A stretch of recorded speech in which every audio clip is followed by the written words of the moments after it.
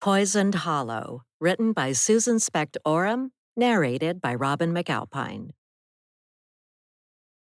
Chapter 1. Laney. The ferry chugs ahead, plowing through gray, choppy water, and I roll down the driver's side window, inhaling briny sea air. As the boat approaches Barnacle Island, worries flit through my mind. I bite my lower lip and hope I left my city problems behind. I'm burned out from working long hours, my health has suffered, and my former boyfriend is stalking me. Tucked away in a cottage on a dead-end dirt road, I'll write my next novel without interruptions. The boat bumps against the dock, and ferry workers in yellow vests wrap lines around cleats. A metal ramp is lowered, landing with a thud. A ferry worker points, gesturing for me to leave, and I put the car in gear, heading toward a new chapter in my life. I grimace at a twinge of pain in my right wrist. Approaching a store, I turn left, passing horses in a pasture, and take a ride on Sills, a winding country road. A few miles later, I turn left on dirt road. A speed limit sign shows 10 miles an hour, and I brake, driving into a hollow. In a chalet-style home on my right, the curtains are closed, it's dark inside, and no cars are parked out front. The place looks vacant and locked up tight. Mist swirls, making for a desolate, eerie setting. No one's around. A sense of foreboding sweeps over me. I'm alone. If my ex-boyfriend finds me and comes to the cottage, will anyone hear when I scream? On my left, a white two-bedroom, one-bath cottage squats on a forested half-acre lot. Turning into a gravel driveway, my tires crunch and I brake to a stop. My pulse quickens and I wipe my palms on my jeans. Turning off the car, I get out and glance up the road to see if by chance Mike, my former boyfriend, followed me. In Seattle, he's been stomping into coffee shops where I write, so I picked a new cafe 2 weeks ago. He strode in and came over, resting his hands on the table and leaning toward me, towering above me, garlic wafting from his pores. With fear radiating off my skin, I jumped to my feet. "Stop following me," he grinned. "No matter where you go, I'll find you. Come home." A big, broad-shouldered man stopped clearing tables and came over. His hands clenched and his biceps looked strong. "Is anything wrong?" Pointing a trembling finger, I said, "This man is bothering me." "Sir, you have to leave. We don't allow customers to be harassed." Mike held up his hands. "I'm just saying hello to a friend, that's all." "Stay away from me," I said. "I never want to see you again." The employee pointed to the door. "Leave or I'll call security." Mike stormed out and a chill crept up my spine. I could file a restraining order and stay in town, or I could run where he'd never find me. The urge to flee the city swept over me. I'd find a peaceful place to hide and write the book of my heart. I opened my laptop, went online, and booked a reservation to stay at a cottage on an isolated island where I'd be safe. Now the wind brushes past my cheeks. Smelling fetid, damp soil, wood smoke, and diesel fuel, I wrinkle my nose. In back of the property, a house on a hill has a clear view of the cottage. Lights blaze in the hilltop home as if warding off evil spirits on a chilly February day. A car drives along Sills Road a quarter-mile away, but down in the hollow, sounds are muffled. I grab 2 suitcases, shut the car door, and heft my luggage up to the front porch. My hands ache. While I'm here, I'll take walks in between writing sessions. I won't injure myself by tapping on a keyboard all day and night. My body needs a break, which is why my supporters online chipped in for my 3-month sabbatical. By the time I depart Dirt Road, I'll have a new manuscript. Book ideas will percolate, bubble, and brew in the back of my mind, blossoming in a serene setting. I step to the door, enter a key code, and turn the knob. The landlord asked me to take off my shoes, so I kick them off and step into a living room furnished with 2 armchairs and a couch. The place smells musty, so I leave the door open for fresh air. A man howls outside, issuing a long, lonely wailing. Hairs on the back of my neck stand on end, and goosebumps prick my arms. A shudder runs through me. I'm alone in a strange house in a remote area, and contrary to my hopes, I don't think all is well in the hollow. Chapter 2, Meg. I roll up my sleeves and put on a green apron with the farm logo stenciled in black. Another day of making delicious meals, I say to myself. Checking the wall clock, I groan because my assistant Fritz is late again. He hasn't called or texted. I mutter, I've got to find reliable help. Candy, the events manager, glides into the kitchen. She says in a low voice, Okay, the bride and groom are on their way. Is everything ready? I roll my eyes. Everything except I'm missing my sous chef. Good grief, is that guy late again? I nod. If he's a no-show, it'll be off with his head. She clenches her jaw. What are you going to do? I'll ask my son if he's available to fill in at the last minute. I pull out my phone to text Troy, but Candy grips my arm. But you aren't going to ask your daughter to come in, are you? After what happened last time with her, I think it's best if she never sets foot on the farm again. I wince. Yeah, I get it, and I won't ask her. But in a way, it wasn't her fault when those men burst inside surprising her and the groom stood up out of the blue. Candy puts a hand to her forehead. Let's hope we never have another wedding like that. I agree. No more wedding nightmares. One was enough. Let's go over the menu one last time before the bride arrives. Sure, but first let me text Troy to see if he's available. Fritz better get here soon or I'll send him packing. I wish it was easier to hire help on the island, but as soon as I train people, they're snatched up to work somewhere else. Chapter 3, Lainey. I step on the back deck of the cottage and a breeze blows past, carrying the scent of the sea. I scan the yard, searching for whoever just howled. Something moves in a tall cedar tree out back. I squint, but I can't see what's in the tree. I came here with high expectations, and the landlord talked up the place, making it sound like paradise. When we spoke, she said, The beach is footsteps away. It's gorgeous. Why aren't you living there? It sounds like a great place to live. She hesitated for a moment before saying, Let's just say it isn't the right place for me, but my dad loved it before he passed away. He built the cottage. For cell reception, though, you'll have to drive out of the hollow. Most cell phones don't work down there. My eyebrows shot up. I guess that'll be fine. I'm looking forward to staying there. One other thing, if members of the road association complain to you, let me know and I'll handle it from here. I cocked my head. I'd left a bad relationship and didn't want conflict. Anything I should know about before I get there? No, it's fine. Don't worry about it. Have a great time. Now I turn and study the house, noticing I can see inside. If I wanted to go into full-on protective mode, operating out of fear, I'd hang up curtains for privacy. But this isn't my place. I'm just renting it for a few months. Cold air blows past and I shiver, hurrying inside. I haven't told anyone my location. Lacking cell service and the internet at the cottage might work out well and give my brain a break from online chatter. When I set out to leave the city, I told myself to keep it simple, find a place to live, hunker down, and hide. I hope while I'm gone that Mike will forget me and move on, focusing on someone else. Heavy footsteps clomp up the front stairs and onto the porch. I whirl around in the kitchen, heart racing. A tall man with a prominent brow raps on the door. The noise startles me and I flinch, hands fluttering, and stride to the door.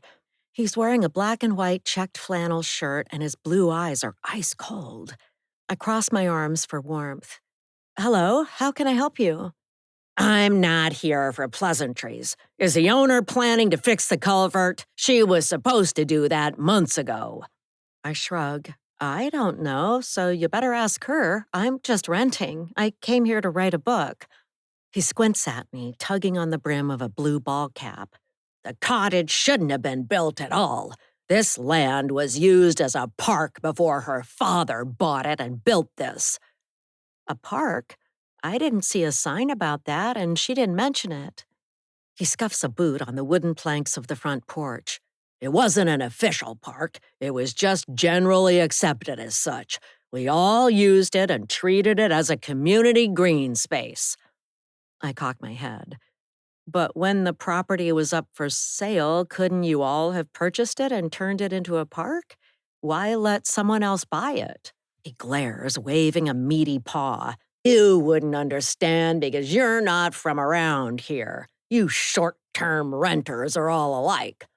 I might be different, though. I rented it for 3 months, so I'll be around for a while. He rocks back on his heels, crossing his arms. What brings you here, anyways? I bite my lip. I won't mention I came to escape a bad relationship and a stalking ex. Like I said, I'm here to write a book. What's your name? I didn't catch it. I didn't give it. I'm Duke. And yours?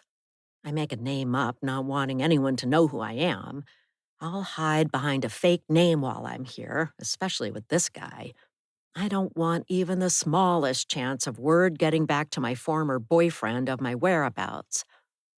I'm Donna, and I'm going to have to say goodbye, Duke. Please take up your concerns with Tiffany, the owner, as I'm just a renter, like you mentioned. He stares, not moving, and I start to close the door. He clears his throat. Where'd you come from, and why are you here? A ripple of fear runs through me. It doesn't matter where I come from. And again, goodbye. He sticks his boot in the doorway, blocking me from closing it. Calm down, Snowflake. I'll leave when I'm ready, and a member of the road association will be back to collect your dues. My mouth falls open. I'm not going to pay dues to the road association. If anyone should pay, it'd be Tiffany as the owner of the cottage. Besides, she didn't mention anything about this to me, and it sounds like you're making it up. He pulls his boot back from the opening and looks down at me, letting out an ominous chuckle. We charge a fee to outsiders to enjoy our country lane and all it has to offer, including access to the beach. You owe us $40. He extends an open hand as if expecting me to slap down cash, but I shake my head. You can forget it. I'm not paying your supposed fee, which I suspect you made up on the spot. One of us will be back. I slam the door shut, lock it, and lean back against it. I guess I should blame myself for being naive. Just because I left Seattle didn't mean I'd escaped from difficult people. Are my dreams already erupting in flames? Chapter 4. Duke. I brush past nettles on the cottage's back lot and nod to myself.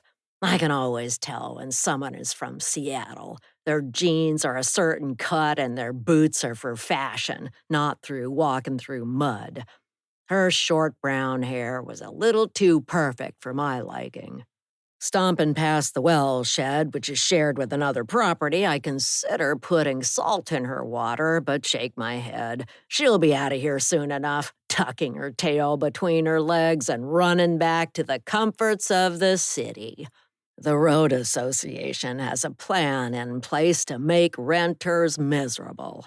We know how to close ranks on outsiders who don't belong here. A guy in a tree, the son of the people who own the hilltop home, hoots like an owl. Ignoring him, I turn and walk to a neighbor's back door, pounding on it to get her attention. Ellen looks up, sets down her book, and comes to the door, opening it. I say, sorry to bother you, but you'll never guess who I just met. Our new neighbor, the renter. She smiles. This'll be fun, chasing another one out. The last one didn't stay long. I grin. They never do. Oh, and I made up a new rule where short-term renters have to pay us a $40 fee for using the road and beach trail. A flicker of concern crosses Ellen's face, but she wipes it away, giving me the feeling she isn't as united in our road association antics as she once was. I'll keep an eye on her to make sure she stays in line and supports my views. We can't have residents in the hollow running off in many directions with differing opinions. It's my job to unite the neighbors and drum up support for our cause. We'll stop these short-term renters from invading our road and get the cottage donated to us. Ellen crosses her arms and cocks her head, shooting me a decidedly cool look. Don't you think charging her a fake fee is a bit over the top? I mean, hazing is one thing, but taking money is something else. Maybe we've taken this as far as it should go and we should back off. I snort. Don't forget, I'm the president of the association and I'll do what I think is best under the circumstances. But I'll tell you what, I'll forget the new pretend fine I just made up and we'll proceed with our other plans. She nods. Okay, it sounds all right, but I'm beginning to question our activities, especially at night. Hey, we've got to keep going. We can't stop now. She sighs. I'm worried about that letter from the owner of the cottage threatening a lawsuit for our scaring off her tenants. I wave a hand. Don't worry, I've got this covered. It'll be over in no time. I hope so. I'll let you out the front so you don't have to go past the watcher. She walks me to the door and I say, hang in there and don't break away from the group. We've got to close ranks to get the job done. I step outside into a brisk, cool winter day. Wind whips past my face and I turn to look back. Ellen wears a worried look as she closes the door. I stride ahead and wish the older man who built the cottage hadn't collapsed and died on the front porch when I confronted him. His death led to a change in ownership and a deluge of short-term renters inhabiting our hollow. Unfortunately, my triggered temper is connected to our current troubles, so it's my turn to turn the situation around and fix it. Chapter 5. Mike. Jogging around Green Lake, I see a woman with long brown hair like Leanie had before she chopped off hers. I run past the stranger and glance back, but it's someone else. I release a sigh and scold myself for letting my guard down and letting her see my true self. I should have kept up pretenses, acting like an easygoing guy. If I see her, I'll convince her to come back to me. Running ahead, I pass a beach where Leanie liked to swim in the summer. I was stunned when she moved out while I was at work and didn't answer my texts or calls. I scouted out different coffee shops in Seattle when she stopped going to her favorite haunts. I finally ran into her, and she said she didn't want to talk to me. Sweat drips down my forehead, and I wipe my eyes. All I did before she moved out was to tell her not to go grocery shopping in her old gray sweatpants, which didn't seem like a big deal to me. After she cut her hair short, I gave her the silent treatment for a week because I really liked her hair long. She deserved the freeze out, and I enjoyed the power of ignoring her. Racing around the lake, pounding my feet on pavement, I release frustrations at my many failed relationships. Puffing out breaths, I swing my arms and push on ahead. I don't understand why women continue to leave me. I shake my head as I slow to a jog. Leanie told me off after I went to her friend's house and looked in a window to see what they were doing. I was just curious, was all. She almost dropped the newborn baby she was holding when she saw me staring through the window. The incident with lamb chops at a restaurant by the beach was certainly stilted and strange when she insisted on ordering the same thing as me. Two people dining together shouldn't both eat lamb chops. She was being ridiculous. Walking to a grassy area, I stretch my legs. Didn't I do everything right? I was kind and patient with her. I let her rub my back. Vowing to find Lainey, I head to the car. I need to reason with her and bring her home. We'll start again, and this time she'll stay in love with me. Opening the car, I hop in and smile. I'll hire someone to ping her location and get into her emails if they can. This is about finding a missing person, so it's not illegal. When I bring her home, we'll live by my rules, but she won't need to know that up front. I'll bring flowers, inveigling my way back into her heart, and she'll fall for my charming act. Chapter 6, Lainey. I unpack my clothes and stow my suitcases in the closet of the larger bedroom. Closing the bifold doors, I go over to the bedroom window and look out at the road. The scene appears peaceful, with ferns and evergreen trees creating an idyllic setting, but in the back of the property I spot spiky nettles and thistles. Those plants, along with the prickly neighbor with a chip on his shoulder, reveal another side of the story. I cross my arms and frown. After meeting the cranky neighbor, my dreams wilted and withered. He gave off vibes of wanting to lash out and hit someone. I could leave, but I prepaid for my stay to get a discount, so I'll stick it out and avoid him while I'm here. I'll focus on my writing and not let him get in my head. One angry, controlling man was enough for me, which is why I left the city. My stomach knots at the thought of Mike finding me. He could bark across the street or be brazen enough to stand on the porch and peer in my bedroom window. Taking a deep breath, I tell myself there's no reason to panic or jump to conclusions. Just because a grumpy neighbor came by to air grievances about my landlord and the cottage doesn't spell disaster. I'm safe. Whipping the thin curtains closed, I say, it was just one nasty neighbor, that's all. I'm sure everyone else here is nice. No need for alarm. Shuffling to the kitchen in soft slippers, I turn on the kitchen faucet to get a drink of water. Air hisses, pipes clang, and rusty brown water spurts out, gushing from the tap. My mouth falls open. What have I done by sinking my savings into paying for this out-of-the-way place? I've made a grave mistake. Chapter 7, Meg. Candy and I review the menu and timing for serving courses for the upcoming wedding. The kitchen side door opens and cold air rushes inside. My assistant Fritz saunters in. His cheeks are flushed and he hangs his jacket on a hook. "Sorry about that," he says in a gruff voice. "Had trouble with the truck. It wouldn't start." I cock my head and shoot Candy a troubled look. But because reliable workers are hard to find on the island, I bite back harsh remarks. I'll keep Fritz around until I find someone better, someone who will appreciate the opportunity and are eager to cater weddings and events.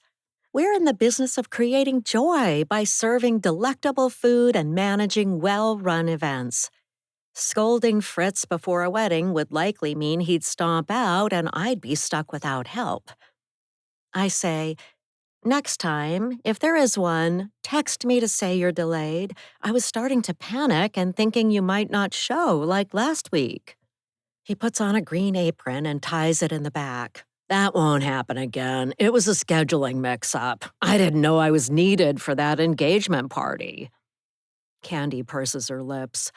"I'll be in my office if you need me." I blow out a breath. "See you later." To Fritz, I say, "We've got a wedding with 30 people showing up soon. Let's get ready." He smiles. "That's a small group, so it'll be easy." I nod and hope he didn't just jinx it. We've had our challenges with weddings, and I want to avoid disasters. I sure hope so. Chapter 8, Duke. Hurrying home, I call my neighbors to tell them a new renter is in the cottage. I say to each of them, "We need to drive her out, like we've done in the past. That way, the daughter will give up and surrender the house to the road association. We'll have a park and open area like we used to. Bethany says, I agree. We don't want strangers living on the lane. I'm not sure, Rhonda says. I don't feel good about what happened to the last renter. They left everything and drove away. That's not right. I clench my jaw. Listen, we've had to intimidate people to protect our area from strangers. Remember the guy who invited his friends for the weekend? They partied past dawn, played loud music, and left litter all over the beach. He had to go. Rhonda sighs. You're right. We need to protect our beach and keep it pristine. We can't have people from Seattle coming over and ruining it. This is a private road, and we don't want word getting out about a trail down to the beach at the end of Dirt Road. I'm glad you're with us. I've got other calls to make, so I'll say goodbye, but let's meet tomorrow at noon at my place. Chapter 9, Lainey. I lock the house and stride down the road, searching for a trail to the beach. I want to walk and breathe fresh air after detecting an odor of sulfur coming from the disgusting tap water in the cottage. If I can get a cell signal, I'll call the landlord and tell her off. She should have been upfront about the rusty brown drinking water. All she mentioned was that I might want to bring bottled water because not everyone likes the taste of well water. I shake my head. I ignored the warning signs, which is what could be said about my love life. This hollow could be a hot mess, and I walked right into it. In a gap between trees, I spot a dirt path and follow a trail that leads to moss-covered, slick wooden steps. I smile. I'll be at the beach in no time. But my feet fly out from under me. My left hip slams into the dirt. Moaning, I stand and study this part of Barnacle Island where I hope to reshape my life. A hush falls over the area. Strands of stringy moss draped over tree branches resemble ghoulish skeletal fingers reaching out. Patches of yellow-green lichen cling to tree trunks and rocks. Behind me, the betraying steps wait to toss newcomers down to the unforgiving hard ground. I rub my aching hip and eye a steep wall to my right. Above this escarpment is where I suspect the flannel-shirted Duke lives in a house looking over the water. I'll make sure to avoid that place. A raven croaks. Down below on the beach, seagulls cry out. Leaves rustle, and a raccoon steps out from the bushes staring at me before climbing up the hill.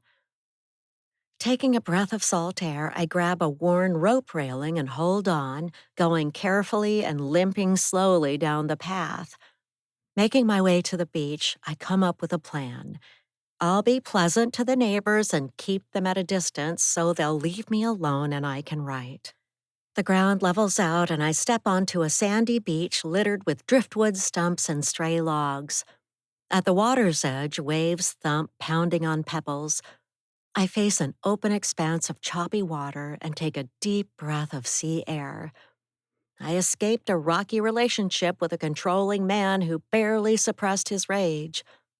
Mike deleted my draft manuscript from my computer the day I left him, but he didn't realize I kept a backup on a flash drive and emailed myself a copy at the end of each day. I pull out my phone and shrug. Thinking about Mike reminds me of Duke. Maybe others in the Road Association are fine, and Duke is the only idiot with a chip on his shoulder. I call Tiffany, the landlord, and wait while it rings. The wind picks up, coming off the water, whipping past my cheeks. She doesn't answer, so I leave a message.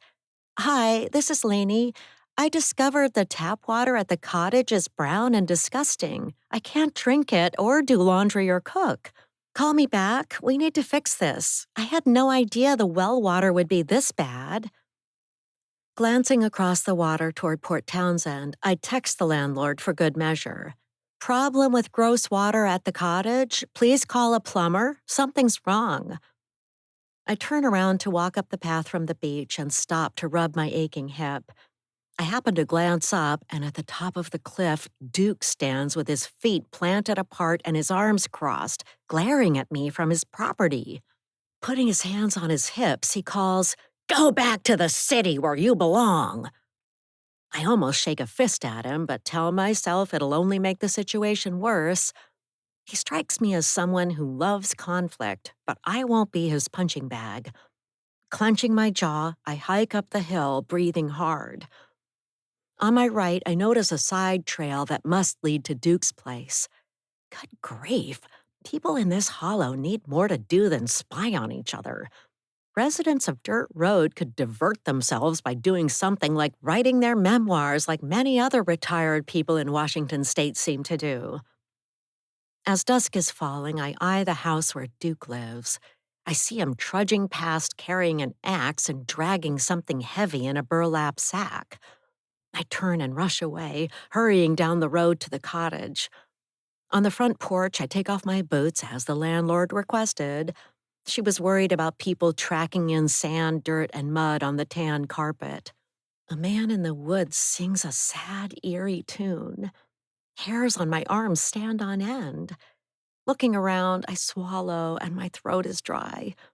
This could be a fine place if not for a fuming neighbor, a strange guy singing in the woods, and the cottage's disgusting rusty brown drinking water.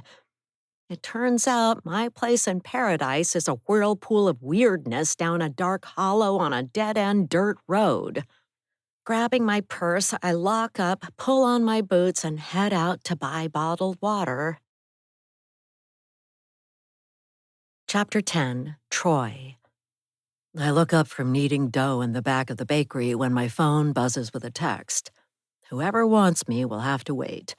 Customers line up to buy our whole wheat rosemary rolls, and we're on the verge of running out. Worse yet, a busload of tourists is due to stop by. Shaping rolls, I set dough on greased baking pans to rise and wash my hands. I hope Mom didn't text to ask me to fill in at the farm. I can't drop everything and rush to her rescue all the time when I have my own business to run. Picking up my phone, I check my messages. Sure enough, Mom reached out and asked me to fill in. Another text dings, and I smile, reading it. Mom says, "Problem solved. Fritz arrived late." I text her, "Glad to hear the crisis blew over. Need any bread or rolls for catering jobs next week?" "Tell you later, gotta go. Bride wants a leg of lamb, not ravioli, and dinner's in 2 hours." I snort. Mom has the impossible job of catering events, which seems like managing a zoo if wild animals escaped and ran around loose. Some weddings carry an undercurrent of chaos. Brides are late, ferry boats to the island are thrown off schedule by a broken part, family members attempt to direct kitchen staff and change the menu. I admire Mom for standing up politely to pushy people who might not realize the ripple effects and magnitude of their requests. I text Mom, "Substituting lamb for ravioli at the last minute? Not happening." "Totally agree." Chapter 11, Lainey. I drive to the store and step inside. Breezing past a glass case with delicious-smelling baked goods, I pick up 3 jugs of water and set them down at the checkout counter. My wrist throbs and I grimace, shaking it out. A middle-aged woman with rosy cheeks and her hair in 2 long braids says, "Sorry, limit 2 per customer." Tilting my head, I say, "Only 2?" She points to the water jugs. "You can only buy 2 at a time." I open my hands. "But the tap water is brown in the place I'm renting. I can't drink it." She shrugs. "It's a common problem on the south end of the island. Don't wash your white clothes in it or they'll get stained.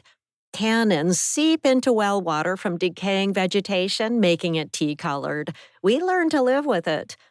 I grimace. "You mean it's not just a problem with the place I'm renting? You have it too?" "Yep, it's not toxic, but carries a bitter taste. You might want to buy a reverse osmosis filter or something like that for the house, but it can get pretty pricey depending on which filter you pick." I shake my head. I'd assumed living on an island would be easy and without problems, but I was flat out wrong. "I'll buy 2 jugs of water, please." I pay for them and leave, putting them in my car.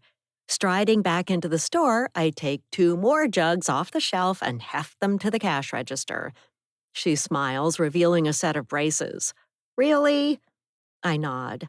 Really, and I might be back tomorrow. Fine, whatever, she says.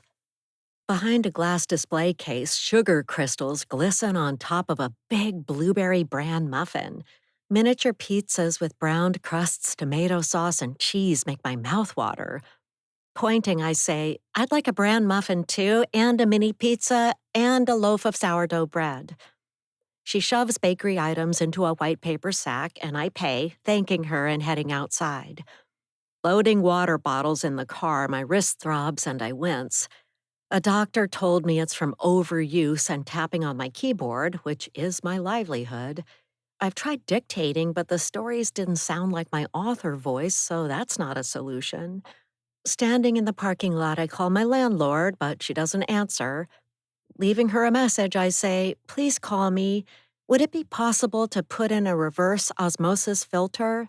I text her with the same message. Darkness settles, creeping around the edges and enveloping the store parking lot. A single light illuminates the graveled lot. It flickers and dims, just like my dreams for starting over. I climb in the car and sigh, drumming my fingers on the steering wheel. Although I'd like to, I won't give up and run away. I'll stay and fight. Surely I can overcome what the hollow throws in my face. Back at the cottage, I climb out of the car and look up at stars twinkling in a night sky. Heavy footsteps trod toward me and my pulse quickens. I squint in the gloom. With a shudder, I grab 2 water jugs and the bag of bakery items, making my way to the cottage. My hands tremble. If I can get inside before the person appears, I'll be safe. I just want to sit and write a few chapters of a new book. Please leave me alone, I mutter under my breath. Hello? A woman says. My muscles tense. I set the water jugs down with a thud by the front door and enter the key code. She steps up on the porch, boots thumping on wood planks. I didn't mean to startle you. I wanted to introduce myself. My name is Ellen, and we share a well, so I wanted to go over a few things. The door clicks open, and I release a breath. She seems harmless, with short hair and a gentle smile on her broad face. Soon the interruptions will stop, and I'll sit and focus on my story. What I wouldn't give for a few hours to think by myself and drink clear water flowing from the tap. Nice to meet you. Come on in. I didn't know I'd have a well partner.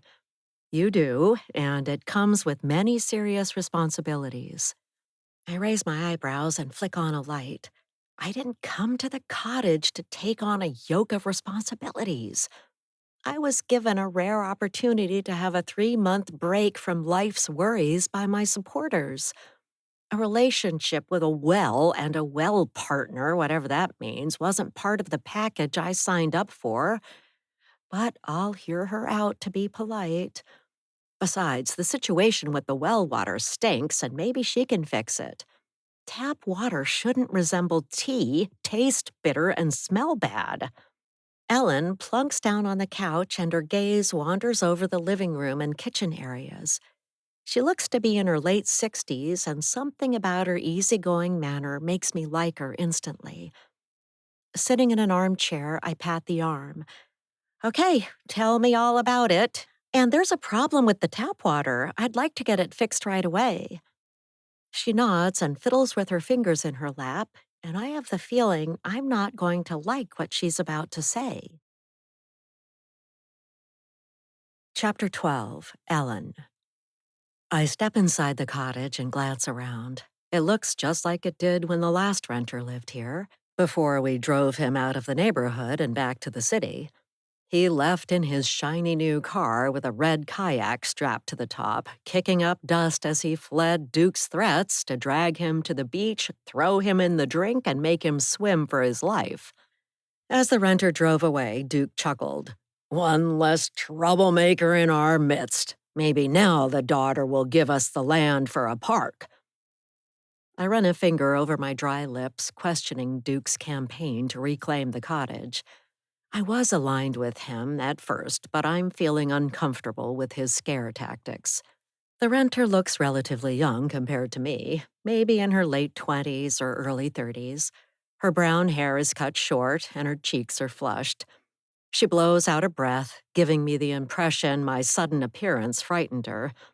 I say, "Do you need help with the groceries?" She shakes her head. "No, thanks, I'll manage." I take a seat on the couch and she sits in an armchair, saying, "Tell me about the well. I can't believe how rusty brown the tap water is. I'd like to get it fixed right away." I nod. We have a filtration system in the well house, but I also installed an extra filter in my home. "What's your name, by the way?" She leans back and blows out a breath. Dark circles under her eyes make me wonder when she last had a good night's sleep. "You can call me Donna, and I had no idea I'd be involved in maintaining a well system when I rented the place. Tell me everything, but you may need to repeat yourself tomorrow for me to remember it. My mind's in a million other places right now." Leaning in, I say, "It's our job to make sure we don't use pesticides within a 200-foot radius of the well. We don't use weed killers or products like that out back of the cottage. We don't want to poison our well water." She grimaces. "No, we don't. And I won't be doing any gardening or weeding while I'm here. I've got problems with my hands at the moment. What else?" "There's a shared well bank account that I manage, and a quarterly fee is due, so you need to pay it. It's used to pay the power bill for the well pump and other expenses." Her mouth falls open. "A bank account? For a well? I don't have the money to pay a bill for the well. I'm sorry, but that's the landlord's responsibility, so you'll have to talk with Tiffany about that." I shrug. "I've tried, but she hasn't gotten back to me. You'll need to pay $200 for the cottage's part of the well expenses. If you don't do that in the next week, I'll have to cut off the water to the cottage." She blinks and leaps to her feet, picking up 2 water jugs by the front door and setting them on the kitchen floor. "The landlord didn't mention this. She needs to pay it, not me."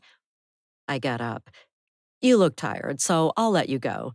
Tomorrow, let's go over the filtration system and supplies you'll need to buy. It requires regular maintenance, and it's this house's turn to take care of it for 3 months." She leans on the counter, studying me. "Is this a practical joke? Because it sure seems like it." "No, I'm serious." She crosses her arms. "I always assumed water was a simple story. You turn on the spigot, water comes out, and you drink it."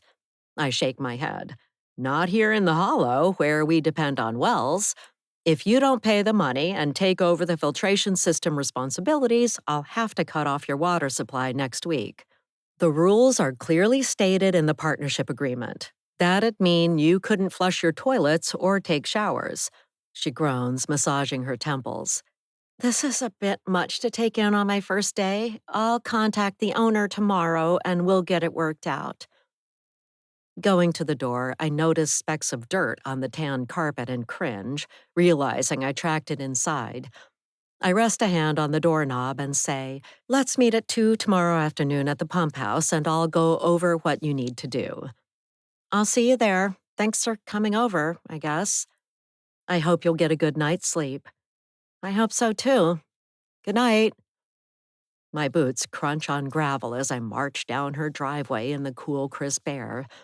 I stop and stare at the cottage, which is one of the few homes tucked into our tiny enclave off the beaten path. She frantically pulls flimsy curtains closed, but I can still see her profile. Shaking my head at what we have planned for later tonight, I doubt she'll get any sleep. Soon, like other short-term renters in the cottage, she'll be hunched over the wheel, fleeing the hollow and seeking safety in a less isolated place. Chapter 13. Chester, the Watcher. I clear my throat and sit on a plywood platform in a tall tree behind the cottage. A stiff, cold wind blows past, rustling leaves in the woods around me. A woman about my age peers out windows in the cottage. Maybe she's expecting a visitor. She seems nervous and chews on her fingernails. Climbing down, I jump on spongy ground and make my way over to another neighbor's place. I squat down and rock back on my heels, warbling a little song to make Ellen feel happy, one I make up on the spot. But I don't think it worked, because Ellen frowns and pulls her kitchen curtains closed. I sit and watch her house for a while longer, hoping she'll walk by a window or come out on her back deck closer to me.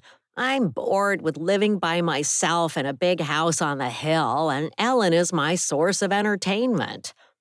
Cold settles into my bones and I stand. My stomach growls and I trudge up the hill to the vacation home my parents moved me into when everything fell apart. I'll open a can of chili and eat that for dinner. Another night alone means more time to ponder the stars and wish I was just like everyone else. Chapter 14, Francesca. I push a cardboard box aside and make my way down a hall in the hoarder's house I bought by the water. I purchased the place in as-in condition, and it'll take years to bring it back to being a beauty. I wipe my brow with the back of my hand. My brother Troy and Mom suggested I hire junk haulers to clear out the place before I moved in, but I insisted on sorting everything that was left behind. Who knows? I might find treasure or things I can sell. In the bathroom, I take a quick shower and put on jeans, a t-shirt, and a black fleece jacket, the better to resist soil stains for my job at a garden store. I pack a peanut butter and strawberry jam sandwich on bread Troy baked and hop in the car driving to work. I inherited money when my estranged father passed away, but I still need to work. Luckily, I like my boss and coworkers, and besides, if I didn't force myself to leave the house, I'd probably turn into a crabby hermit. Gripping the steering wheel, I wrinkle my nose, recalling my home's damp, earthly odor. I need to look into what's causing it. I want to sort through the hoarder's many boxes, empty the house, and clear the clutter in the yard. I've already scoured every surface in the kitchen and bathroom. I park in a spot in Bayview near the garden store on the south end of Barnacle Island. The previous owner of the house left a scribbled note behind when he died. "Find the treasure, it'll make you rich." I'm itching to start digging through the rest of his things, but I'll put on disposable gloves before touching anything. Slamming the car door, I stride into the store and smile, waving to my friends and Mindy, my boss, and they wave back. "Hey, Francesca, good to see you." My job involves moving plants, watering them, and helping customers, which is a vast improvement over helping Mom cater weddings and events at the farm. I worked on one wedding and everything went wrong. My face heats recalling how I spilled coffee on the bride and soup on the groom. It turns out I'm not cut out to be a server who carries hot liquids, and I'd rather work with plants anyway. They don't complain about the weather, they just deal with it. I help unload a delivery truck, setting a sapling on a hand truck and hauling it over to the other Leland cypresses in the lot. Putting it by its new friends, I nod to myself. Mom and Troy chided me for believing the hoarder's note, but I have a hunch the old guy was serious. As soon as I qualify for vacation time, I'll dig through the hoarder's stash of trash and search for treasure. Chapter 15, Meg.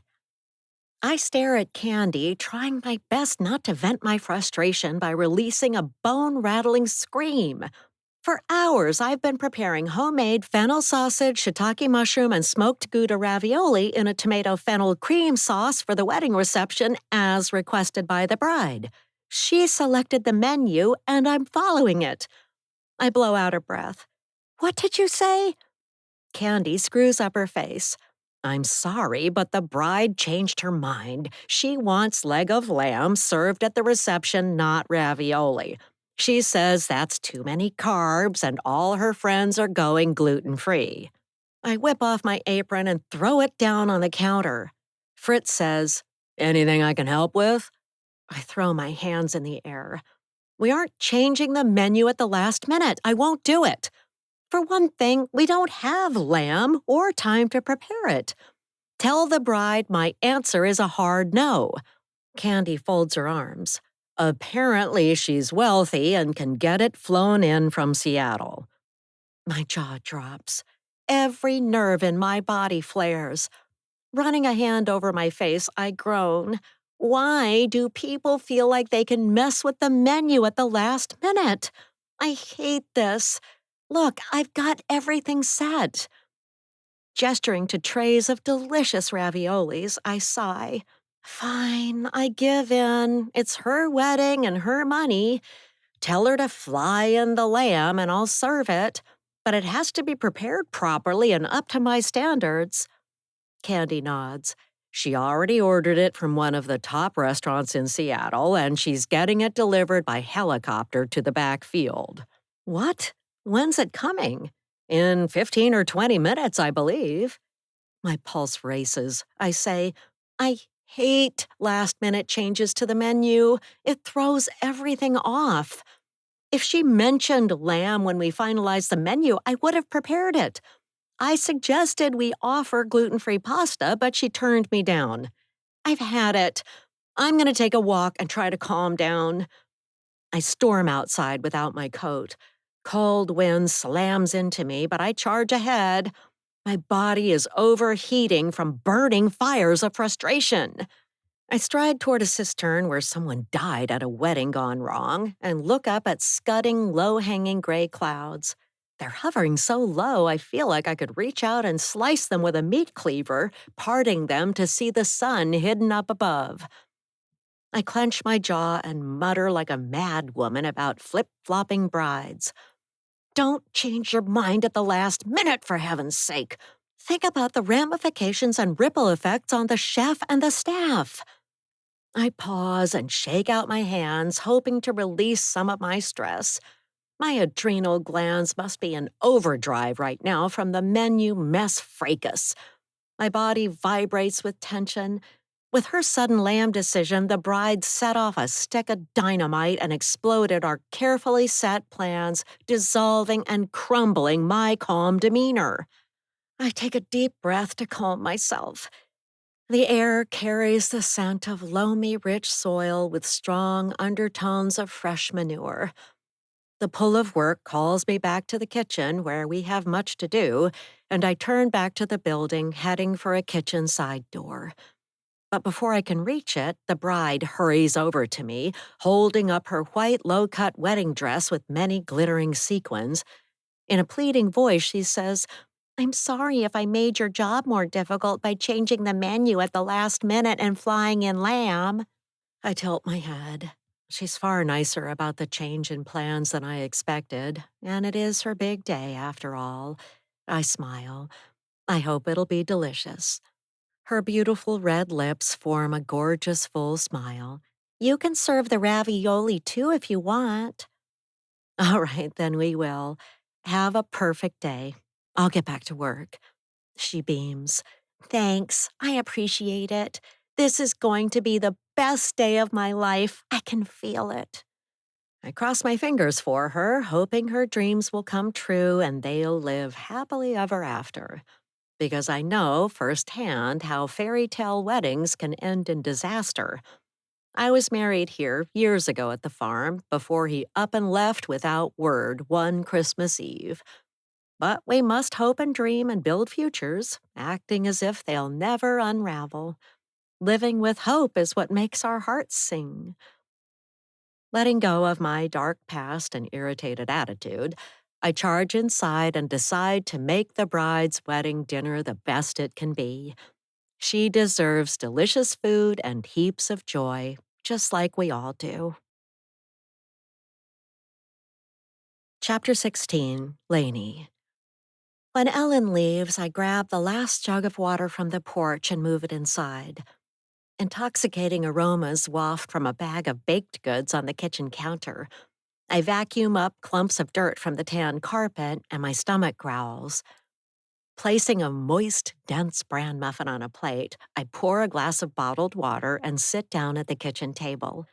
Neighbors in the hollow wish the cottage wasn't here, but it's not going away. Wishes don't wipe away reality. The sturdy building squats on what once was a peaceful parcel of land, but the neighbors are up in arms against it. Duke carries resentments that I don't fully understand and don't want to know about. Ellen expects me to help maintain the well. I shake my head. What a weird day this has been. I pictured lightness and joy, but instead I met an angry human storm cloud named Duke. And the strange guy singing in the trees? Is he a danger or just lonely? Taking a bite of bran muffin, the flavors melt in my mouth, and I smile while I chew and swallow. It dawns on me that the best part of my day at the cottage, amid the chaos of visits from pesky neighbors carrying agendas, is having a quiet moment alone eating a delicious muffin. Going over to the kitchen sink, I turn on the tap, wrinkle my nose, smelling a slight odor of sulfur, and wash my hands in rust-colored water. I whoosh out of breath. I've made a horrible mistake by renting the cottage in a hollow. I wish I took my writing sabbatical far away, not on an island only a ferry ride from Seattle. Maybe if I went to Arkansas or North Carolina, the neighbors would have left me alone. Or not. Something about being a writer draws curiosity, and people want to befriend us and talk about a memoir or novel they've been meaning to write. Striding over to the living room window, I stare out into the dark night. A lone figure hurries down the road. Without streetlights, I can't make out much. I hurry around inside the house and flick off the overhead lights. I stand still as a statue beside a window, looking out and watching. Hairs on my arms stand on end. Goosebumps prick my flesh. Tension crackles in the air. Something is about to happen. A stoop-shouldered person with a jacket hood up over their head stops on the road in front of my place and stares. My knees shake. The only way to get help is by using my phone, and there's no cell reception in the hollow. Besides, I have nothing to call and complain about to the police. It's just one person loitering outside. Sweat pricks my armpits. What if Mike shows up or he sends someone to bring me back? I have no weapons to defend myself. The person tips back their hood, revealing a black face mask. They stand on the road facing my home with clenched, gloved hands at their sides. Pots and pans clang and bang outside, and I cower and cringe. It sounds like people have surrounded the house. Someone howls like a wolf. I shudder and slide to the floor, hunched in a ball. A light shines in the French doors from the woods out back. I grit my teeth and wait. The flashlight turns off, and the figure of a tall person moves into the woods. A shiver runs through me, imagining walking through the woods to the well tomorrow to meet Ellen. She pointed into the woods, indicating that's where I'll find the well pump house. At least it'll be daylight when I make my way there. Metal pans clatter. A yellow-orange flare shoots up into a dark sky. Someone belts out a blood-curdling scream. I stand and shake my head. It's obvious the locals want me to vacate the cottage, and I'm terrified, but I can't let their scare tactics make me run. I survived enough of Mike's increasing psychological control, so I know I've got what it takes to gut out Dirt Road. If the crazy hollow dwellers think they can get away with this, they've met their match. And I won't be scared away from this isolated pocket of land. Let them do their worst. Craning my neck, I see the road is clear, and the person in front of my place is gone. I wipe my cold palms on my pants and release a shaky breath. It seems I've landed in a seething cauldron of crazies in an eerie enclave. I clench my hands. I've paid for this place. They won't drive me out. Turning on lights, I march around the cottage, making sure the doors and windows are locked. I'd envisioned fresh air blowing in through open windows at night, but I'd rather be safe.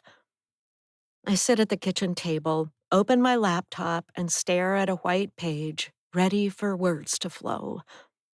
My shaking fingers hover above the keyboard. I've waited a year for this moment, but after going through what just happened, my mind is drawing a blank. The cursor blinks. The white page on the screen hurts my eyes. I write a paragraph and delete it. Shutting the laptop down, I stow it in my bag out of sight of the French doors in case a mischief maker or thief gets the idea to break in. Getting up, I push a chair under the door handle of the French doors. That way, if someone tries to break in, I'll hear the chair hit the floor. I turn off the living room and kitchen lights and head to the bathroom to take a shower.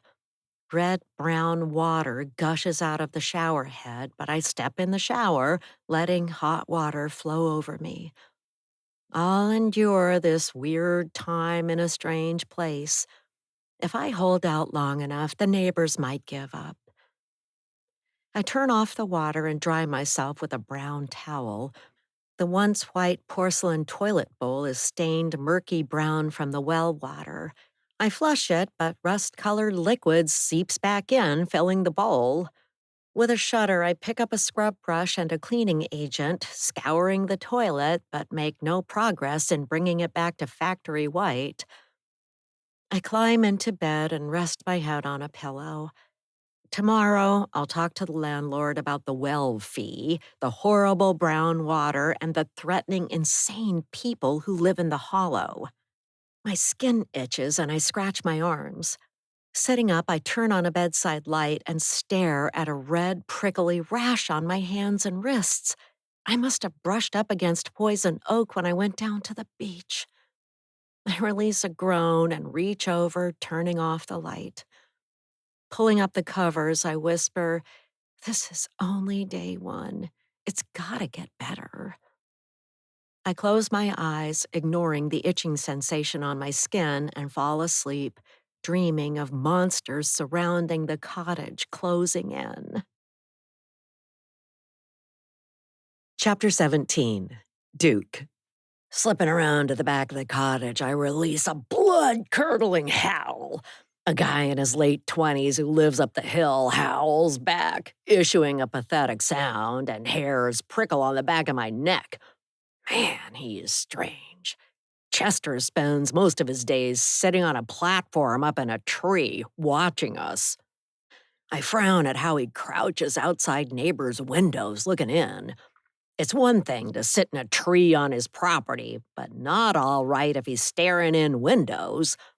Usually he sits outside Ellen's place, which makes her nervous. She's complained to the police and Chester's parents who own the house on the hill, but that hadn't stopped our peeping Tom. I hope Ellen won't move like the previous owners of her house. She's the treasurer of the road association, and I'd hate to see her go.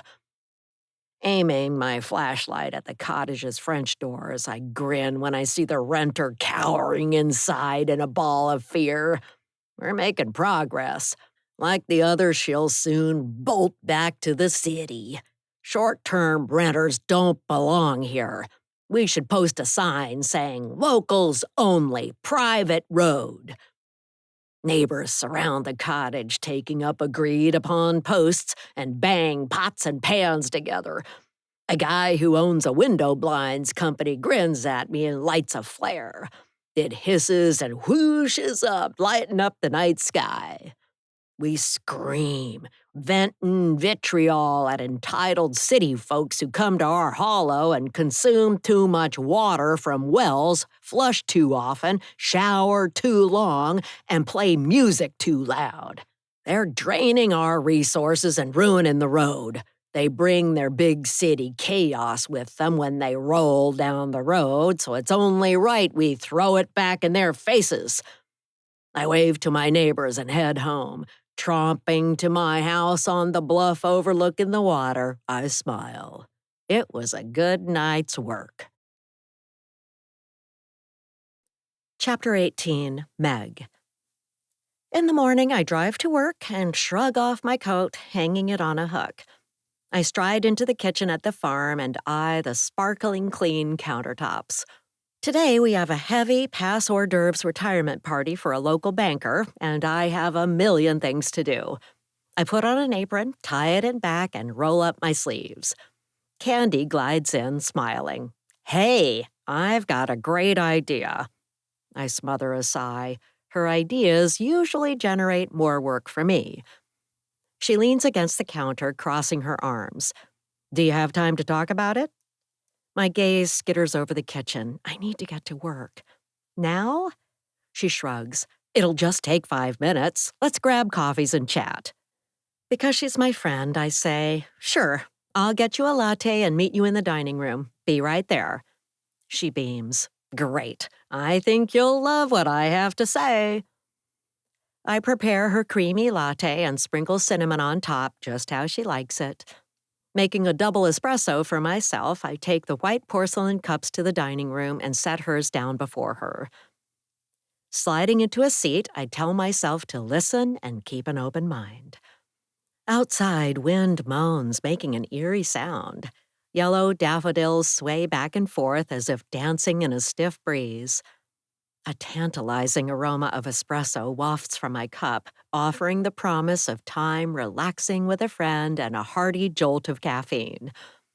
Although I wanted to dive into meal prep, I cherish rare moments like this before events, where Candy and I spend time commiserating. It's just the two of us in the quiet before the storm, with no one else around, and a feeling of anticipation about the day ahead crackles through the air. I lean in. Okay, Miss Bright Sunshine, what's your great idea? Chapter 19, Candy. Meg sips coffee and I grin, throwing my hands in the air. A lightning bolt of an idea struck me last night, and it's an obvious win for us. Let's open a cafe at the farm. It'd make us less dependent on weddings and events, and it'd be less stressful, too. Meg sets her cup down, looking doubtful. A cafe? In what world would it bring less stress? Plus, it'd be a whole new business, which means more time and money, and yet another thing to worry about in the middle of the night. I barrel ahead. But that's the beauty of it. As a new aspect of the business, it would balance things out. We wouldn't be as desperate at the end of the month to make payroll. A cafe would smooth things out.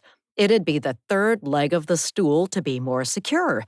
We'd have weddings, events, and a cafe, and when business for one is slow, the others can pull more of the weight. She rolls her eyes. I say, look, we've had 2 regular repeat events canceled this week due to financial strain. The Speakers Bureau disbanded, and the Silent Book Club group is moving to the library in Freeland. We've got to fill in gaps in the calendar and stop the cash flow shortfall. She purses her lips, gazing outside. The wind picks up as if agreeing with me, and I continue. We'll call it Thistlebees. The wait staff could wear purple and green spiky uniforms looking like thistles.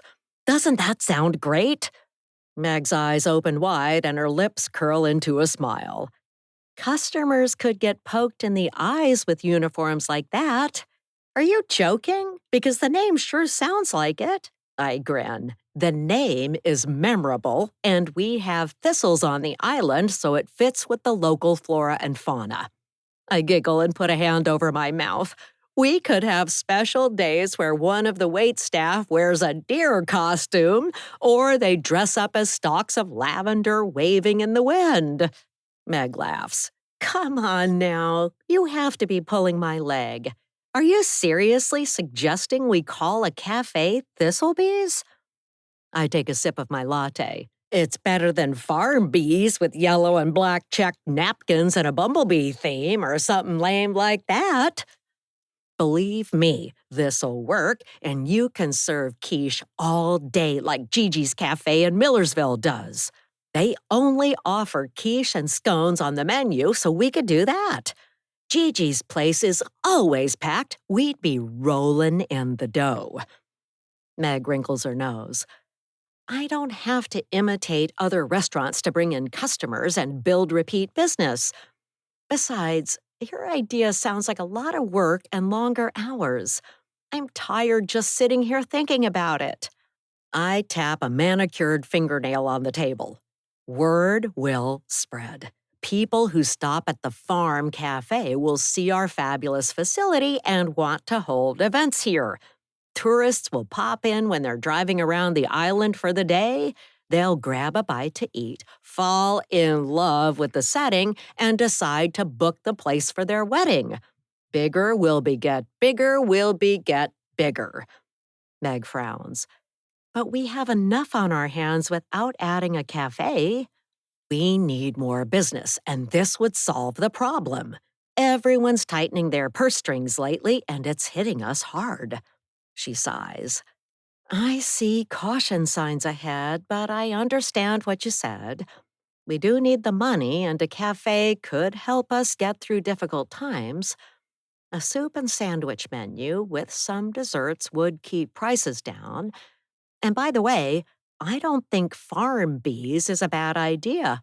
I'm a fan of bumblebees. I nod. Sounds like your resistance is cracking, and you're starting to be open to the idea. She stands. Perhaps. I'll tell you what. I'll mull it over and get back to you.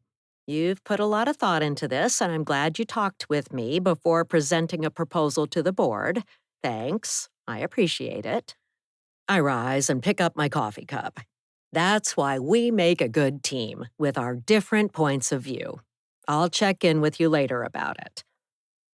She walks away, but I stay put, taking a moment to myself before the morning turns into a swirl of activity.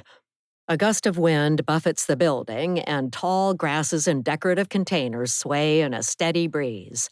I smile. A cafe at the farm will be a huge hit. Meg just needs time to absorb the idea. Soon we'll be swamped with new event bookings, and maybe I'll get a promotion. I release a sigh. If I get a raise, I could use the money to fly to see my daughter and attempt to make amends if she'd be willing to see me.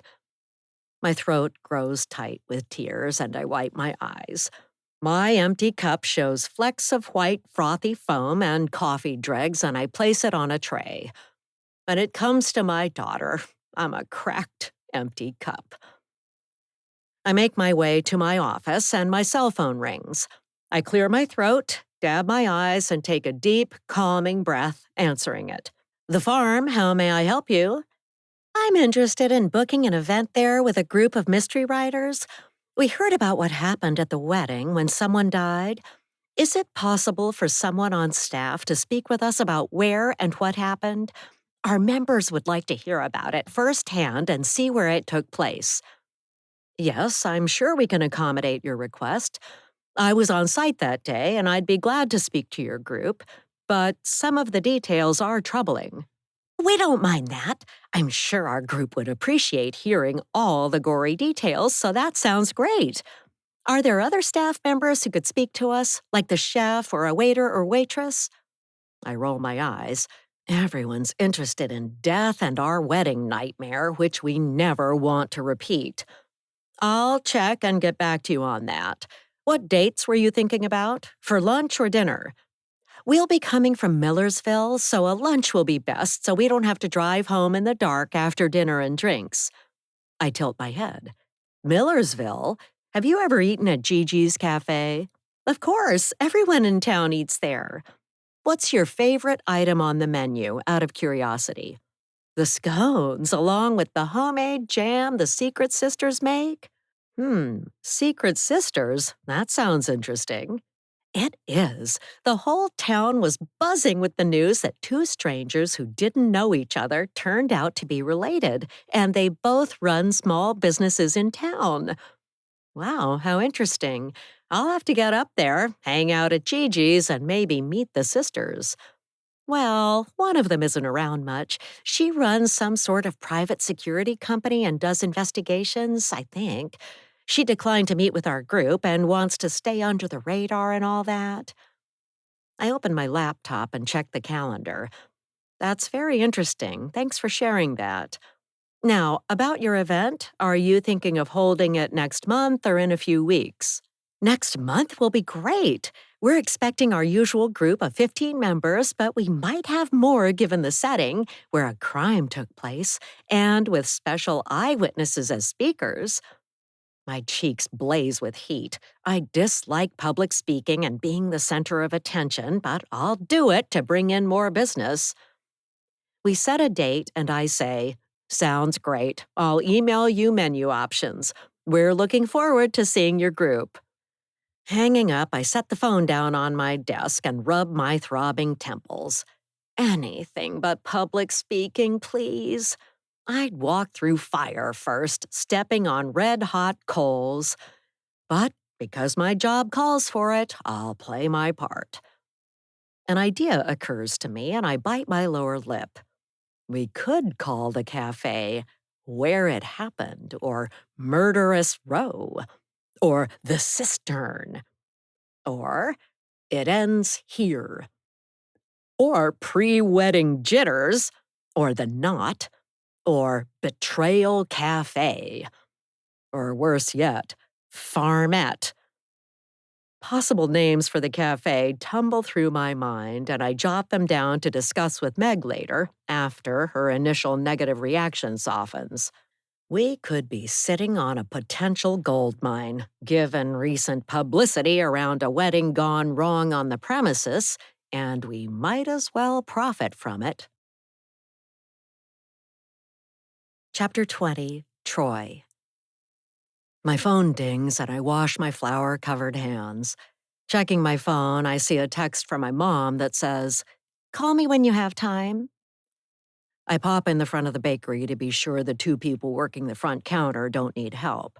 Aggie rings up a loaf of bread for a woman with a baby in a stroller, and Sunshine uses tongs to place 4 rosemary rolls in a sack for a gray-haired man in his 70s.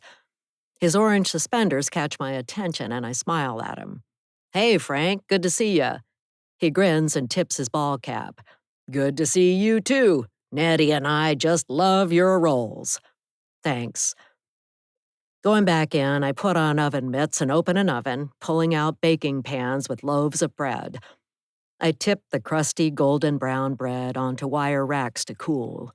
The aroma of fresh baked bread wafts out, making my mouth water. Removing the oven mitts, I turn off the oven and lean against a wall, dialing Mom's number. She picks up right away. In a tight voice, she says, "Thanks for calling so soon." "What's going on? Is anything wrong?" She whispers, "Yes, Candy's doing it again, wanting to pile on more work." I roll my eyes. This isn't the first time I've heard Mom complain about drama at the farm. Far from it. Did something new happen? She wants to open a cafe on the property. What's wrong with that? Sounds like a good idea to me. You could buy bread from me and make sandwiches, offer rolls to go with soup. She chuckles. Your answer is very bread-centric, but I agree. That could be good. The trouble is I can't find reliable help, and it'd compound the problem if we opened a cafe. Where am I going to find staff? I need people who show up on time. I run a hand through my hair. That's a challenge for all of us on the island. I bet you'll think of a solution. You always do. Listen, Mom, I gotta run. Love you. Bye. Aggie comes in back. Did I hear you mention something about opening a cafe? We should totally do that. People could sit outside in good weather and take food to go. It's a great idea. We could offer pre-made sandwiches, rolls, and muffins along with tea and coffee. I smile. Yeah, I agree. It'd be great. But I'd like to make sure things are running smoothly before we grow. She looks down at the floor and sighs. I say, "But what the heck? Let's put our heads together and make a plan. We could open the outdoor cafe in April when we should have warmer weather and we'll attract people visiting the island on spring break. I'll need to check and see if I need to apply for permits." She beams, showing deep dimples in her cheeks. Sounds great. I raise an index finger. I'm picturing 3 round tables outside and 2 benches. What do you think of that? Sure, that'll work. Everyone loves bakeries. It'll be a big success. She hurries away and I bite my lower lip. I hope I won't end up eating the day's profits by having to consume leftover sandwiches after the cafe opens. I inherited money after my estranged father passed away, and I bought the bakery where I worked. But the old set of ovens will eventually need to be replaced. I used some of the money to pay down my student loans from law school, and I'd like to pay them off. My goal is to get myself completely out of debt, and I know it's a pipe dream, but it propels me forward, giving me hope. Chapter 21, Jacqueline. On a gloomy gray February day, I say to Buddy, my Beagle mix rescue dog, let's go to the Green Bank Dog Park. Buddy hops off the sofa and shakes, trotting to the door because he's the smartest dog around. I send a quick text to my friend Mercury, telling him where I'm going. I zip up a puffer jacket, take a warm hat, and grab my car keys, phone, and purse. We walk out the door, and Buddy hops in the back seat of my car. Off we go, sweet pup, I say as I drive to an off-leash dog park on Barnacle Island, south of my home in Millersville. Crossing over Deception Pass Bridge, I pray that the bridge holds up because she's an old lady. I glance to the west at the Salish Sea. Down below, swirling whirlpools of frothing, churning water wait to grab boats and take them on a carnival ride if skippers didn't wait for a slack tide. I say, I won't be venturing out in a kayak today. No siree. I've had my last harrowing trip when strong currents carried us away. Buddy sleeps in the back seat. He's already heard that story 100 times before, so I don't blame him for not paying attention. I crack the windows open for fresh air for him and continue south, passing a sign for a sloth zoo in a building that once housed a tire store. I chuckle. Now, who would pay to see a sloth zoo? But when I look around, a crowd is gathered around the outside enclosure. Shaking my head, I say, I'd better stick to what I know, which is plants, dogs, and tiny homes. I'll leave the sloth business to others. 40 minutes later, I pull up to an off-leash dog park and park, letting Buddy out on the leash. The dog park's heavy wooden gate squeaks as we enter, and I close it behind me so pups won't run out onto Highway 525. Bending down, I unclip Buddy's leash and say, "Go run!" I stride on a dirt path and Buddy runs ahead. He falls behind and trots off into a clump of evergreen trees. A smile spreads across his face, matching mine. Inhaling crisp, fresh air, I pause on a ridge trail and take in my surroundings. The snow-capped North Cascades Mountains loom to the east. Down below, tiny Baby Head Island waits to be drowned by the next high tide. To my west are the jagged Olympic Mountains, picture-perfect and postcard-ready. Buddy's nose is on overdrive as he sniffs green leaves and tall strands of grass, gathering canine news.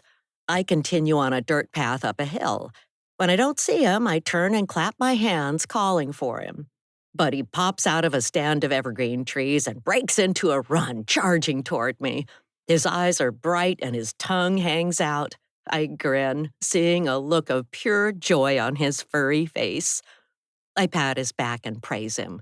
Good boy. What a good dog. We love our freedom and fresh air, don't we? Buddy sniffs the ground and meets other dogs. I sit down on a wooden bench, taking in the view and absorbing how far we've come since I was locked up in Shore Lodge against my will, and poor Buddy was put in a shelter by my greedy son. But now we're free and we're safe from harm. I'm grateful I managed to escape and find my way home on a dark night. I get up and amble along a trail. Buddy runs behind me. He zooms ahead, running through tall grass and stopping to sniff the ground, likely searching for voles and mice tucked away in burrows. Beyond the dog park fence is a place called The Farm, where they hold weddings and other events. I've read about it in the local news. I heard they had a wedding that didn't go well at all, where someone arrived with murder on their mind. A half hour later, I clap my hands and call Buddy. He comes thundering down a path, and I leash him up. When we walk out, I close the squeaking gate, and we hop in the car. Driving away, I say, That was a gorgeous place with so many smells to sniff. I saw you run and I know you loved it. I think I'll model my dog park after this one. Turning south on the highway, I say, before we head home, let's take a drive and explore the area. It's been a while since I've been on this island. Going along Sills Road, I turn right on impulse on dirt road, driving slowly down into a hollow. I park at the end of the road and let Buddy out of the car.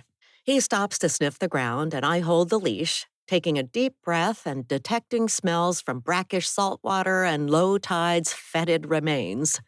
Sounds are hushed in the hollow. The ground is damp from recent winter rain. Fractured light filters through tree branches, creating a dim, eerie setting. A man breaks out into song, and it sounds like he's near to us. He belts out, "Don't wait for me, Esmeralda, I'm gone. Goodbye, my friend, they made me leave, never to return." My eyebrows shoot up. I glance around and notice a guy in his late 20s standing in the cleft of a tall fir tree. Our eyes meet, but he looks away, picking at tree bark. I shrug because it takes all kinds, which I know well from running a garden store in Millersville before my greedy son sold it out from under me. Searching for a path to the beach, I spot a dirt trail and whisper, "Come on, pup, let's go." Walking with Buddy on the leash, we make our way down a hill. We come to a set of old, mossy wooden steps. I hold onto a rope handrail, keeping my hands and my dog away from clumps of poison oak leaves. We pass by the poison oak plants, and I say, "Buddy, watch out for that poison oak. It could give me a rash and make your nose itch, so we'll keep our distance, thank you very much." Down on the beach, I let Buddy off the leash, and he runs, chasing seagulls and barking. Moist salt air carries a promise of coming rain, and I shrug. I don't expect sun in the Pacific Northwest in February, or any time of the year, really. Moody, foggy, mysterious days sneak up, surprising us year-round, wrapping us in white cocoons of muffled sounds. A man in a black and white checked flannel shirt and jeans storms down the hill and marches toward us. He shakes a fist, flecks of spittle flying from his lips. "You can't be here! You don't belong to the Road Association! You need to leave!" I tilt my head. "But this is a public beach." "You used a private path to get to our private beach, which is for residents only. I'm gonna ask you to leave. Don't come back." Buddy trots over, water dripping off his belly. He shakes and water droplets fly through the air. The man winces and holds out his hands as if a roaring, raging firestorm was about to rain down and consume him. Opening my hands, I say, "But it's public land down to the tide line."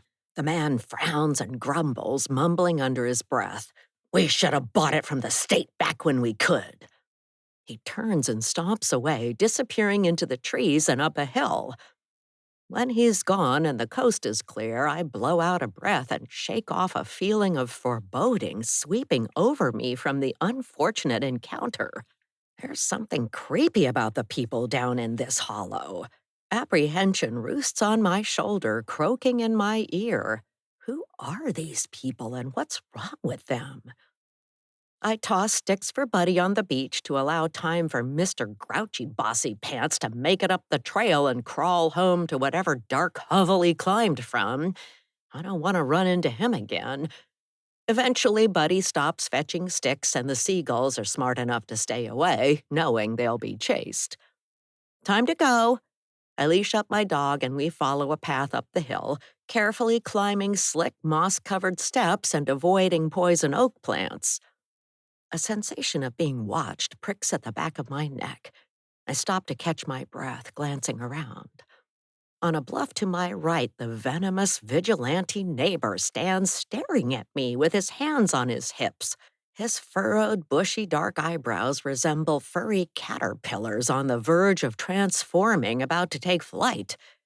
A chill runs through me, and I shudder, saying, "Let's get out of here." Hustling to the top, we step out of the trees and onto a dirt road. I take a quick look at the fir tree where the guy sang, but I don't see him. I dash to my car, let Buddy inside, and hop in.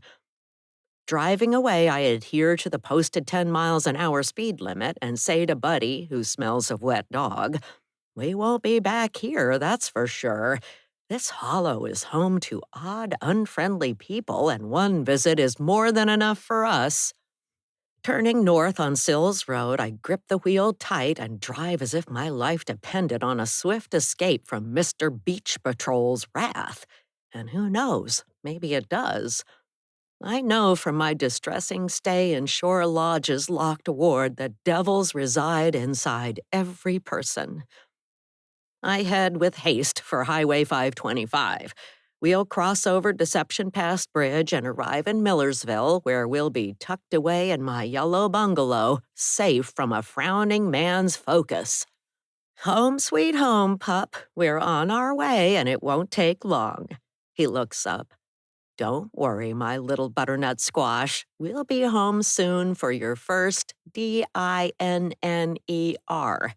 Deception Pass Bridge, here we come. Chapter 22. Chester, the Watcher. I watch the older woman and her dog make their way down the mossy steps. She mutters as she walks along, so that makes two of us talking to ourselves.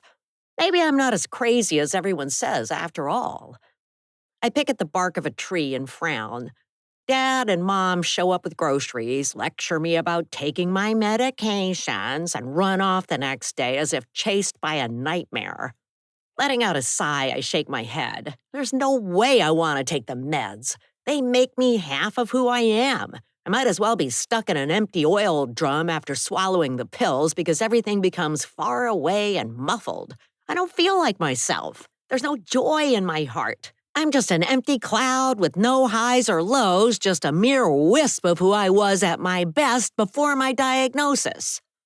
I hum to myself. The smell of salt air rises from the beach down below, reminding me of a children's song.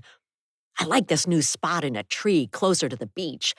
My parents forbid me to take the trail and explore on my own because they think dangers lurk by the shore. But I'm an adult, and I can do what I want. Besides, they're not around long enough to go down to the beach as a family like we used to. I break into song. Row, row, row your boat. But the guy who thinks he's so important clomps up the trail and gives me a dirty look. He scowls and says, "Knock it off and go back to your usual tree. I don't want you hanging around here anymore. It's too close to my house. Now shoo, go on, get out of here." A tear trickles down my cheek and I wipe it away. I might not look like it, but I feel every emotion deep inside. You're mean, and this is public property. I'm on community land. He clenches his fists and looks up to the gray sky. Wind lashes his flushed cheeks. If he doesn't watch it, he's gonna give himself a heart attack, like my uncle did. He says, "Why must everyone be like this today of all days?" Turning to me, he says in a quiet voice, "Please, just give me a break and move on. You can come back another time." I tilt my head. Is today an anniversary of something that's bothering you? His eyes open wide. Yeah, I lost my job and my wife on this day a few years ago. Now go on, scram. Don't sing here today. I've got a pounding headache. I pick a tree bark, finding comfort in touching a rough texture. Driving slivers of wood under my fingernails reminds me I'm alive. Okay. Great. He stomps away, taking a side trail to his house. I scramble down the tree, hop on the hard-packed dirt, and run to home, whooping and hollering all the way. Duke, the president of the Road Association, isn't a total jerk. He's cracked inside like a broken teacup, just like me, and he covers it up by lashing out with bitter, angry words. Chapter 23. Candy. I pass through the dining room where tables are pushed to the sides to make room for people to mingle. A short blonde woman holds a mini crab cake in her hand. She gestures, and her fishy food flies through the air, landing on the front of a silver-haired man's expensive-looking black business suit. He throws his hands in the air. "Do you realize what you just did? I flew in for the party and only brought this one suit to wear. Now, because of you, it stinks like fish." The flinging fish gesturer, who looks to be in her 40s, hangs her head and stares at the floor. "I'm terribly sorry. I don't know how that happened." He grimaces, brushing off his suit jacket with a white cloth napkin. "You were clumsy at my expense. It's inexcusable." The woman rushes off to the restroom. I let her go and turn to the bank vice president. "Can I help you? A bit of club soda on the spot?" He growls. "No thanks, but keep her away from me. I don't tolerate idiots well." I leave the emotional chaos of the retirement party and head to the kitchen to talk to Meg about opening a cafe at the farm. Tourists will wander in, taste her delicious food, and give us rave reviews online. Meg will glow, basking in the praise. The cafe will be written up in local and regional news outlets as a new, out-of-the-way, delicious spot. With a giggle, I imagine emailing reporters saying, "Try our incredible food before you die. Tour the facility where a deadly disaster of a wedding took place. Taste our delicious butternut squash soup that almost killed a groom." A smile spreads across my face. The cafe will be a huge hit, and all we have to do is set it up. Easy sleazy, easy peasy. It'll be great. If my name happens to be mentioned in a news article about opening the cafe, I'll send it to my daughter and use it as an excuse to reach out. Chapter 24, Leanie. Murky gray light seeps through thin bedroom curtains and I climb out of bed.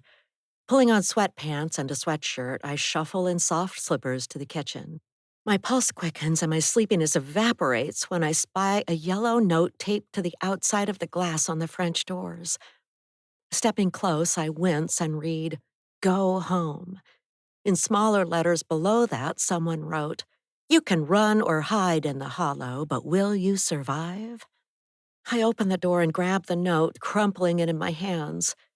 Standing on the back deck on a misty, cool morning, I yell, "Thanks a lot, you hollow dwellers. You sure know how to welcome a newcomer. I'm staying put, so get used to it." Going inside, I close and lock the door.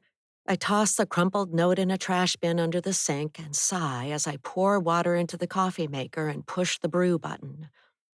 Given how much coffee I drink each day, I've got to buy more water. I need to leave the hollow anyway today to call my landlord about the icky brown water and the surprise well fee. I lean against the counter, inhaling the aroma of coffee brewing. I shouldn't be in the middle of the well banking account mess. I'm only renting the place. It's not something a renter would get involved in normally. Looking out to the back part of the property, I say, nothing in this place is normal. Why should the well be any different? My skin itches and a red rash blooms on my hands and wrists. I pull up my sweatshirt sleeves, expose my forearms, and frown when I see red welts. I resist the urge to dig in and scratch, which would only make it worse. Yanking down the sleeves, I grit my teeth. Glancing at my laptop, I'd like to go online to search well water filtration problems and rusty brown drinking water. I'd see if it was safe to take a shower in it. But there's no internet connection down in the gulch. I'm stuck with what I wished for, which was a cottage in a remote area on an island cut off from the city's hustle and bustle. Gentle rain drizzles down. I'll go for a brisk walk. I'll drive to the store, call the landlord, and buy more water and a tube of anti-itch cream. I'll start writing my next novel, but not necessarily in that order. The coffee maker beeps, and I pour fresh coffee into a brown mug. I shake my head at how the brown towels and mugs cover up the crime of the condition of the well water. The cottage should be called the Brown House, where everything goes wrong. My skin itches and I scratch my stomach. Carrying the coffee cup to the table, I sit down, take a deep breath, and open my laptop. This is the moment I've been waiting for and dreaming of for a year. A movement catches my attention, and I watch through the French door as a doe bounds across the back lot. A second deer follows behind. Awestruck, I stand, gazing outside. I open the door, letting fresh air flow inside. Inhaling salty sea air wafting from the water, I smile and sip coffee. This is why I came here, for peace and quiet, and to be alone with my thoughts. A machine starts up nearby, and I search for the source of the noise.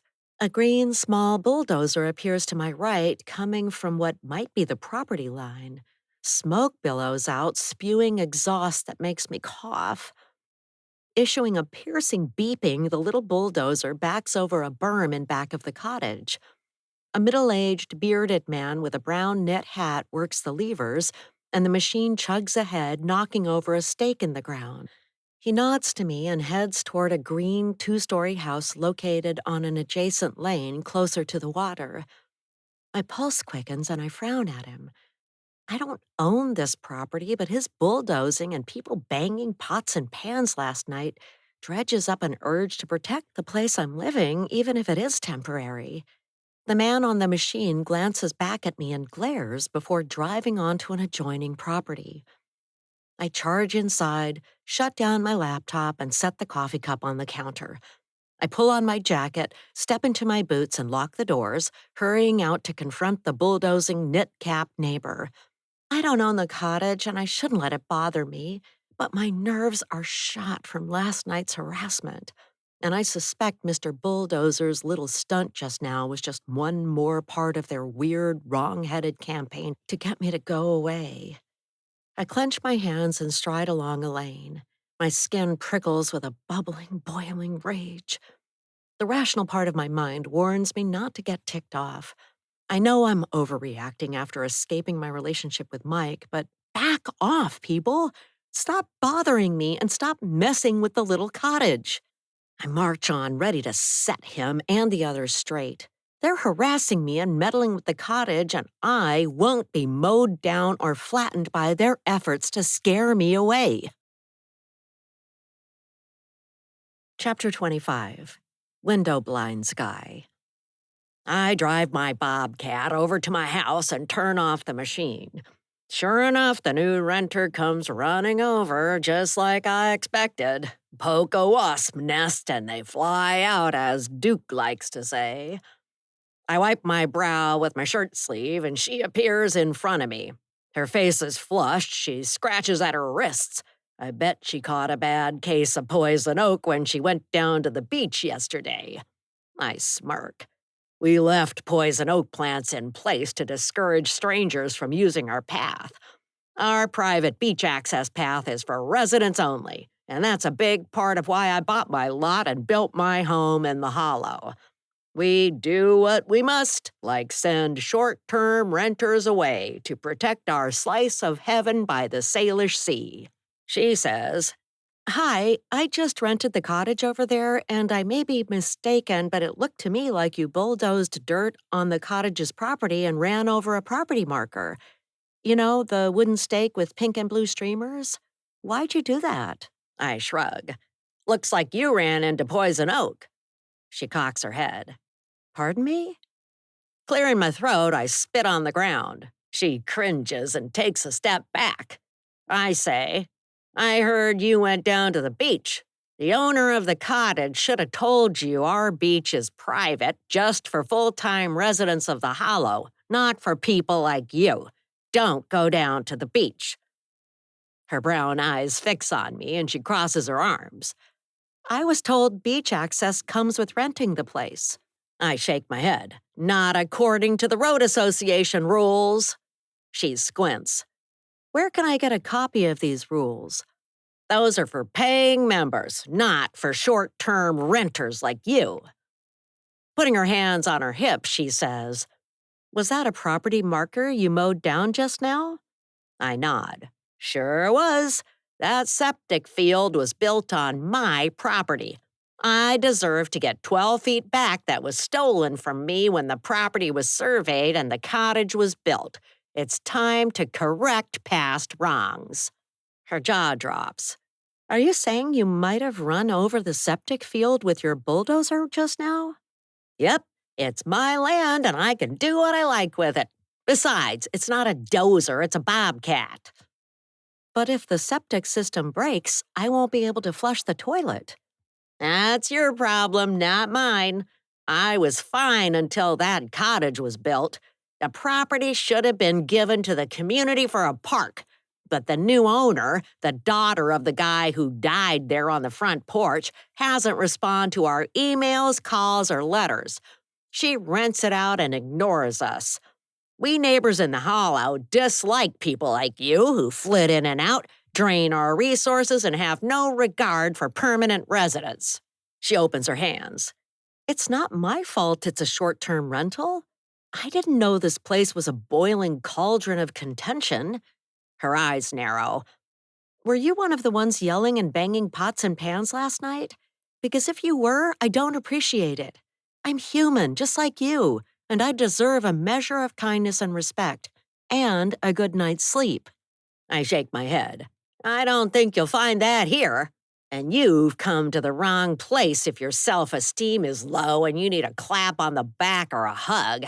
Everyone wants something these days, and all we're asking for is peace and quiet without new people coming and going all the time. We want the hollow to be a restful place." She snorts. "Which is not what your group did last night to me. That wasn't restful. Aren't you ashamed of how you've all been acting?" "Nope, not really. We're fighting to protect what's ours, and I'm taking back what's mine with my bobcat." Scratching her wrist, she glances at the brown dirt I dug up. "Don't come back on the cottage property while I'm there. I'll be gone in mid-May." Taking a step forward, I tower over her. "You need to get off my land. You're trespassing on private property, and the lane in front of my house, that's private property, so don't walk on it again. If you know what's best, you'll hightail it back to wherever you came from before there's more trouble." She closes her mouth and strides toward the lane. In a loud voice, I say, "Don't tread on our private lane. Better go back through the dirt I dug up." She says, "I'm going to tell the owner about this and let the police deal with it." She turns, stepping in soft, fresh-turned soil, and trudges toward the cottage. Covering my bobcat with a tarp to protect it from the elements, I let out a low whistle. She strikes me as stubborn and not like the others we drove out. It might take more than we thought to make her afraid and get the owner to surrender the property to the road association. A guy who lives in the house on a hill talks to himself from a platform built in the branches of a tree. The renter stops in her tracks, looking around. She stares at the tree, shading her eyes and studying the man we locals call the Watcher. She shrugs and makes her way to the cottage. The kid in the tree is screwed up, although his family tries to help him. I hope nothing bad will come from him watching Ellen most of the day in all kinds of weather. Nodding to myself at a job well done, I remove my muddy boots at the back door and head to the kitchen. My stomach rumbles and I open the freezer, pulling out a package of frozen waffles. Popping 2 waffles in the toaster, the aroma of a toasted, tasty snack fills the air, and I smile. I have a full schedule with a road association special meeting at noon, and then I'll head to work. Off-islander customers are eager to buy custom blinds for their fancy new homes on the island, and I'm raking it in by overcharging them. Chapter 26, Lainey. I turn away from the bulldozing neighbor and my hands tremble. My pulse pounds in my ears. Marching through fresh, churned dirt, heading toward the cottage, a man says something in a lilting voice behind me, and I turn to see who it is. I shade my eyes and spot a guy in a tree. Tilting my head, I listen. In a sing-song voice, he says, "It's sad what happened, and I know it's true. He loved her, but it wasn't returned. Oh, away with sadness. We must move on. Oh, away with sadness. We must move on. I swallow and gape at the figure in the tree. He continues. Love causes heartache, that much I know. Oh, away with sadness. We must move on. Blinking away tears, I turn away and hurry around to the front of the house. He's right, because relationships aren't easy. I knock mud off my boots and set them outside. Unlocking the door, I stride into the kitchen, but spot something on the back deck. Scratching my wrist, I peer out the French doors at a dead bird on the black doormat. A wild thought races through my mind. Did someone put it there to scare me while I was talking to the bulldozing guy?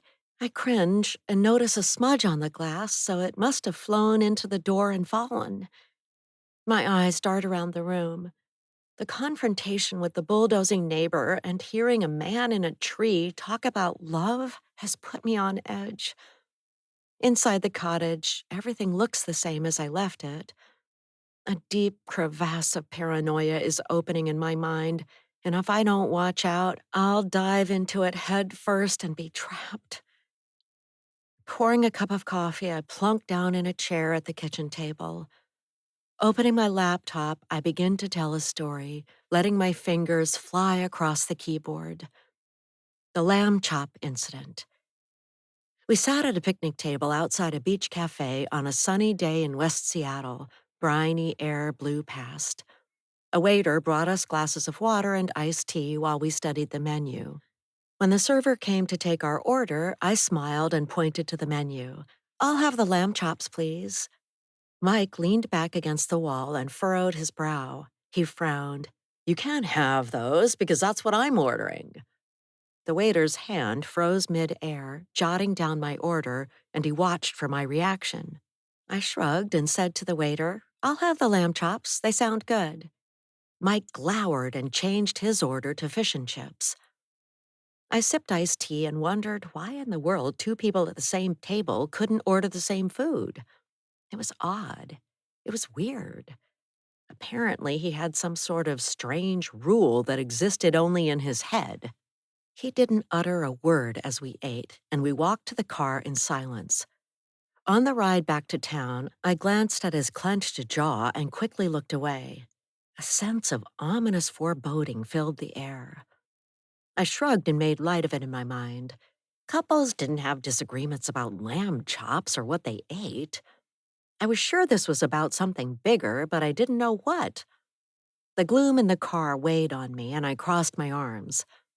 A small voice in my head said the lamb chops were a signal, a flapping red flag, and I should run from the relationship. He took a turn too fast, and I gripped the door handle. Gunning it on a straightaway, he said, Don't ever do that to me again. I rested a hand on my churning gut where the lamb sat in a hard knot. Do what? You made me look like a fool in public. What? I only ordered what I wanted. That shouldn't be a big deal. He shook his head. You don't get it. I'll have to train you better. We emerged from a canopy of trees into bright light, and I saw my future with clarity. I could shrink down and become small, shedding who I was to stay with him.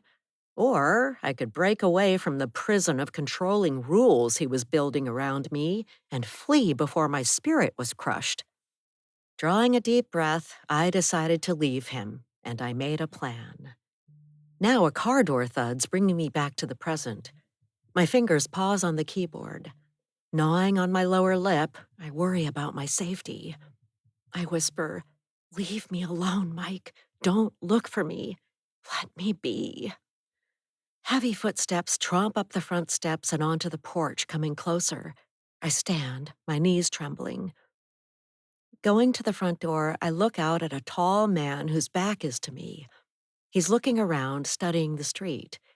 I touch my phone in my pocket and wish cell reception worked in the hollow. Arching an eyebrow, I blame myself for coming down with a raging case of the jitters. I wanted to live alone on an isolated island in a cottage by the beach, and I got what I asked for. I picked a sparsely populated neighborhood on purpose, not realizing that with so few people, one or two mean spirited individuals might have an outsized impact. I was too naive to suspect that people in the hollow would harbor a fierce dislike for short term renters. He knocks and I hesitate. My heart thumps in my chest. My hands turn cold. I don't want to open the door. This man in his early 40s with messy brown hair might have been sent by Mike. Chapter 27, Duke. I pull on a jacket, zip it up, and take a steaming, hot cup of coffee outside. Standing on the bluff, I look west over gray, choppy water dotted with white caps and mull over my options. The new renter doesn't seem to be easily intimidated. She didn't flee first thing this morning, racing to Sills Road and heading back to the city. Slurping black coffee, I nod to myself. There's always one exception in every group, and perhaps we finally met our match. But I'm disappointed she's still here. We've managed to run off most of the other renters, but this one is either resilient or desperate for a place to stay. I've got all the time in the world to mess with her mind, as well as the next city dweller who arrives to take her place. Water in the channel races south, carried by strong currents. The hospital fired me for hitting a patient and gave me a hefty severance package. I signed a non-disclosure agreement that said I'd never work again as a physician, so I'm retired and not yet 50 years old. A stiff wind whips waves into frothing, white-topped monsters of the deep. My coffee cools and tastes bitter. Spilling what's left on the ground, I turn to head in my custom-built home that I shared with my wife. All I've known since I lost my job is loss. It's difficult to look in the mirror each morning knowing I brought ruin on myself. And I know it's wrong, but I get a little zap of joy from focusing my anger and venting rage on renters at the cottage. Stepping inside, I close a sliding glass door, shutting out the sound of the moaning wind. I rock back on my heels and release a sigh. My son doesn't trust me to be alone with my grandson. He said I need anger management classes and gave me an ultimatum to take classes or not see my family. But I refused. I don't belong with people like that. I'm not a wacko who was court-ordered to learn about counting to 10 before I explode. A tear trickles down my cheek. I grab a tissue, wipe my face, and sniff, feeling sorry for myself. My wife divorced me right after I popped a guy in the beak at the hospital and lost my job. She only cared about money and being married to a doctor. That hurt deep and wounded me for years. But my son's treachery and insisting I change who I am at my core makes me want to hit a brick wall. I shake my head and head into the kitchen. I'm fine the way I am. I'm too old to change. I'll forget my family and keep the road association on track, bearing down on rule breakers like the owner of the cottage. She didn't install the right type of culvert like I told her to, so it's open season on her and her renters. Chapter 28, Leanie. I glance outside at a white pickup truck bearing the logo and name of a land surveying company parked in the driveway. A tall man pushes messy brown hair out of his eyes. I just wanted to let you know I'll be surveying the property boundaries if you see me around. I open the front door. Why would you do that? The property lines have to be well established before a building can be erected, isn't that true? He shrugs. I'm just doing what I'm told. Who's paying for this? I can't say. We don't divulge customer information. Would you please move your truck? I need to get out to make a call. I have to tell the property owner about this. Sure, no problem. We'll proceed with the survey while you're away. He hops in his truck and backs up. Parking on the side of the road, he climbs out and opens the back of his truck, pulling out survey instruments. I slip my laptop into a case and tuck it in a cupboard in case someone should happen to come in while I'm gone. Brushing my teeth in rust-colored tap water, I wrinkle my nose at a slight sulfur smell. It's probably best to use bottled water when brushing my teeth in the future. I take a sip of bottled water, swish it around in my mouth, and spit it out. Grabbing my purse and keys, I hurry outside and hop in the car, driving away to talk to my landlord. I turn left when I reach Sills Road and head toward the store. Pulling up in a parking lot, I tromp inside. A handwritten sign catches my eye. Wi-Fi and cell service down today. Sorry for any inconvenience. The woman who helped me yesterday stands at the front counter. She smiles. How was the muffin? Did you like it? Yes, it was delicious. Do you know where I can get cell service around here? She points. Sure, drive a few miles north and park on a hill by a farm with a dilapidated barn. You can't miss it. Okay, thanks. I take 2 water jugs from a shelf and plunk them down on the counter. She says, and a muffin to go? I shrug. Sure, why not? I'll drown my woes in carbs. She places a bran muffin in a white paper sack, pushing it across the counter to me, and rings up the bill. Anything I can help with? I sigh. Thanks, I doubt it. I'm renting a place off Sills Road, and people there don't like strangers. They're trying to push me out, and I've tried calling my landlord, but she isn't picking up. Maybe I'll be able to reach her when I drive up the hill. She meets my gaze and says in a low voice, Are you on dirt road? I nod, and her eyes grow wide. She says, You're not the first person this happened to. Be careful who you tangle with down there. I lean in. What do you mean? She glances around, although we appear to be alone in the store. 5 founding families control the south part of the island. Don't cross them. They can do anything they want. What are their names? Are they my neighbors? A door swings open and slaps closed. Speaking in a low voice, she says, I can't say anything more. If I did, they'd fire me. She turns and busies herself, straightening empty baking racks. Picking up the sack with the muffin and the water jugs, I say, Thanks.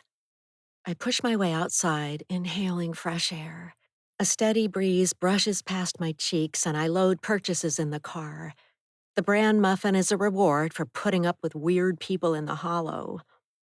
Dirt Road isn't a quiet refuge, but more like a bustling hive of stinging, agitated bees.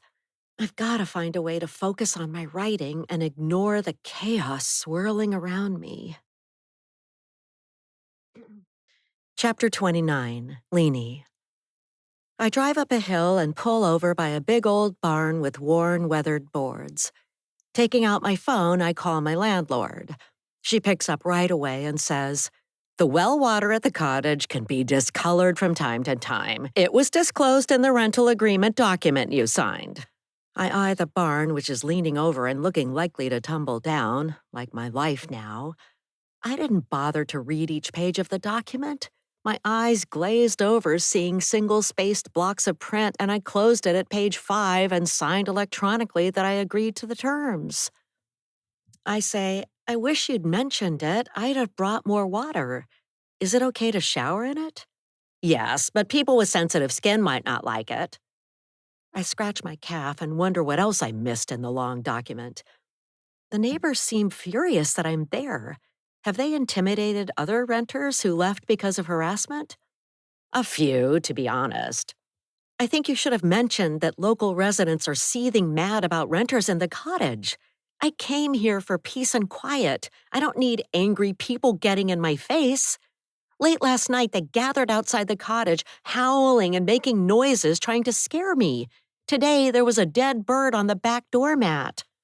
She's quiet, so I continue. Look, I left a relationship with an angry man, and I don't need this. It's not healthy for me. Oh, and a guy came over with his backhoe digger and knocked down a property marker. He came close to running over the septic field. She huffs out a breath. That burns me up. The window shade guy has been nothing but trouble ever since Dad bought the property. I'd come there and try to resolve it, but my boss just took a medical leave of absence. I've got to stay and do 2 people's jobs until he gets back, which could be 6 months. I clear my throat. I want my money back. That's not possible. I tilt my head. Why not? We have a signed contract, and I spent the money you paid me to pay off funeral expenses for my father and to pay property taxes for the cottage. We're stuck with the situation. Running through possible solutions in my mind, I say, Tell you what, why don't you give me the keys to your place and I'll move to wherever you are? You can live here for the next 3 months. We'll switch places. You should be on site anyway because the surveyor is here. Who? A land surveyor showed up just now and he said something about reevaluating the property lines.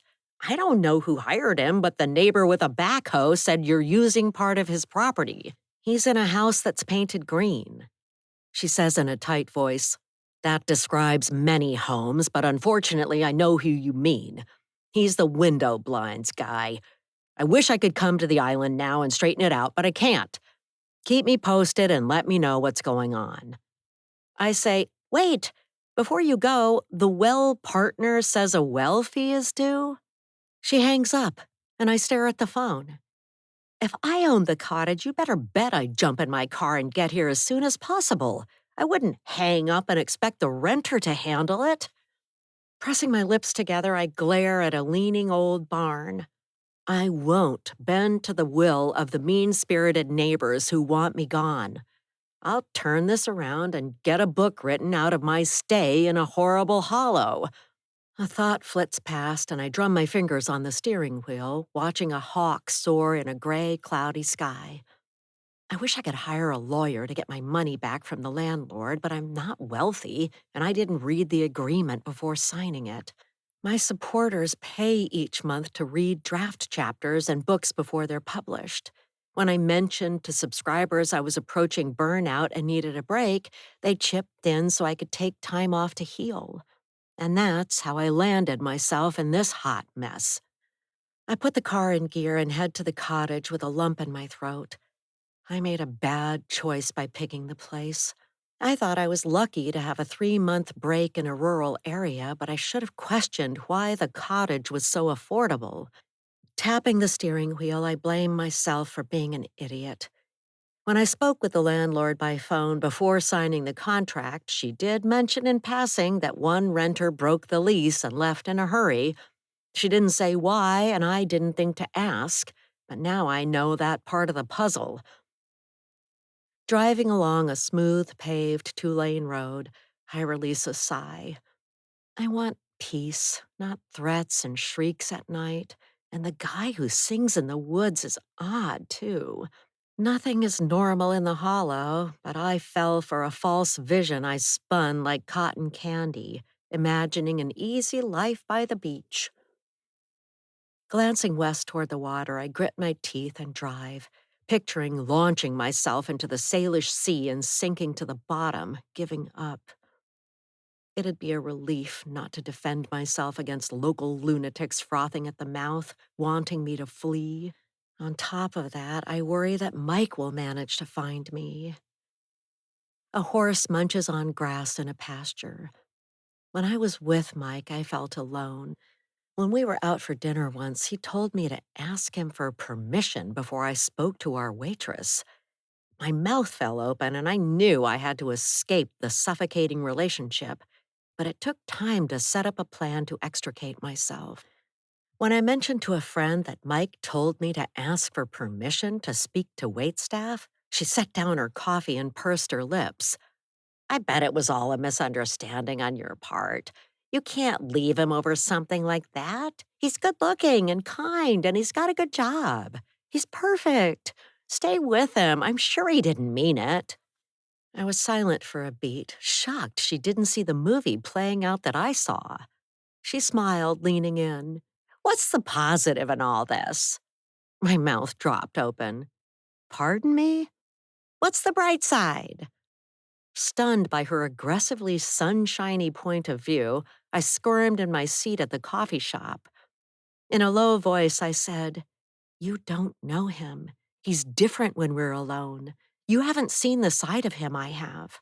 He's controlling and seethes below the surface at all times. Little things set him off, like when I ordered lamb chops at a beach cafe once, but he wanted them and said I couldn't have them. Isn't it strange someone would get upset about that?" She waved a hand in front of her face. "I'm sure it's nothing." Her eyes opened wide and she pointed to the window. "Isn't that Mike looking in? He cares so much about you, he found you here." You're lucky. You should appreciate him more. I stood, my hands quivering with rage and betrayal, and vowed to dump her as a friend and leave Mike as soon as I could. Now I clench a fist. I'll stay in the cottage on Dirt Road and deal with the hollow dweller's spite. I'll wrap a bubble of tranquility around myself, ignore the hollow's menacing malice, and write the book of my heart.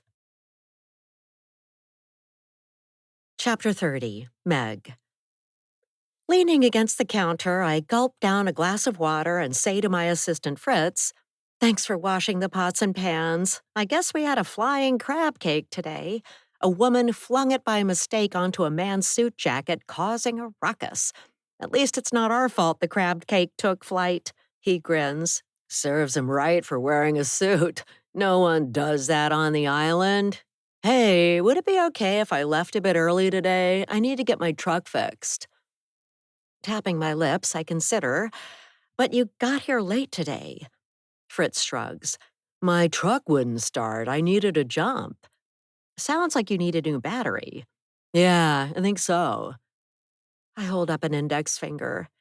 "Let me think about it. I'll see how the retirement party is going." Candy comes in the kitchen, blocking my view of the dining room. Extending her hands, she says, "Whatever you do, don't go out there. It's not a good scene right now." I blink. "I hope nothing's wrong with the food." Crossing her arms, she says in a low voice, "The mood is tense in there. The top guy from out of town is still upset that one of your crab cakes landed on his suit coat." Craning my neck, it looks like the party's breaking up. People are saying goodbyes and leaving. Going over to Fritz, I say, "Stay half an hour longer and help me clear the food from the dining room. Then you can leave and go get a battery."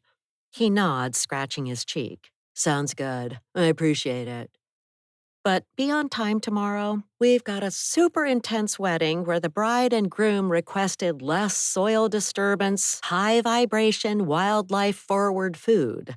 Candy smiles. "Don't forget the ecologically grown produce, organic, hand pressed virgin olive oil, and probiotic hot sauce." We chuckle and I say, "Whatever it takes, we aim to please." Chapter 31, Leanie. Turning down Dirt Road and heading to the cottage, I spot the surveyor's truck by the side of the road. A blue pickup truck is parked in the cottage's driveway, and I shudder because Mike's truck looks like that. Swallowing hard, my mind whirls with worries. I didn't tell anyone where I was going, but what if he managed to find me? If that happens, maybe I'll run to the beach and hide down there while calling 911 for help. My armpits prick with panicked sweat. I park next to the blue truck and climb out. Gravel crunches under my feet, and I frown, glancing around. A woman in her mid-30s hurries toward me, coming from around the back of the house. She's wearing a tie-dye t-shirt under a brown leather jacket, a red plaid cap with ear flaps flopping down, and heavy hiking boots. She stops and stares at me, taking me in and pulling her phone from her pocket. Tilting my head, I say, "Can I help you?" "Yes, I'm thinking of renting this place. Can I take a look inside?" Something about her mannerisms makes me uneasy, from the way her blue eyes flick around, not meeting my gaze, and her fingers fidget with her phone. She tugs on a strand of brown hair, and I clear my throat. Sorry, but it's not a good time." She snaps a photo of me, tucks her phone in her pocket, and crosses her arms, scowling. I flinch and cover my face as the photo's taken, and shake my head. No way I'll let strangers in the cottage, not with the weirdness going on since I arrived. "Why did you take my picture? Delete that. Give me your phone." Tossing her head, she says, "Seeing the cottage will only take a minute. I'll be out of your hair in no time." "You'll have to talk to the landlord. Besides, she doesn't give out the address until you put down a deposit, so I doubt you're telling the truth about why you're really here."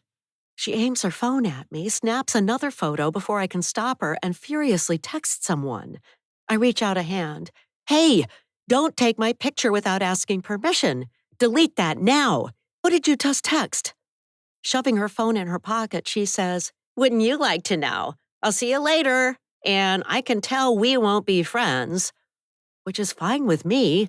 Don't come back. She jumps in her truck and backs up, kicking up gravel and barreling away. Cold fear stabs my chest and I cringe. Why did she take my picture and who did she send it to? It's possible Mike might have hired her. I bend over and put my hands on my knees, breathing in and out, trying to slow my racing heart. I have no idea what she was up to, but I'll watch my back from now on. I look around the silent hollow, wondering who will show up next. I came here to be alone, but I barely had a moment to myself. Opening my car, I pick up the white paper sack with a muffin and stick my nose inside, inhaling mouth-watering aromas of cinnamon, raisins, brown sugar, and nutmeg. I close the bag and tuck it under my arm. Taking water jugs from the car, I bump the car door closed with my hip. A motion down the road catches my attention. People tromp to Duke's house on the bluff, going in the back door. Two women bundled up in parkas, knit hats, and plaid scarves walk into the wind and look straight ahead. I suspect they're avoiding meeting my gaze. They might be about to have a neighborhood meeting, and if they are, I hope my name won't be mentioned. Unlocking the front door of the cottage, I take off my boots and step inside, setting my purchases on the kitchen counter. The dead bird by the back door is gone, perhaps taken by an owl, coyote, or some other creature. On a lane near the bluff, a woman in her 60s hurries, ponytail bouncing, toward Duke's place. I open the French doors, let fresh air rush inside, and glance toward Duke's house. It might be my imagination, but I bet they'll talk about how to make me leave. Clearing my throat, I say, I'm just a woman who wants to write a book and heal from a bad relationship. You might not like it, but I'm staying put. A noise outside makes me freeze, and I listen to a man sing about a lost love. It seems like his voice is aimed right at me from not that far away. A man sits in a tree at the base of a hill in back of the cottage. He stares at me and talks to himself, or maybe to an imaginary person. I hope he's not speaking directly to me. I close the French doors and open the fridge, pulling out a carton of eggs. The landlord offered to get someone to load the fridge with a dozen farm-fresh eggs and local organic vegetables if I paid extra, which I did. I gasp at a dozen broken eggs in the carton. Who would do that? The white shells are smashed at the top, and the whites and yolks are spilling over. I let out a groan and toss the ruined carton of eggs in the trash. Someone definitely doesn't want me here, and they know the key code to enter the cottage. I wipe my hands on my jeans.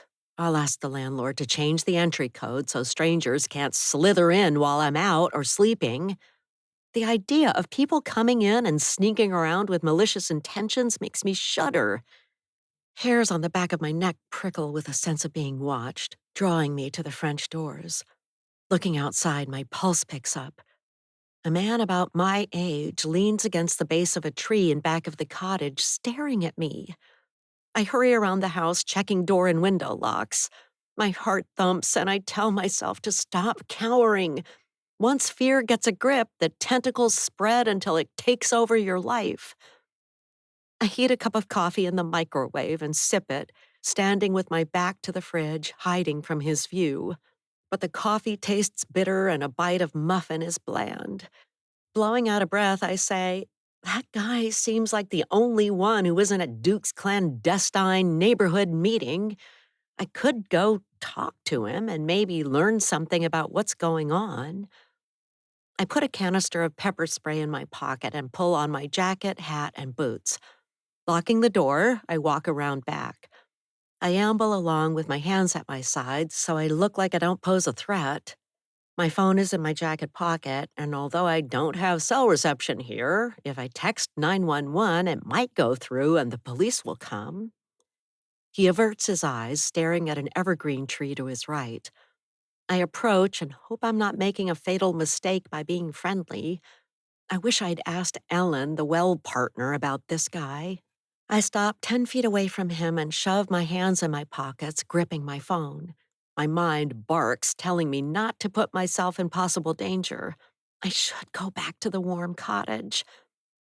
A strong, cold breeze blows past, and I stand my ground. Hi, I'm Leanie. I heard you singing and talking about relationships. It sounds like you have a lot to say. Chapter 32 Chester, the Watcher. I turn my head and gaze at the short woman who walked out of the little house.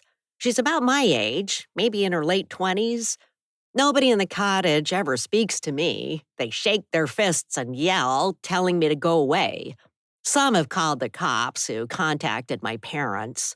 I bite my lip, recalling the last time someone complained that I was in the woods in back of the cottage. Dad came by and told me to keep to myself and stay in the house or on our hill. He frowned and wagged a finger. Don't leave our property. Don't peer in people's windows. Take your medicine. I won't tell the renter, but I like watching trees dance in the wind and people putter around inside their homes. My parents are ashamed of me, so they hid me in their second home. I'm alone most of the time, and my life is boring. Wild deer and soaring eagles are my companions, and the people I watch have become my entertainment, whether they like it or not. Now I sigh and say to the frowning woman who looks afraid, my name is Chester, and I live up on the hill. I like to sit in the trees and watch what's going on. I clamp my mouth shut because that's more than I've said to anyone around here for a long time. I'm not sure what she wants with me, but I'll wait and see. Chapter 33 Leanie.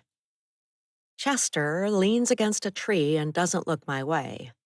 Dried, curled brown maple leaves and evergreen branches litter the ground.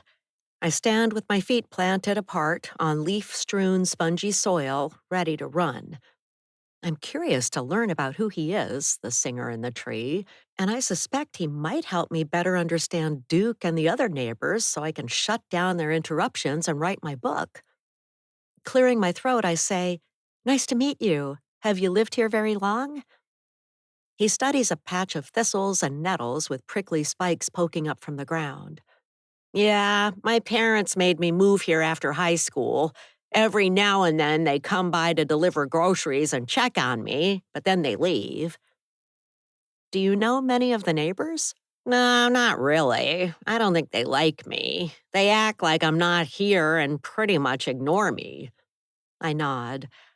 I have a favor to ask. I'm uncomfortable when you stare into the cottage. Would you please not do that? Scuffing a sneaker, he says, I'll think about it. I just got home. It feels good to be outside. Where were you, if it's okay to ask? I'm from Seattle. He stares at a shed, which might be a pump house for the well. I'd rather not say. Okay, but maybe you can help me with something. Do you know why the neighbors are so upset about the cottage being here? I don't understand why it's such a big deal. He smiles. It was a park before the cottage was built. It was ours. They'd hang out and watch birds or have picnics. We were happy here. That makes sense. His countenance darkens. But now, with the cottage there, we're told to stay away. What we had is gone. I open my hands. I'm sorry to hear that. It sounds like a death of a dream. He nods. Yeah, that's it. I wave. Nice to meet you, Chester. Thanks for the talk. Bye. As I walk away, he breaks into song about a love who left. I eye the cottage, which represents a loss for the neighbors. As a renter, I'm a sitting duck, and the road association has me in their sights. It's open season on short-term renters in the hollow. Glancing at my phone, I check the time. I'll take a walk before meeting Ellen at the well. All I want is to have pure, clear drinking water coming from the taps. That shouldn't be too much to ask for. Chapter 34 Ellen. Members of the Road Association gather in Duke's living room on two threadbare couches, three worn, upholstered armchairs, and wooden straight-back chairs. Wide windows face west, offering a view of gray, churning water. Like Duke, the room lacks warmth. His wife left him when he was fired from his job, and sadness oozes from his pores and his home. Glancing around, I nod to my neighbors, who wear grim expressions. Duke paces the floor and stops to stare at us. We can't let the owner of the cottage get away with not installing a proper culvert. She's violating the road association rules. We've got to apply more pressure so the problem is fixed once and for all. I purse my lips, feeling sorry for the young woman who is renting the cottage. His wrath is misplaced, and he definitely has anger management issues. Physicians don't hit patients, but Duke did. People murmur, agreeing with him, because as president of our group, that's what he demands. Bow down to his authority, or he'll find a way to increase your property's annual road fee. Marcia learned that the hard way, and she moved last year, leaving in disgust. A vague thought that I could sell my home flickers through my mind. I'd escape the narrow prison cell of our suffocatingly tight neighborhood, where Duke's dark mood rules with an iron fist. Ellen, what do you think? Duke says, looking at me. Breaking out of my reverie, I blink. Sorry, I was somewhere else for a moment. What were you saying? I was saying we'll meet in a week, same place, same time, to discuss ideas to make the renter in the cottage leave. Opening my hands, I say, what if we dropped the crusade to push her out and welcomed her to the neighborhood? And if we want, we could put up the money to buy the cottage from the new owner. Others gasp because I've said the unthinkable aloud. I clear my throat. I mean it. Let's let this whole idea go. We've made enough people run away. Let's give her a hand. Duke's eyes blaze. You mean we should go easy on her because she's a writer? That's probably your prejudice showing as a former librarian. I look up at him. Is she a writer? How do you know that? He rubs his hands together. I believe she let it slip she's taking a break in our neck of the woods to write a book. I shrug. Let the poor girl have a rest. Lord knows we all came here seeking peace and quiet, wanting this place to be a refuge. Am I right? They stare at me, so I continue. I make a motion that we be realistic and dismiss the cottage reclamation project. When the land was for sale, before the house was built, we could have bought it to use as a park, but we didn't, and it's not our land. Who seconds the motion? Duke's jaw clenches. Beads of sweat form on his prominent brow. You're out of order. Any motions brought to the floor will be made by me, and that one is buried, never to be spoken of again. I'll see you all in a week. Come back with fresh ideas to drive her and others in the future away. We'll take back the land that we used for years as a park. I grab my coat and push open the back door, striding outside and shaking my head. He's unhinged, and it's time I did something about it. A tendril of an idea sprouts and grows taller. Maybe I could start over somewhere else and find the peace of mind I sought when I moved here. The Hollow certainly isn't delivering on my dreams. This strange, eerie, moody, dark place has turned out to be too isolated for my liking, and it might be time to leave. Chapter 35, Window Blind Sky. I leave the neighborhood meeting at Duke's and head across the lane to my place. Going inside, I let the storm door slap behind me. An empty coffee pot sits on the kitchen counter as if waiting for something to happen. I could use a little zip in my same old life. Part of why I aligned myself with Duke to drive out short-term renters is that it puts some pizzazz in my day. I screw up my face. Deep down, I resent new people popping into our hollow and paying big bucks to rent a cottage for a few nights. I started working when I was 12 and built my own business, but renters in the cottage look like they grew up on Easy Street with fancy cars, new clothes, and hiking boots that aren't even muddy. Although I don't have much excitement in my life, I do have my sweet routines and small pleasures, such as drinking a pot of coffee in the afternoon. Opening a bag of dark roast ground coffee, I dump 2 scoops in the coffee maker, pour in water, and push a brew button. The aroma of fresh coffee fills the air, and I amble over to the fireplace to make a fire, crumple a newspaper, adding kindling and a split log. I flick a lighter, and paper bursts into flames. Soon the kindling snaps and pops. The coffee maker beeps, and I pour a cup, shaking my head. A guy was interested in buying my window shade business, but he stopped returning my calls after I sent him the profit and loss statement. I had my hopes up, but now there's no retirement in sight. I'm worn out, and I don't know how much longer I can do the job day after day. Sitting down, I pick up a bottle of bourbon from a side table, pouring a shot in my coffee. I lean back and rest my feet on my dad's brown leather ottoman. This was his place, and I took it over when he moved into a retirement home. Now I have to pay for his care on top of my monthly bills. Frowning at how newcomers are infiltrating the neighborhood, I drink coffee and swallow bitter liquid. It burns on the way down my throat. I take another swig and smile. I rattled the new gal in the cottage, and I hope I ruptured the septic pipes with my backhoe. If I did, she'll freak out when stinking sewage backs up in her toilet and floods her bathroom. Chapter 36, Leanie. Blocking the cottage, I walk to Dirt Road and hesitate, deciding which direction to go.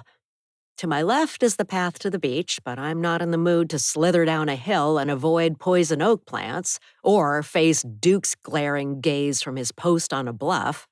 Skin on my wrists itches, telling me to dig in and scratch, but I ignore it and head east on Dirt Road. I swing my hands and fall into a steady stride. When I come to Sills Road, I turn left and move at a swift pace along a narrow shoulder. Charging up a hill, my calves ache and I breathe hard, panting out breaths. But I break into a smile, feeling the release of tension. Tires screech on pavement and I stop, looking around.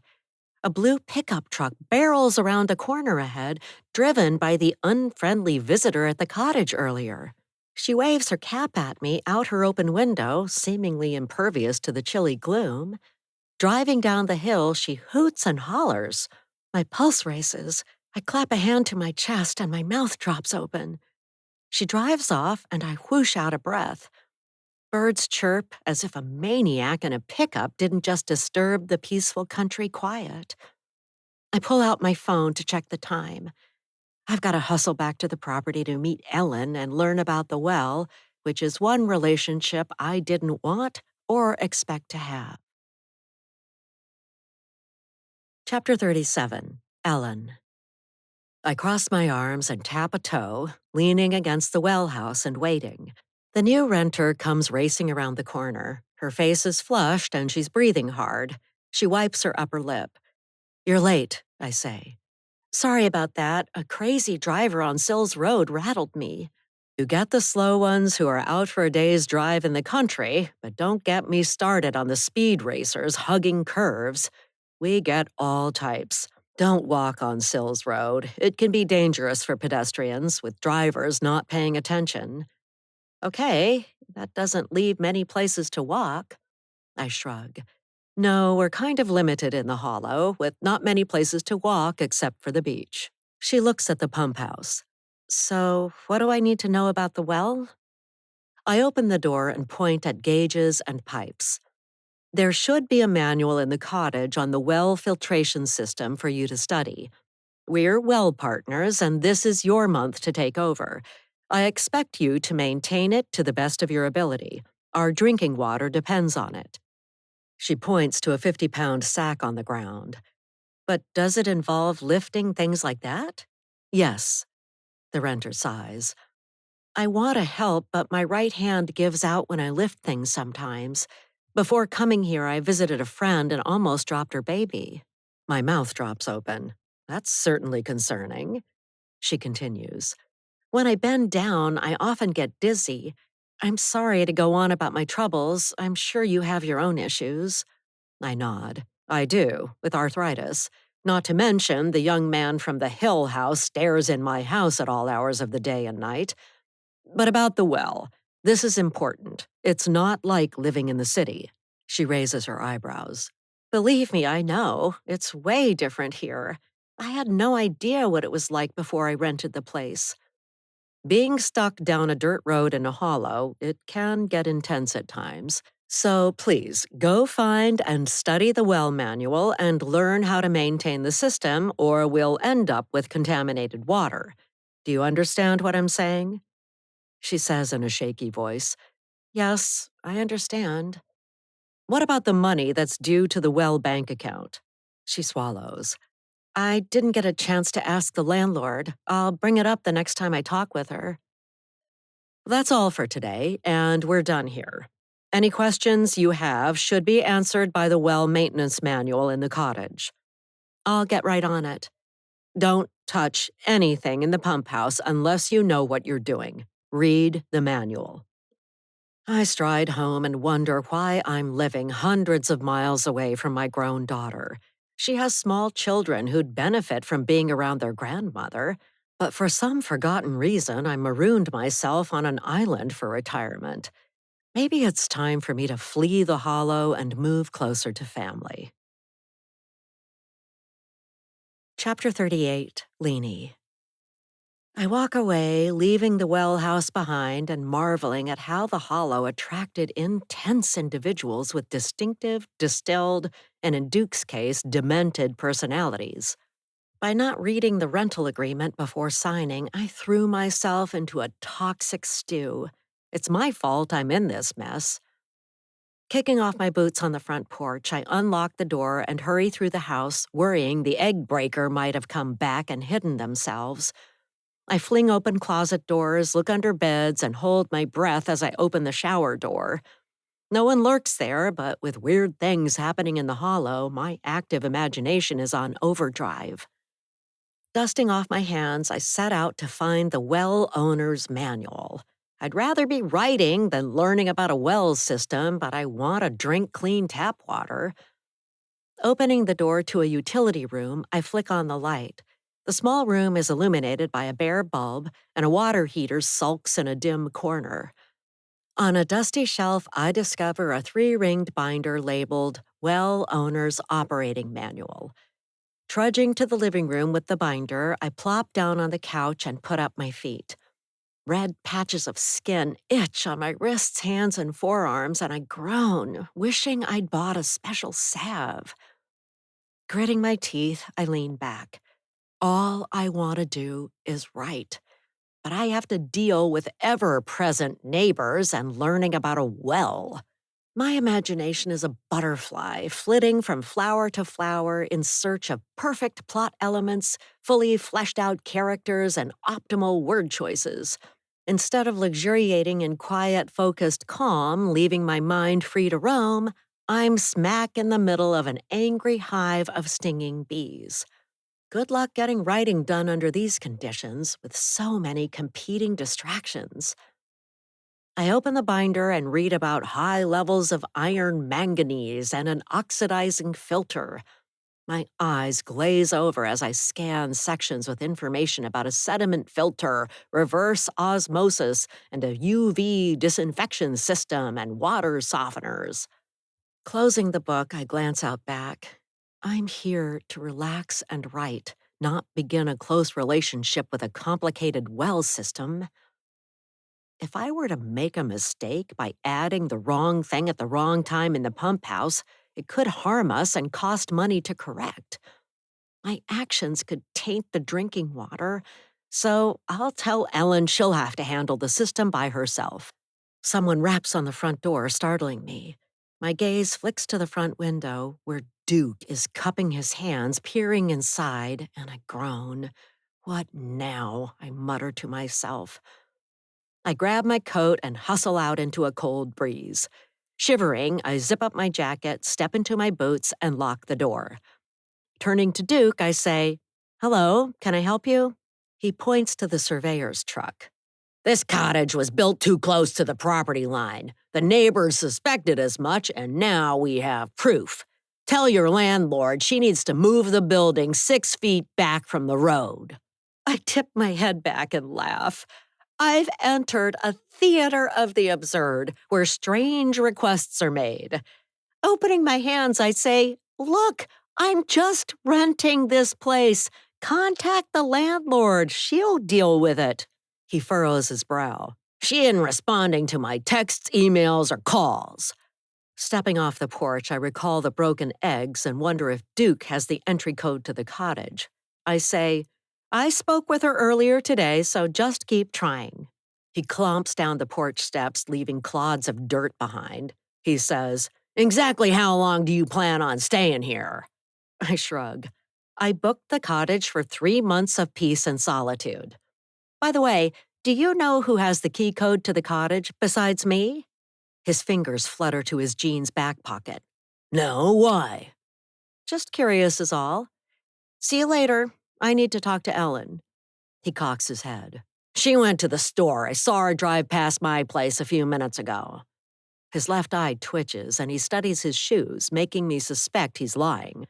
I say, "Fine, I'll take a walk. Bye." He points to the lane he lives on. "Don't go that way. It's a private drive." The landlord said I can go anywhere I want. Besides, I think Ellen's home. I walk away before he tries to stop me. It turns out that on a lane near the water, we're all liars. I'm as bad as they are, except my crimes occur on paper. Chapter 39. The Landlord. I'm working remotely on my laptop doing two people's jobs and filling in for my boss when my mother's landline rings. I answer and field a call from a scammer. When I abruptly hang up, Mom says, "Who was that?" "A scam call. You must be on some list. They're calling more often." "I don't know about that, but I did give money to that one girl who called last week. She had a hard luck story and I just couldn't say no." My eyebrows shoot up. Counting to 5 to calm down, I say, "How did you pay?" She grins from her seat at the dining room table. "By credit card, of course. She insisted I pay that way and not mail a check." I suppress the urge to roll my eyes. "Let's check your credit card account online and see if there's new activity." "I don't know how to do that. You'll have to help me."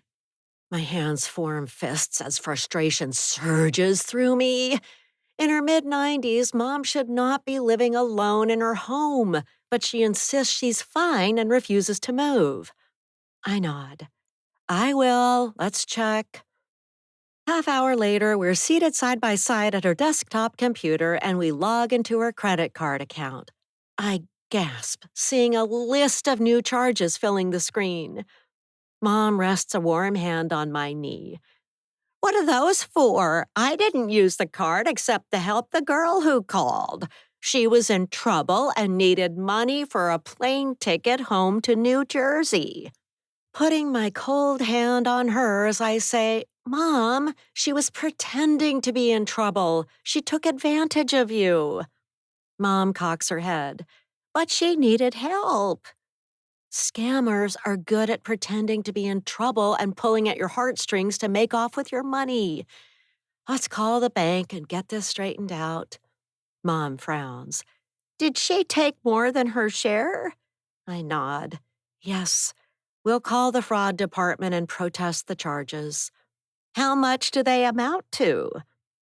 Reading from the screen, I say, "The first charge is for $1.03.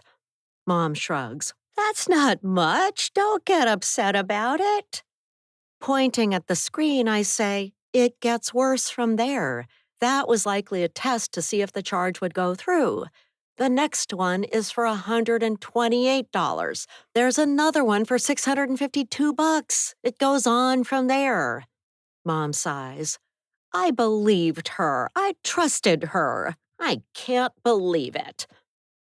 Patting her shoulder, I say, "Don't pick up the home phone if you don't know who's calling from now on." "I can't do that." "Sure you can. If we cut off your landline, you'd have fewer scam calls. Just use your cell phone." But I need to keep it. My friends have that number. They couldn't reach me.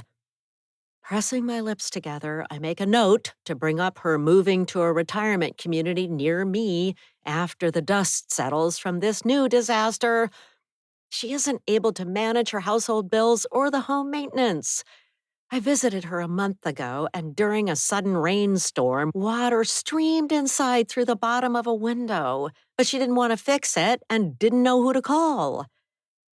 I poked my fingernail into the wood the next day and discovered the wood frame was rotten inside and out.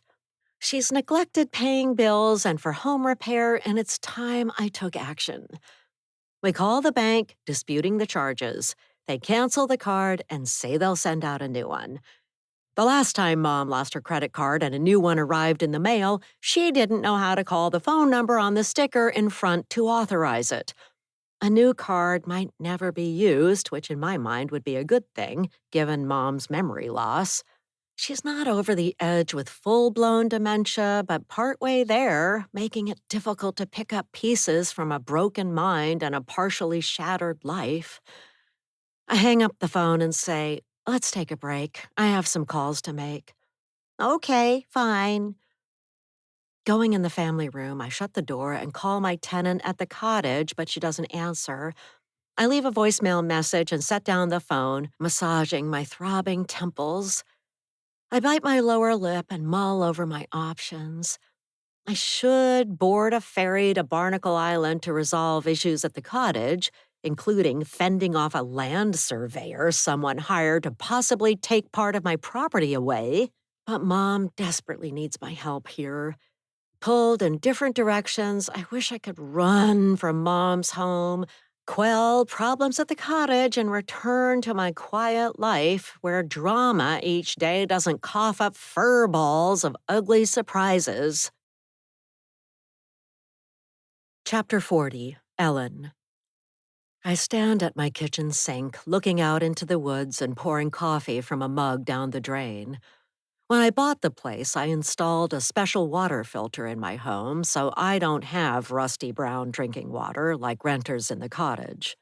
I'm on a tight budget as a retired high school librarian, but my home water filtration system is first class and worth every penny.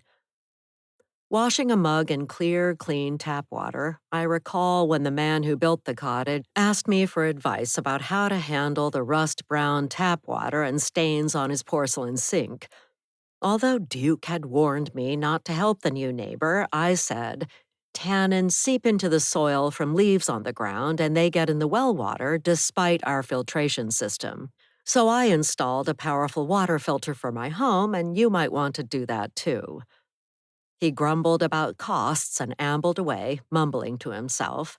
Duke yelled at him a little later, causing the poor man to have a heart attack and die. Sirens wailed and an aid car pulled up out front of the cottage. I raced over from my place, running as fast as my old legs could carry me, but the EMTs couldn't save the kind man who lay on his front porch, arms splayed out to his sides on his back. I walked away and wiped tears from my cheeks, faced with the realization that I lived in a poisoned hollow. People's personalities morphed in this confined space, polluting the environment for all of us living here. Since then, I've slowly distanced myself from Duke, as he doesn't seem to carry any regrets about essentially killing a man. Drying a mug with a white dish towel, I purse my lips. It's time I stood up to Duke. He's been bossing us around since he lost his job and moved in full-time, acting like a king. I'm fed up with his vendetta against the cottage. The neighbors should have banded together and chipped in to buy the land. It's our fault the green space isn't a park. Movement outside catches my attention and I startle, dropping my mug on the tiled floor where it shatters. Clenching my jaw, I shake a fist at the young man who lives in a house on the hill. "Go on, get out of here. Stop looking in my windows." He sits and stares, crossing his arms, but he's not on my property. Goosebumps prick the skin on my arms, and I quickly drop the kitchen blinds. I bite my lower lip. Life in the hollow is the opposite of what I pictured when I picked an isolated area near the beach to spend my retirement. My heart thunders like a racehorse, and I grip the edge of the countertop, mulling over what to do. I've complained, but the road association and the police haven't stopped the peeping man from peering in my windows. I've heard Chester's father is a bigwig attorney in Seattle, and my guess is no one wants to get on his bad side. Someone knocks hard on the front door, and I frown, assuming Duke must be popping over for the millionth time to discuss the agenda for our next road association meeting. Going to the door, I smile at the cottage renter and gesture inside. Come in, get out of the cold, I say, pointing to my living room, where flames in a gas fireplace flicker and dance on a dreary day. Hugging herself and shivering, she steps inside and perches on the couch, rubbing her hands together. It's cold out there. That kind of damp chill gets deep into your bones. The breeze coming off the water makes it feel cold. Can I get you something to drink? A glass of water would be great, thanks. When I saw the cottage was near a beach, I assumed it'd be warm. I laugh. I thought the same thing before I moved in. Our mistake, eh? Being near a beach doesn't equal sunshine, warmth, and relaxation. It's so different than I imagined it would be here. I pour tap water in a glass and hand it to her. She studies the liquid and says, "You don't have a problem like I do at the cottage. This is tap water?" I shrug. I have a special water filtration system for the house. I suggested it to the man who built the cottage. It sounds like you don't? She shakes her head. No, the water at the cottage is rusty brown, including inside the toilet. It's gross. I tried scrubbing it off, but it's a permanent stain on the porcelain, which is not what you'd want guests to see. Are you expecting visitors? I dig for information out of habit because there are no secrets on dirt road. She sips water and sets the glass on a coaster on the coffee table. I'm not expecting guests. Can I trust you and tell you something? Of course, you can trust me. I came here to escape my last relationship. My former boyfriend was stalking me. I swallow hard and am at a loss for words. She continues. After I left him, he appeared outside my apartment day and night. He followed me to coffee shops where I was writing. It was creepy and unsettling, and I wanted it to end. I'm sorry to hear that. It sounds awfully stressful. She nods. It has been. That's why I picked this place, to get away from all that. You mentioned writing. What do you write? She beams. Mysteries, thrillers, and memoir. I'll have to look you up and your books. Do you have a pen name? She grins. My books are published under the pen name Stray Arrow. I sit back and smile. I was a school librarian, and I love books. She leans in. The reason I came over was to say, I'm sorry, but I can't help maintain the well filtration system. The manual was confusing, and I can't lift heavy bags to pour stuff in the system. My wrist gives out at times, and I'm worried I'll make a mistake. I blow out a breath and consider. I've been doing all the work until now anyway. It was Duke's idea to overload the renter with the responsibility to make the cottage less appealing. Tell you what, I'll do your part for now, but there's a small chance I might move. Don't tell anyone, though. I don't want word getting around. Her eyes open wide. You might move? Why? The community is too tight-knit. I want a quiet place to live closer to my daughter without so much contention. I think the road association has gotten out of hand, making up rules just for the sake of wielding power. Hearing a sound outside, I leap to my feet and run to the kitchen window, pulling up the blinds. The young man who lives on the hill is in a tree near my place, hooting like an owl. The writer joins me at my side. She says, I spoke to him today. I stare at her. What did he say? He's an odd duck and frightens me watching me in my house. Not much, but I got the feeling he's lonely. Where does he live? I point. Up there, with a clear view of my place and your cottage. Don't encourage him, or you'll regret it. Why? What's he done? Crossing my arms, I say, nothing yet, but his parents say he refuses to take his meds for schizophrenia when he's home. He doesn't like how they make him feel. Every 6 months or so, they put him in a clinic and he comes back, lives alone in their vacation home, and goes off his meds. He stares in my windows and hasn't hurt me physically, but I feel threatened. She studies the shattered mug on the floor. Living in fear is a terrible feeling and leaves a scar. I drop the window blinds down. I'd hate to move, but I'm fed up with being watched. Maybe I'll move into a condo where no one will look in my windows. She says, nowhere's perfect though, but I see your point. Have the police done anything to stop him? I shake my head. Not yet, but I wish they would. I pick up a dustpan and broom, sweeping up broken shards and dropping them in the trash. Thanks for stopping by, and it was good to get to know you. But I was about to run to the store. Do you need anything? I'll pick it up for you. She scratches a red patch of skin on the back of her hand. Yes, I'd love to get a tube of anti-itch ointment, and I'll pay you back. I must have brushed against poison oak going down to the beach. Okay, I'll get it and drop it off. Leaving the poison oak was Duke's idea to keep strangers from coming in our neighborhood and using our private trail. Don't scratch that or it'll get worse. She puts her hands on her hips. What did Duke mean when he mentioned a culvert? He made it sound like it was put in wrong, but I didn't get a chance to ask my landlord about it. I wave away her concerns. Don't worry about it. Duke has a long list of items he's upset about. Our bylaws don't state there's a certain way to install a culvert, despite what he says. The excavator who put in the cottage drainage system said it adheres to codes and prevents erosion. She arches an eyebrow. There's a lot going on here below the surface. I tip my head back, issuing a bitter laugh. I had no idea what it was like when I moved in.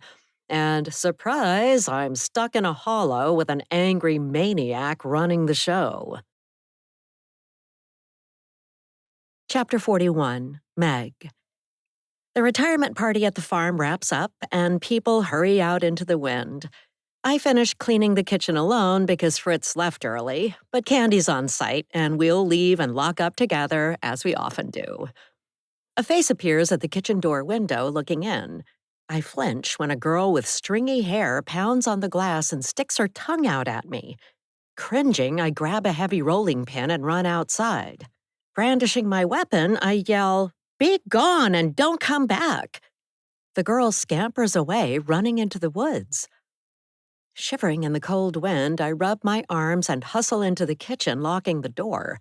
Grabbing my coat, I turn and startle when I see Candy standing there. She says, "Ready to go?" Sure, but the creepiest thing just happened. I pick up my purse and flick off the lights, telling her about the person looking in. She scoffs, "I bet it was just a joke, probably a high school prank." I'm sure you're right. We head outside and she locks the door. Striding to our cars, wind whips past. She says, "What's your take on opening a cafe on site? We could use the entry room. People could sit by the fireplace or outside at tables in nice weather." I scan the grounds for the girl who might be hiding nearby. I need more time to think about it. I'm worried it'd take tons of my time, we'd barely make a profit, and we'd be short-staffed. A gust of wind plays with her hair. She beams. We could serve mimosas and Bloody Marys in the mornings and at noon because we have a liquor license. Then we'd make a profit. Our cafe will not be open in the mornings. I need some time off, and we'd definitely be stretched too thin if we did that. But I suppose we could open at noon and advertise brunch with egg dishes, pastries, and drinks. I've never tasted scrambled eggs anywhere as delicious as yours. I smile and tilt my head, basking in the praise. She says, "Think about it, and I'll see you tomorrow. Night." We hop in our cars and drive away. Her idea struck me as crazy at first, but the Thistlebees concept deserves careful consideration. Chapter 42, Duke. Staring out a back window of my house, I watch evergreen trees sway in the wind. Despite our efforts to dislodge her, the cottage renter remains unmoved. When the owner donates the place to the road association, as I've pushed for repeatedly, we'll use it for a clubhouse and overflow guests. I shrugged. No one has visited me since the incident at the hospital when I lost my job. The hospital administrator didn't believe me when I said the man provoked me and caused the commotion. A relative raised his voice, shaking a fist at me over his mother's care. It wasn't my fault, really, and I shouldn't have been so harshly penalized. I shoved my hands in my pockets. The board brought in a lawyer who discussed a pending lawsuit related to the man's broken nose. The attorney pressured me to sign a non-disclosure agreement, agree to never work as a physician again, and take a severance pay package. I took the hospital's offer and hurried away to hide in the hollow. My lashing out and hitting a patient not only cost me my job, but friends ghosted me. Worst of all, my wife divorced me, leaving me the house on the bluff that she never liked. The setting was too gloomy for her in the winter, and island living wasn't on her bucket list as it had been on mine. And now I'm stuck in paradise all by myself. A gnaw on a fingernail. I thought I'd enjoy being retired, but endless days yawn ahead with no way out. I'm trapped, while others live fulfilling professional lives and they're getting richer by the day. Studying the cottage, I frown. The renter left a light on inside when she went to Ellen's house. Not only is she wasting electricity, but I don't like the idea of Ellen and the renter getting to know each other better. Besides, Ellen hasn't been acting like herself lately. Her attitude toward me shifted when ownership of the cottage changed hands, but I don't understand why that would impact our relationship as friends. Checking the time on my phone, I scowl. The renter has been at Ellen's for far too long. What if they're cooking up an alliance against me? I wipe my brow with the back of my hand. One thing I can control in this dizzying world is what's happening in my little neighborhood. I'll prevent Ellen and the renter from plotting behind my back by breaking up their meeting before they discover they have things in common and develop a bond. I'd bet on a former librarian and a writer getting along and becoming thick as thieves, but not on my watch or behind my back.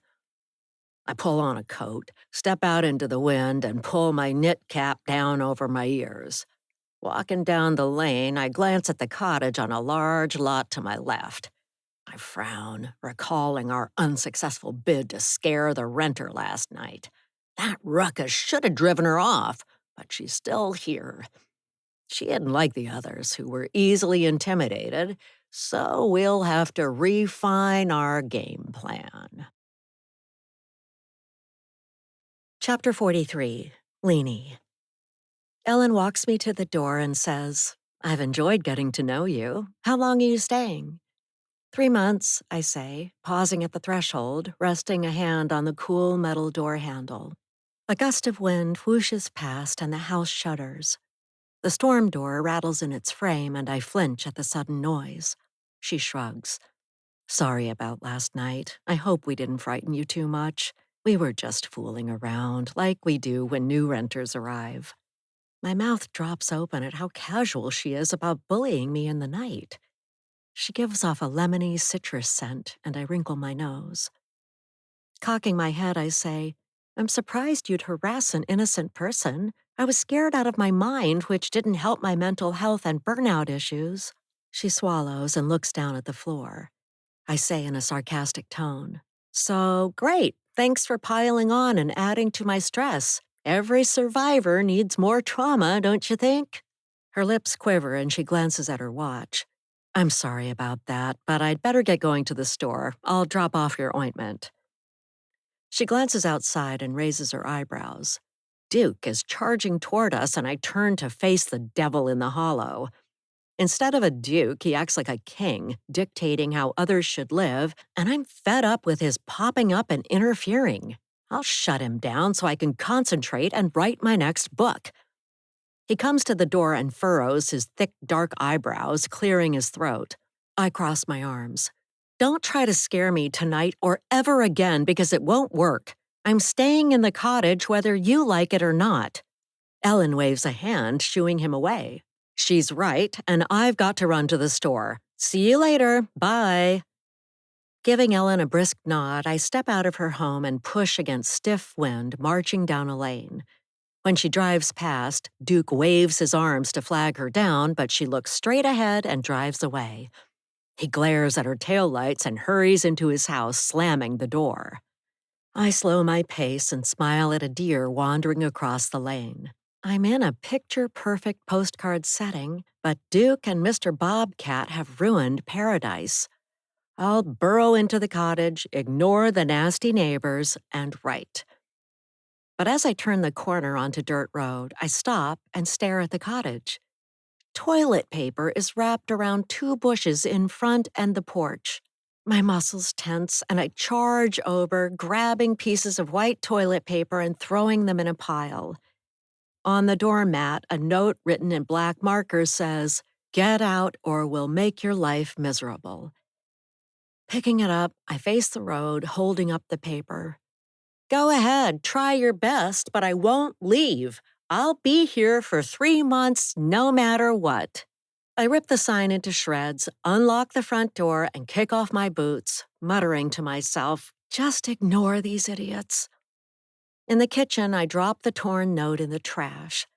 Every nerve in my body is on fire, crackling with frustration. A man sings in the forest, but I don't have time to listen. My throat is dry and I pour a glass of bottled water, drinking it down. I got myself into this mess and I've got to get myself out. In the back of my mind, I still fear that Mike will find me, try to take me back to the city and lock me in his apartment, which adds to my anxiety. I cringe, recalling when I last saw him. I left a coffee shop and his strong, hairy arm stuck out in front of me. Mike moved in front of me, glowering, and said in a low voice, "Wherever you go, I'll find you. If I have to, I'll bring you back to my place and lock you in. Remember that." Now Ellen pulls up in the gravel drive and hops out, waving a tube in her hands. I put on my boots, lace them up, and trot to her car. She says, "I got the ointment for you." I reach out to take the tube from her, and the skin on my wrists itches. "Thanks for this. How much do I owe you?" She shakes her head. "Nothing. Forget about it. This almost makes us even for the noise we made last night, and I'm ashamed to admit I was a part of it." I say, "Look, if anyone tries to intimidate me tonight, it won't drive me out of the cottage. It'll just harden my resolve. Tell the neighbors that." She bites her lip. "Okay, I'd better get home. My tabby cat, Mr. Boots, expects to be fed precisely at 5 o'clock. Holding the tube, I say, "Thanks for the ointment." She offers a wavering smile. "It's the least I can do after giving you the fright of your life. See you around." She backs up and I scan the area for the jerks who toilet papered my place. The neighbors won't find a frightened chicken cowering in the cottage anymore, and if Mike shows up, I'll figure out a way to outsmart him and get him to leave. I won't let these intimidating idiots control me. An eagle cries, flying overhead and soaring through a gray sky. From now on, I'll be a sharp-taloned, mighty eagle, rising above my troubles and gliding effortlessly. Everything will be different from now on. Chapter 44, Meg. On the way home, I stop to see my daughter at her old house by the water. She ushers me inside and we squeeze past moving boxes in the hall, going into the living room. Sitting on her couch, we talk about her job at a garden store in Bayview. Francesca smiles. "We can always tell when people are new to the island because they buy a bunch of plants and come back a month later asking for deer-resistant ones. What do you recommend?" Lavender, rosemary, and grasses, daffodils. Deer aren't supposed to nibble on peonies or heather, but they do. But what's going on with you at work? Anything exciting? By the way, I'm sorry I dumped soup on the groom's tux and coffee on the bride's dress that time. I chuckle. That was memorable. But maybe they weren't meant to be together, given how it worked out, and you found a job at the garden store. She plays with a strand of curly dark hair. I did, and I like working there, so that's good. I say, well, the weddings have been as challenging as ever, with gluten-free this and farm-fresh that. The latest is a couple who had to have probiotic hot sauce. Can you believe it? I chuckle, but she gets up and returns with a small bottle, handing it to me. I use probiotic hot sauce. Take it home and try it. I bought it at a farmer's market last week. I will, thanks. Oh, and the big news is Candy is excited about opening a cafe at the farm. She wants to call it Thistlebees, with servers wearing spiky uniforms looking like thistles and nettles. What a hoot! Francesca sits in an armchair. Seriously, Mom, opening a cafe is a good idea. People would come. It'd be unique. You've got the perfect location, and tourists would stop. The view is pretty, and locals would show up. You should go ahead and do it. I stand and rest a hand on my aching back. I'll think about it, but it'd be a lot of extra work. I better go. I'm beat. Love you. She hugs me and walks me to the door. Love you too, Mom. As I turn to go, she says, Wait, you forgot your special hot sauce. I'll get it. Hold on. I take the slim little bottle and tuck it in my pocket. Thanks. Stepping out into cool, misty night air, I inhale the scent of the sea and pause to take in my surroundings. Francesca's yard is cluttered with the previous owner's junk. Moonlight shimmers dancing across the Salish Sea, and stars sparkle in a night sky. A man sings, and I tilt my head, listening. The sound comes from the forest. I hope my daughter isn't in danger in this remote part of the island. But it's probably just teenagers partying. I hop in my car and shake my head. Opening a cafe at the farm could be a massive mistake. We don't have the staff to run it, and hiring skilled people to show up for work on time is challenging. Besides, the name Candy came up with for the place is absurd, and her idea for uniforms is laughable. I start the car and buckle up my seatbelt, muttering, It's absolute utter nonsense. Candy may think it's a great idea, but I see pitfalls. It would take a lot of time and consideration to do this right, so we don't blunder ahead. Driving home, my stomach growls. Although I feed many, I'm often the last to eat. Parking at my place, I climb out. Tomorrow, I'll break the news to Candy and explain in a calm, clear manner why a cafe could be more problematic than she thinks, especially one named Thistlebees. People would make fun of us if we called it that. I clomp up my front steps, imagining a cafe set amid pastures and tall grasses at the farm. But if the concept was carried out correctly, it could look appealing, and my food would be delicious, so maybe it's not such a bad idea after all. Going inside, I hang my purse on a hook by the door and hurry to my desk. Grabbing a pen and the back of an envelope, I jot down ideas for menu items. Broccoli leek soup, lentil loaf, salami sandwiches. My mouth waters and I push the growing list aside to consider later.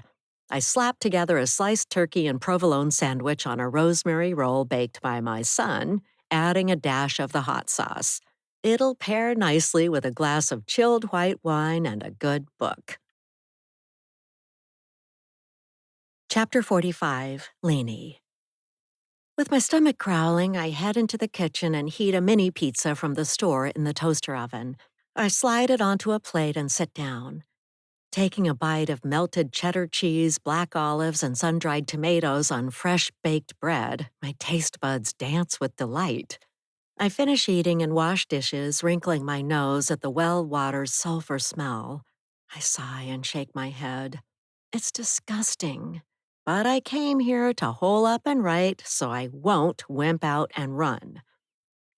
I dry my hands on a red dish towel and open the tube Ellen gave me, dabbing ointment on my wrists, hands, and forearms. The salve soothes and lessens the urge to scratch.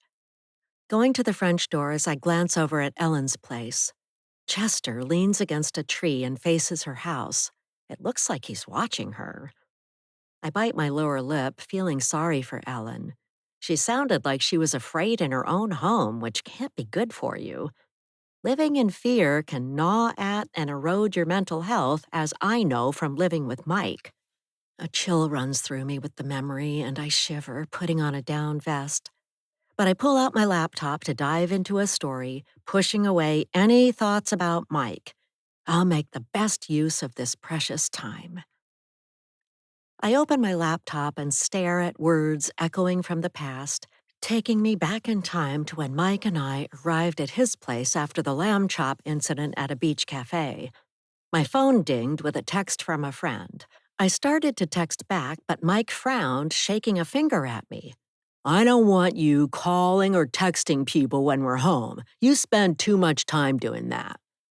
Needles of apprehension pricked my arms and I swallowed hard. I think we view life in very different ways. You act like you can boss me around, but you're not in charge of my life. I am. You can't tell me what to do, like not texting when I'm here.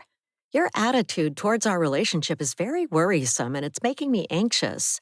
I think we should probably split up. He stalked over to my new manuscript that I'd printed out before we left for the beach and he tore it to shreds, throwing pieces of paper in the air. My heart raced. I grabbed my laptop and started to leave, but he blocked the door. I went to the bathroom and locked myself in, clenching my hands so tight my fingernails dug into my flesh. He paced in front of the door and said, "You gotta come out sometime." I texted a friend. "I'm so afraid. Mike is really mad at me." Sonia wrote, "Want me to come get you?" "No, he's too angry. I'll deal with it. Check in later, let me know if you need help, or call the police." My body trembled. Mike pounded on the door. I texted, "No police. I don't want to escalate the situation. I'll slip out when he's asleep." On the other side of the door, Mike's phone rang and he answered. He said, "Yeah, really? Okay, I'll be right there." He banged on the bathroom door. "I'll be back later to talk about this. I've got an emergency at work, but you will learn to do as I say." I winced and listened as his footsteps faded. The door to the apartment closed with a thud. I hoped this wasn't a ruse to trick me into coming out of the bathroom and opened the bathroom door. I ran into the bedroom and living room, grabbed my things, and fled. Hunched over the wheel of my car, my hands trembled as I drove to a writer friend's house. Getting out, I glanced around her quiet neighborhood in North Seattle, knocked on the door, and collapsed into her open arms. Now I release a sigh and ponder scrapping the lamb chop incident story and writing about something else. Duke could be Mike's emotional twin because they both use intimidation tactics and have my way or the highway attitudes. Taking a deep breath, I open a new document and nod, feeling the promise of a blank page and what might take place in a fictional world. My fingers fly over the keyboard as I start a new story, letting words flow. Hours later, a noise distracts me. I save my writing, close my laptop, and leap to my feet. Striding outside in my slippers, sweatshirt, and sweatpants, I put my hands on my hips and take in the scene. People wearing black face masks stand around hollering like fools in cool evening air. They clang pots and pans together, yipping. But tonight, the noise doesn't bother me, and I'm starting to find their silly actions amusing. In a clear, calm voice, I say, "I came here to write, and that's what I'll do, despite your distractions and hullabaloo. I'll be in this cottage for 3 months whether you like it or not, so you'd better get used to it." They holler and bang pots and pans together in reply. Standing tall, I say, "You're not scaring me. Go home or you'll regret it." One person hurries away, but others stay. I say, "Don't say I didn't warn you." Picking up a hose I placed there earlier, I spray the intimidators' faces and bodies. They shriek and hurry away, but one person remains banging a metal spoon against a muffin tin. Go home, Duke, I say. This isn't working and nothing will. Just give up. He turns and stomps toward his house. I head inside the cottage, close and lock the doors and windows, and settle down to a night of writing a new story. With a smile, I say, the title of the book is The Cottage, and she lives in a hollow down a dirt road. Chapter 46, Fritz. Hoisting a bottle of beer, I say to my buddies in a dimly lit bar, "Here's to my new gig. You're looking at the cook for the Clover Leaf Cafe." James nods and chugs his beer. Mitch slams his palm on the wooden bar top. A few gray-haired guys turn their heads and scowl at the noise. Mitch says, "Why'd you change jobs? I thought you liked it at the farm." I shrug. It was all right, and the boss was fine, but then she got all up in my face about being on time. I want to be in charge of my own kitchen and basically work for myself. James tugs on his thick black beard. "Isn't it going to be demanding cooking short order for all those people coming in the Cloverleaf? You won't be able to sleep in anymore and be late for that gig." I wave a hand. It'll be fine. Mitch tips his head back, empties his beer, and sets it down. He belches and leans in. "Did you tell her yet? Your boss at the farm?" "Nope, I'll text her tomorrow. She'll understand, no problem." Chapter 47, Troy. I stride out of the bar and lean against a wall, calling my mom and cupping my hands around the phone. A stiff breeze throws mist in my face, and I blink. When she picks up, I say, "Mom, you won't believe what I just heard." "Where are you? What's going on?" "I'm eating the best sandwich on one of your rosemary rolls with a new crazy probiotic hot sauce. It's delicious, and your rolls are so good." "Mom, listen to me. Your sous chef Fritz is here at the bar, and I just heard him bragging about getting a new job. It sounds like he starts tomorrow." "No, I don't think so. It must be a misunderstanding. He just needed a new battery and he left early to get it." "I think he's going to text you tomorrow and say he's not coming in." After a beat, she says, "He wouldn't do that to me, would he? Leave me high and dry?" "Sorry, but I think that's his plan." Fritz and his two buddies barge out of the bar, strolling past me. We know each other, so I nod and say, "What's up?" "Not much," Fritz says, giving me an odd look before heading to his truck. Mom says in a loud voice, "Who are you talking to? What's going on?" Fritz stops by his truck and eyes me. He talks in low tones to his two friends. "Gotta go, Mom." She says, "If I need you, can you come in tomorrow?" "I'd rather not, but I will if I have to." Something about the way those three guys are looking at me and huddling together gives me a bad feeling. I hustle inside and hang around, sipping a draft beer long enough that when I leave and walk out into the parking lot, they're gone. When I arrive home at a place I rent with two others, my phone buzzes with a text. Mom says, "So you'll show up tomorrow and fill in, assuming Fritz will be a no-show?" I take a deep breath and sigh, writing back, "Sure, I'll be there. I hope you get your staffing issues ironed out because the bakery needs me too." My mom and sister stay up late and send group texts that wake me up, so I put my phone on airplane mode and brush my teeth, climbing into bed.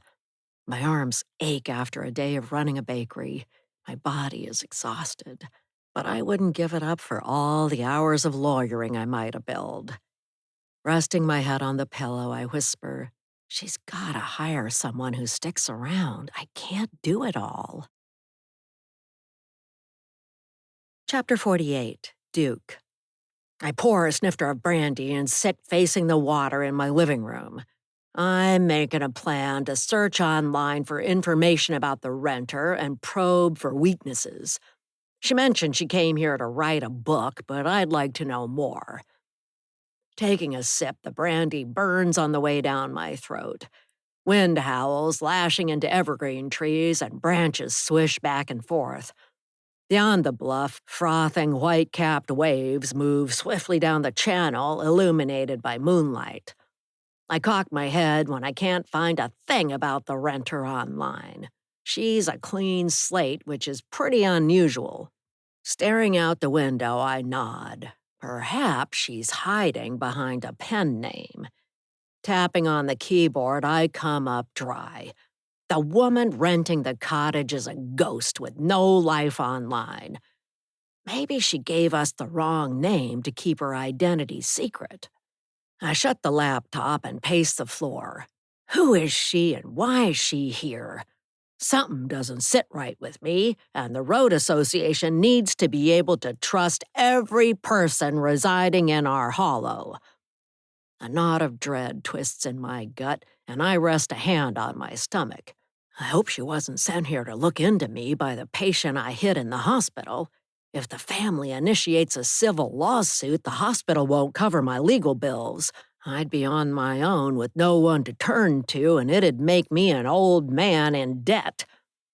I drop my head in my hands and moan. It's my fault. I hit the man. I should have apologized right away like the hospital administrator told me, but I was too proud to admit my mistake, and now I'm roasting on a spit of burning shame with gut-eating regrets. Chapter 49. Window Blinds Guy. Gazing out a window and studying the cottage, I shake my head. The septic system over there must be working despite my efforts to screw it up.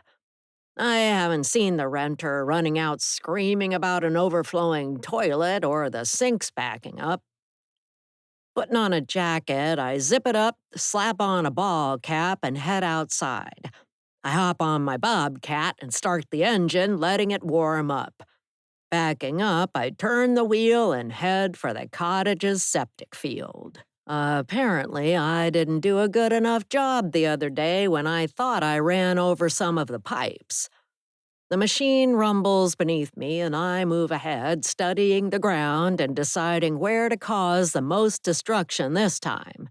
I'll disrupt the septic system so much that the cottage won't be rented out for a long time to come. I'll say the property markers were missing and I didn't know I wasn't digging on my land. The cottage owner will have to hire an excavator and a septic system expert to come in by the time I'm done. I smile to myself but glance up when someone steps in front of the bobcat and waves a brown towel in the air. I slam on the brakes and come to a stop, grinding my teeth. "What do you want, missy?" The new renter plants her feet apart, shoves the towel under her arm, and holds out a hand. "This isn't your property. Go back." I shrug.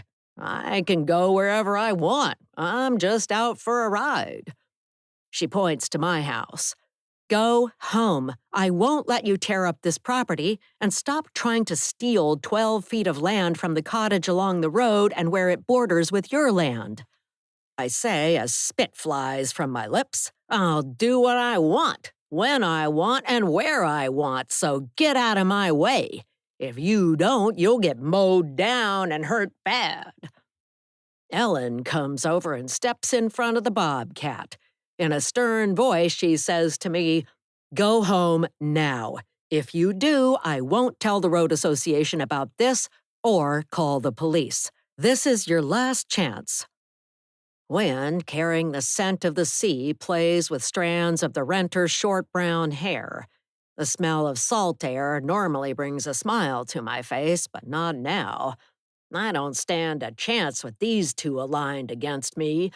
Ellen will report me to the road association for digging up a neighbor's property, and members will vote to fine me. I'll be shunned, word will spread, and my business could suffer. I open my hands. Look, I don't want any trouble, so I'll leave, but I was only taking her out for a ride, nothing to get alarmed about. The renter steps closer and says in a loud voice, "Before you go, call and cancel the survey you ordered." Clapping a hand to my chest, I raise my eyebrows. A survey? I don't know what you're talking about. Feigning shock and dismay, I add, even if I did, I had nothing to do with it. She scowls. That's the most ridiculous thing I've ever heard.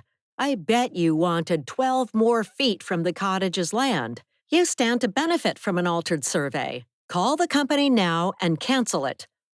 Ellen steps closer. If you don't, we'll tell everyone on the island how crooked you are. No one will patronize your business. You'll go broke. Acid turns in my gut and I wince. Fine, I'll do it when I get home. No, call them now, the renter says in a loud voice. Ellen nods. Turn off that machine and call. Put it on speakerphone so we can listen. I open my hands. Fine, whatever. I'll do it, but I don't like this one bit. I turn off the engine, pull out my phone, put it on speaker mode, and dial the surveyor. Chip answers in a sleepy voice. What is it? I was just going to bed. Listen, buddy, I need a favor. Drop the survey you did on Dirt Road, will you? Just forget the whole thing and don't mention it to anyone. Wait, what? But you told me to take 12 feet from the cottage property along the borders, so the building would have to be moved back from the road and the septic field would have to be relocated. The renter crosses her arms and glares. Ellen frowns, shaking a finger at me. Cringing at being caught, I say to the surveyor, just forget what we talked about and drop the whole project. Don't tell a soul about it. It's too late for that. I swung by the county planning department about something else and happened to mention it. If they bring it up the next time I see them, what do I say? That you misunderstood and it's off the table. The renter and Ellen nod at me, both standing with set jaws and looking fierce. Chip says, You're trying to make me look like an idiot when this was all your idea? I didn't feel right about it and I told you that from the start. I shrug. Hey, these things happen. I gotta go. Send me the rest of the money you owe me, he says. You can't weasel out of that. I spent a day working out there. Letting out a low whistle, I say, Fine, gotta run. Thanks, buddy. He hangs up and the two women glare at me. Clearing my throat, I say, You happy now? I hope so. I've damaged a business relationship because of you, and it's all your fault. The renter says, All our fault? You're the one that did it. In the moonlight, Ellen shakes an index finger at me and says, Shame on you for trying a trick like that. We don't steal each other's land. A neighbor's grown child hoots like an owl from his post up in a tree. He says in a sing-song voice, Can't steal from me, can't steal from us, the land isn't ours. It was theirs before we arrived, we're the intruders. My pulse pounds in my ears. Cold sweat breaks out on my back. Gripping the wheel tight, I yell, All of you, get out of my hair! I'm fed up with your antics. Stay the hell away from me! I start the bobcat and my hands shake. Driving home, I park by the house and turn it off, striding inside. The image of choking the renter to death flits through my mind, but I shake my head. Too many people are watching to get away with that. But I could invite her to the cliff where the edge lacks a fence. She'll drop like a stone to the shore below, and I'll say she fell. Our problems will be solved, and I'll call the surveyor to take back the 12 feet of property. All it cost is one life and two bribes, one to the surveyor for twisting the truth, and another to Duke for staging the death at his place and telling lies to the police. Chapter 50, Leanie. The crooked guy with the bobcat chugs away, and I turn to Ellen. Hey, thanks for backing me up just now. I appreciate it. She nods. Of course. I can't believe he was trying to get away with that. This whole campaign against the cottage and the renters has gone too far. Well, thanks for coming over and standing with me. Any time, as long as I'm living here, that is. I tilt my head. Don't let them scare you off. Stick around. Besides, I need you as the well partner who knows how it all works. She grins. See you later. I wave goodbye and glance at Chester, who's singing from his perch in a tree, and tromp through dirt and fallen leaves to the cottage. Taking off my boots on the front porch, I open the door, but freeze on the threshold. A purple glass vase with sunny yellow daffodils sits on the counter. Cold fingers of fear creep up my spine and I shudder. Someone was here while I was out back, confronting the bulldozing neighbor on a bobcat. My pulse quickens and I look around in a panic because whoever left the flowers might still be inside. My hands grow cold. Mike might be hiding in the house, waiting to pounce and take me back to the city. But if he's here, I can't let him control my life again. Once was more than enough. Touching my pepper spray canister in my pocket, I listen for sounds an intruder might make. Muffled silence reigns. Outside, all is country quiet.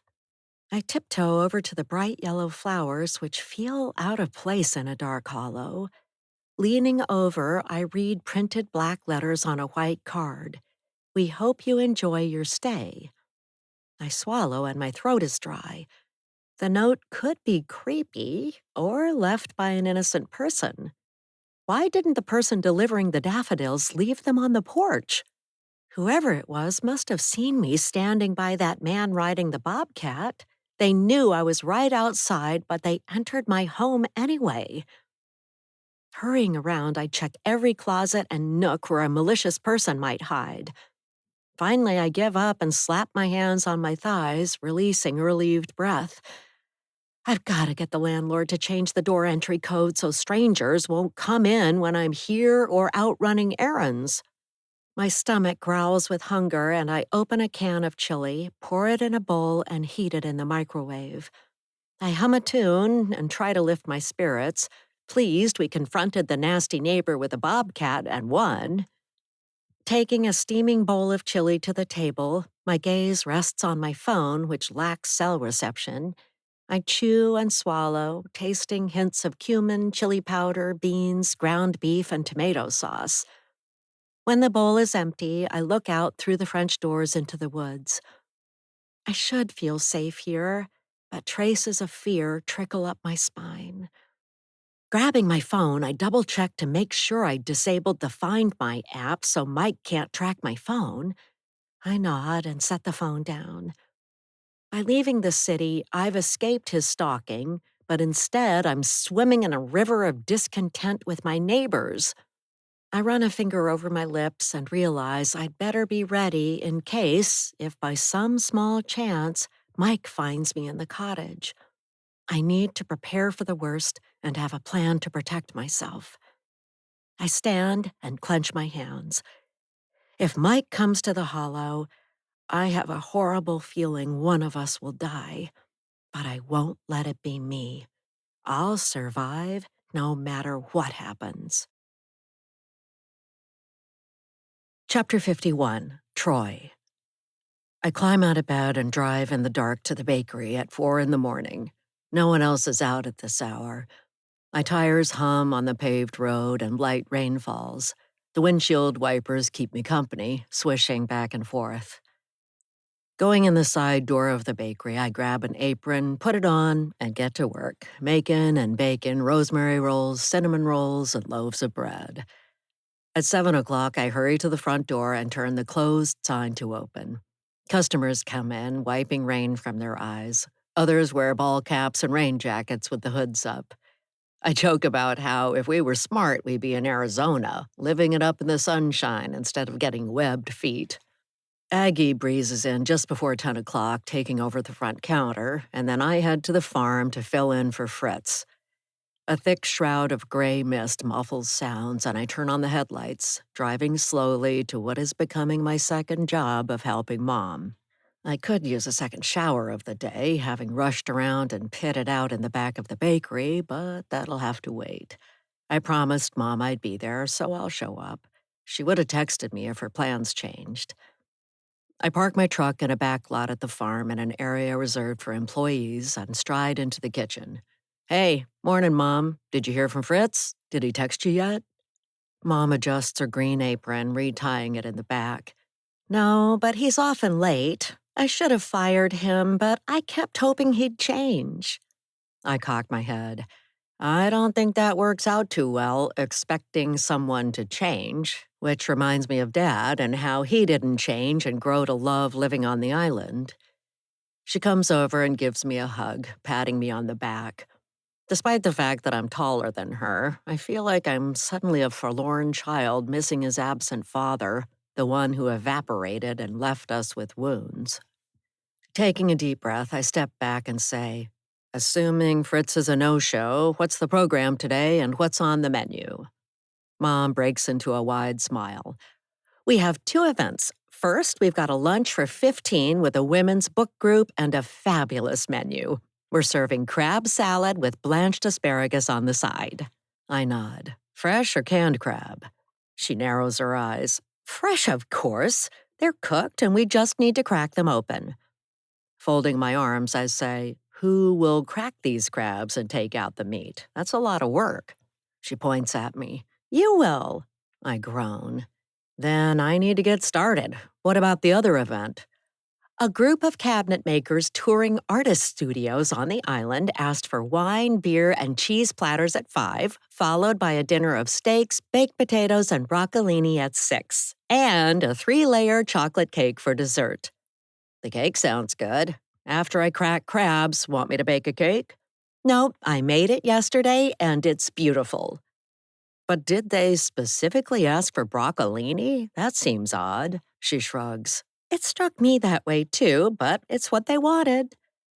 Tapping my lips, I say, people really care about how their steak is cooked. How are you going to handle requests for rare, medium, and well-done steaks? And what about vegetarians and vegans?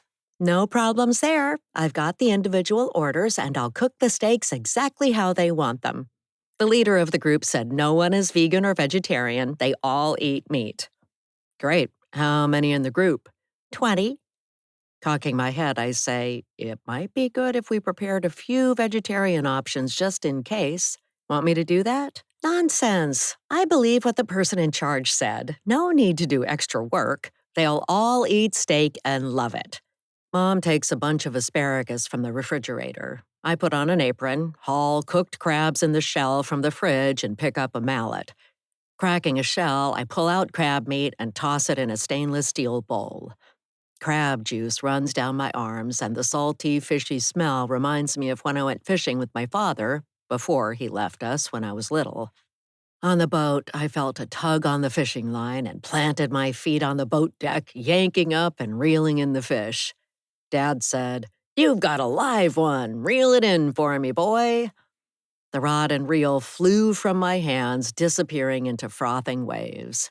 For years, I thought if I'd held onto that fishing rod and brought the fish onto the boat deck, Dad wouldn't have left us. But now I know better. He left for his hometown in California one day without telling us and never came back. It took years of kneading dough as therapy for me to realize there was no stopping him from running back to the California sunshine. Mom washes celery stalks and selects a knife, chopping with vigor. I can tell she's ticked off, as I would be, by Fritz's no-show.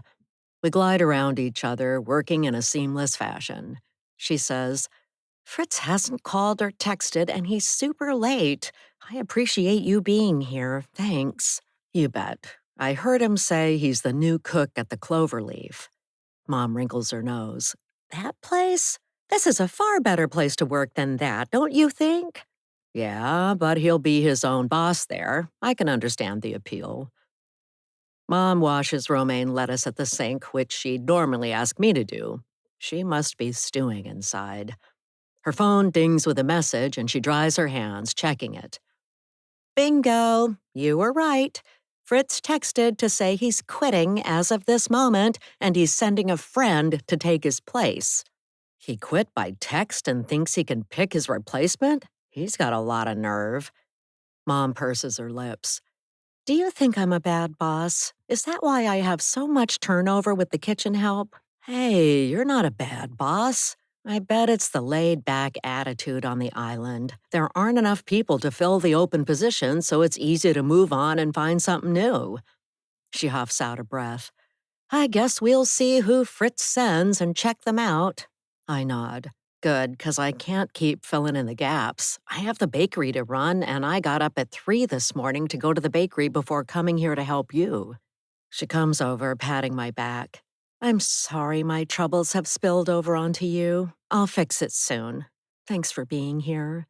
Sure, I'm happy to help if it's an emergency. I set down the mallet and lean against the counter. Yawning, I reflect that there have been a bunch of emergencies lately at the farm, with Mom being short-staffed and that wedding disaster where someone died. Candy comes in the kitchen, smiling. Have you thought about the cafe we can open? Chapter 52, Mike. I put in a few hours' work at the office in Seattle and stand, slipping my laptop in a backpack.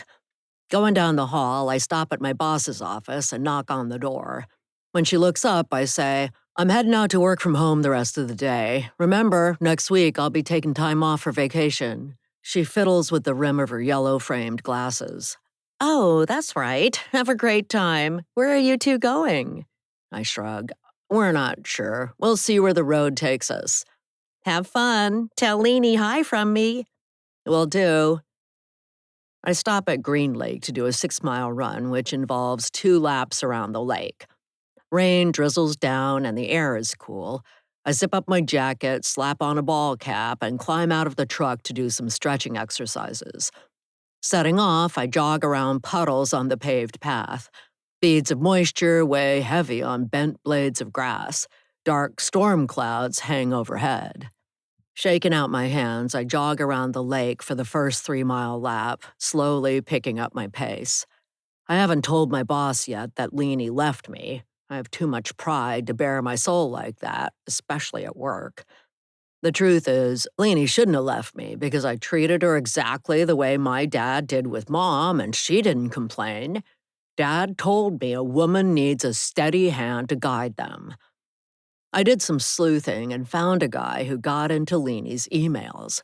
That paid off big time when I learned she'd rented a cottage on Barnacle Island. I wondered where she'd gone, and it turns out she's just a ferry ride away. Running past a gray-haired jogger trotting around the lake, I smiled to myself. I'll go to the island, find Dirt Road, bundle her up, and bring her back to the city where she belongs. I'll act like the charming man I was when we started dating. I frown, recalling the time she spent texting friends. What a waste. And I really wanted her to watch sports with me. I'm sure she'll be happy when we get back together. Slowing down to a jog, I move off the path onto wet grass and stretch my legs. Lainey is about to learn it's impossible to ditch me, so she might as well come home. We haven't finished our story. I crack my knuckles and stride across the parking lot to my car. Climbing in, I start the engine and grab a towel, wiping my face. Barnacle Island, here we come. Just you wait, Leanie. I'll be there tomorrow. You'll thank me eventually. I know you will. Chapter 53, Meg. Troy tilts his head. I've been thinking about opening a cafe at the bakery. Did I mention that? What are you guys talking about? I shrug. You didn't, but Candy's got one of her great ideas. Candy says, I've been telling your mom we should open a cafe at the farm. We'll set it up near the fireplace, have limited hours, and we'll serve quiche, drip coffee, and scones like Gigi's Cafe in Millersville. I say, nope, no way. I won't copy another cafe and rip off their idea. Her eyes open wide. They'd never know. They're on another island, and serving quiche and scones is hardly a secret recipe for success. I snort. I know, but I won't do it.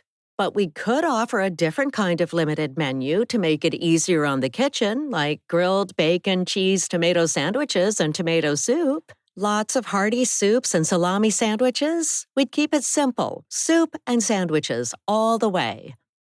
Troy leans back against the counter and folds his arms. I like it. It'll draw people in and the food'll taste delicious.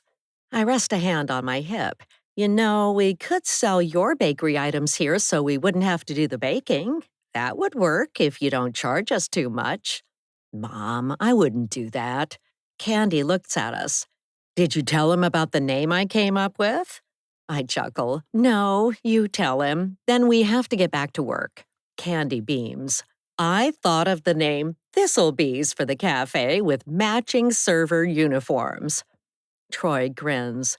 I love it. Are the uniforms a play on the thistle theme? She says, Yep, in purple and green with spiky bits sticking out of the arms and legs.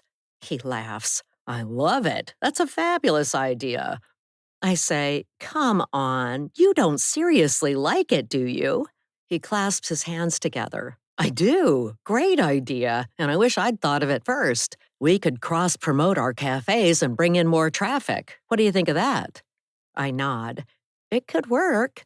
Tourists come over on the ferry looking for places to eat, so 2 new cafes on the south end of the island wouldn't be too much. Candy smiles. I love it. I say, but where am I going to find kitchen help for a cafe? I'm already short-handed. The kitchen door bangs open and a broad-shouldered man with a mustache says, Hello, is one of you Meg? I need to report for work. Sorry I'm late, my motorcycle wouldn't start. I'm Rebus. Chapter 54, Troy. I nod to Rebus. With his clear-eyed gaze, strong arms, straight posture, and catcher's mitt-sized hands, he might be a good candidate to help cater events. Mom steps forward, extending her hand. Hi, I'm Meg. Nice to meet you, Rebus. Tell me about your sous chef experience. He shrugs. I don't have any. Fritz told me to show up and you'd tell me what to do. Mom presses her lips together in a thin line. Rebus continues. But I served in the army and know my way around KP duty. I could scrub vegetables and clean a kitchen better than most people. Mom chuckles. I'm relieved to hear that. We'll give it a try. Troy, can you stay for a few more hours and give Rebus pointers before you go? That'd be a huge help. I clear my throat. Sure, you bet. My name's Troy, by the way. We shake hands and his strong grip doesn't crush my hand like with some guys. Candy says, I'm Candy, events manager. Meg, are you ready to serve lunch at noon? Mom says, Absolutely. I'm over the top ready with these 2 helping. Rebus watches the exchange with interest. Candy folds her arms. Excellent. The book club members will start to arrive at 11:30, but I have to warn you, I get the feeling they might be high maintenance. The last place they met for lunch asked them not to come back. My eyebrows shoot up and Rebus and I give each other a look. I don't want to tangle with demanding book ladies today, not when I'm sleep-deprived. I got 5 hours sleep last night because Mom needs me on top of everything else in my already full life. But family comes first, and when she calls, I answer. She has to figure out how to hold on to her kitchen staff so they don't quit, especially if they open a cafe on site. I doubt it'll generate much money, but I hope for Mom's sake it'll be a huge hit. Mom grimaces. I wonder if the book club customers were too demanding or they refused to tip. I guess we'll see when they get here. Candy checks her phone. I've got to run. See you later. Good luck today. Mom says, Thanks. We'll need it. Chapter 55, Meg. Women's voices and light laughter drift from the dining room to the kitchen. Turning to Troy, I say, Take Rebus and get their drink orders. Rebus comes over and Troy nods, saying, Just to be clear, we're offering rosemary lemonade and iced tea, correct? That's right. Rebus says, No pop? I shrug. No, The board and investors in the farm decided to distinguish ourselves by not offering carbonated beverages, except for Prosecco in bottles. Rebus nods. Strange, but okay, I get it. Makes the place stand out. Troy says, We'll take the orders, Mom, and I'll be right back to help with the crab salads. Rebus says, And I'll wash dishes. Laughter drifts from the dining room to the kitchen, and I smile, mixing crab salad with homemade mayonnaise and fresh lemon juice. Wiping my brow with the back of my hand, a harsh sound catches my attention, and I tilt my head, listening. A woman yells, and I rush out from the kitchen to see what's wrong. A thin woman with short black hair and oversized black-framed glasses pounds on the long wooden table with a fist, making silverware clatter. Her face is flushed, and she says, I have to drink a Diet River slush with lunch every day. If I don't, terrible things will happen. A woman at the table murmurs, like the earth caves in. Another woman says in a low voice, This is a 7.5 on the Richter scale for her, and we've only just begun. Troy and Rebus stand off to the side, their hands in a fig leaf pattern in front, seemingly stunned by the turn of events. I open my hands. Listen, everyone, we don't serve soda pop on the premises to comply with our founder's wishes. That's just the way it is. I hope we can move on from this and you'll make beverage choices. Troy and Rebus will take your orders.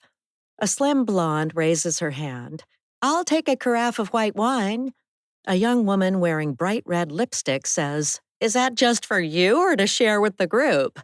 I wave my hands.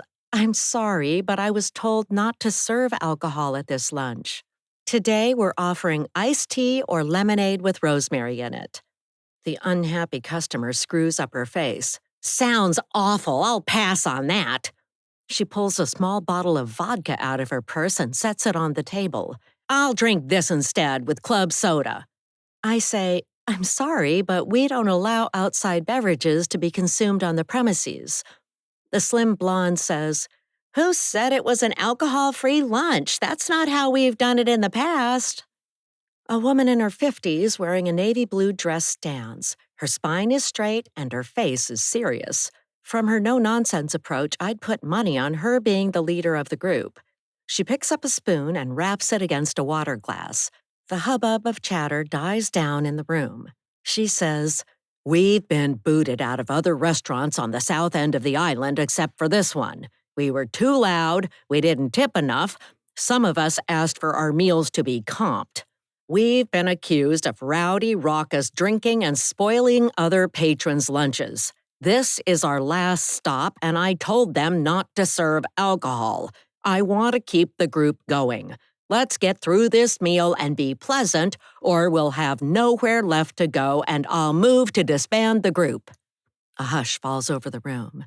The woman eyes her fellow book club members and says to me, We'll all take iced tea and thank you very much.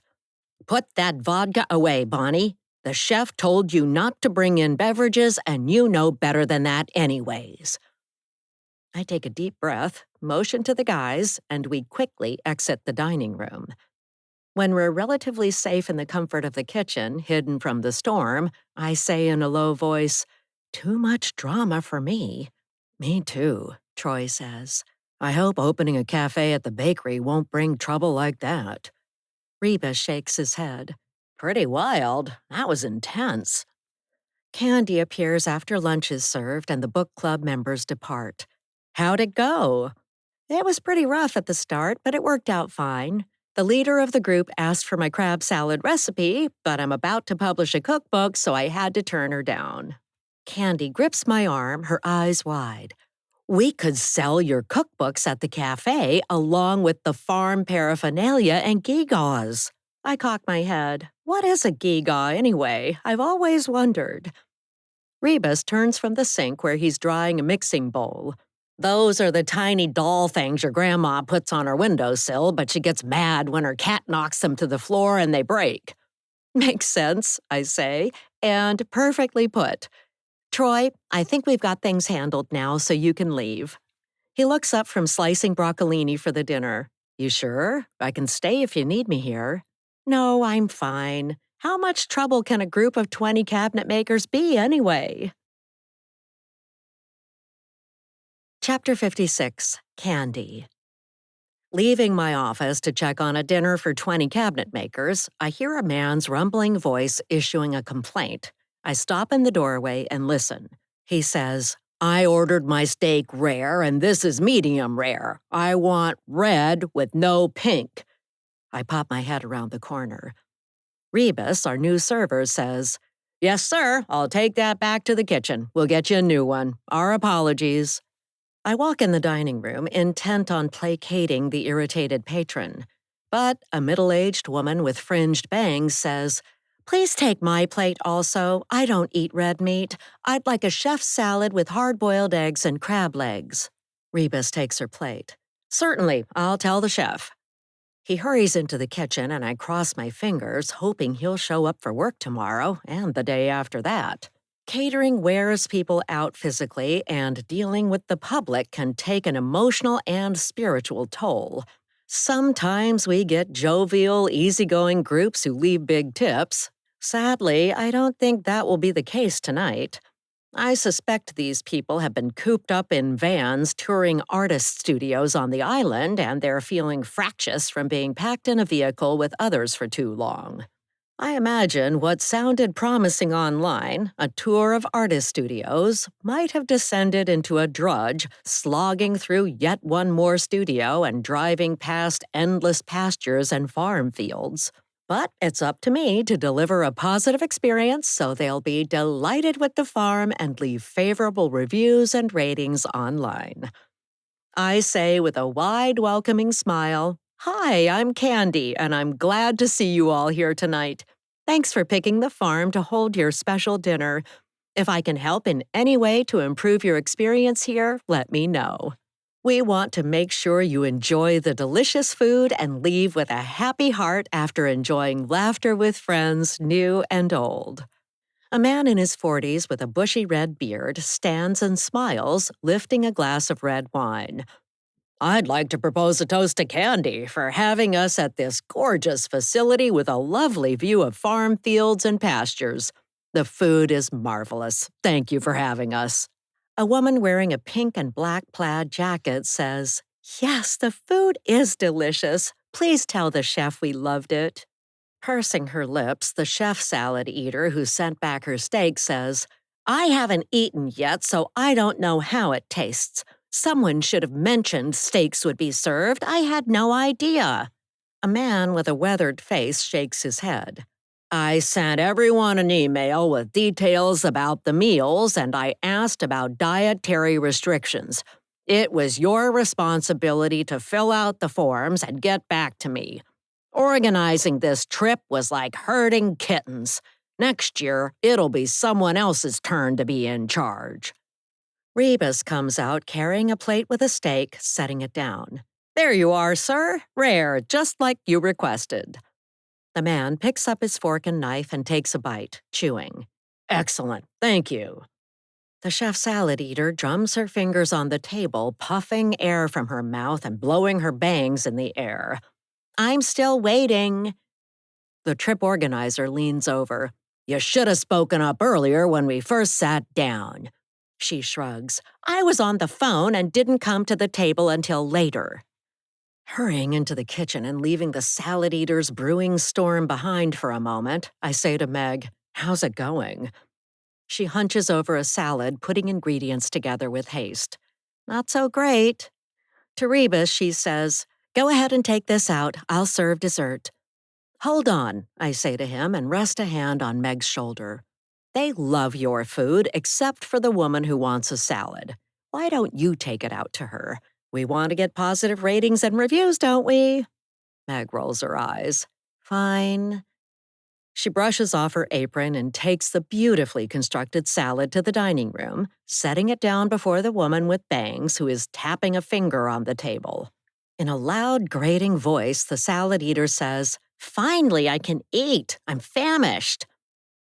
Gesturing with a flourish, Meg says, "I'm sorry you had to wait so long for your main course, but here it is with a side of my special honey Dijon dressing."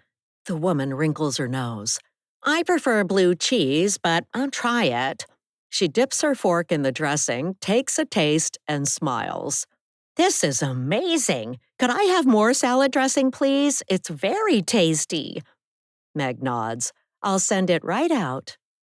Rebus heads for the kitchen, and before we can barely blink, he returns, placing 2 small containers of salad dressing by the woman's salad. Meg says, "Thanks, Rebus." To the group, she says, "We have chocolate cake for dessert, but how about we'll serve coffee first to give her a chance to eat her salad?" The organizer nods. "Yes, that sounds fine. We're putty in your hands tonight."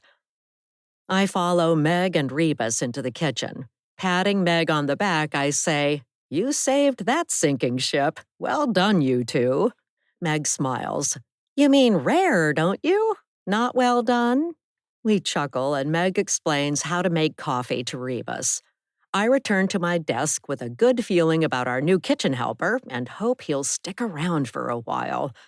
Of course, I've thought that before, only to see it burn up in flames when people announce they're moving off island or taking a new job down the road. But one can always hope. That's how we stay sane. I sit in my swivel chair and knock on my wood desk for good luck, studying a spreadsheet for our next event. For an upcoming wedding, the bride and groom dictated that everyone must wear various shades of pastel blue. From what I've heard, the groom's mother is frothing angry and railing against the idea. But this is what the bride wants, and she's determined to have her way on her special day. The poor groom is pitted between his mother and his future wife, which is not a pickle I'd want to be in. Releasing a soft sigh, I let my mind drift. My job is to help couples celebrate their love, but in my personal life, I'm wandering in a dry desert without a glimmer of affection in sight. There is no mirage or the illusion of love in my life. I shake my head because I won't hunt down love and grab it by the neck and make it happen. It'll have to find me and knock me over, pulling me from my preoccupied thoughts at night of spreadsheets and work details to wrangle into control. Maybe I'll bump into love someday, but in the meantime, I'll be the best events manager on the planet. With a shrug, I get back to work.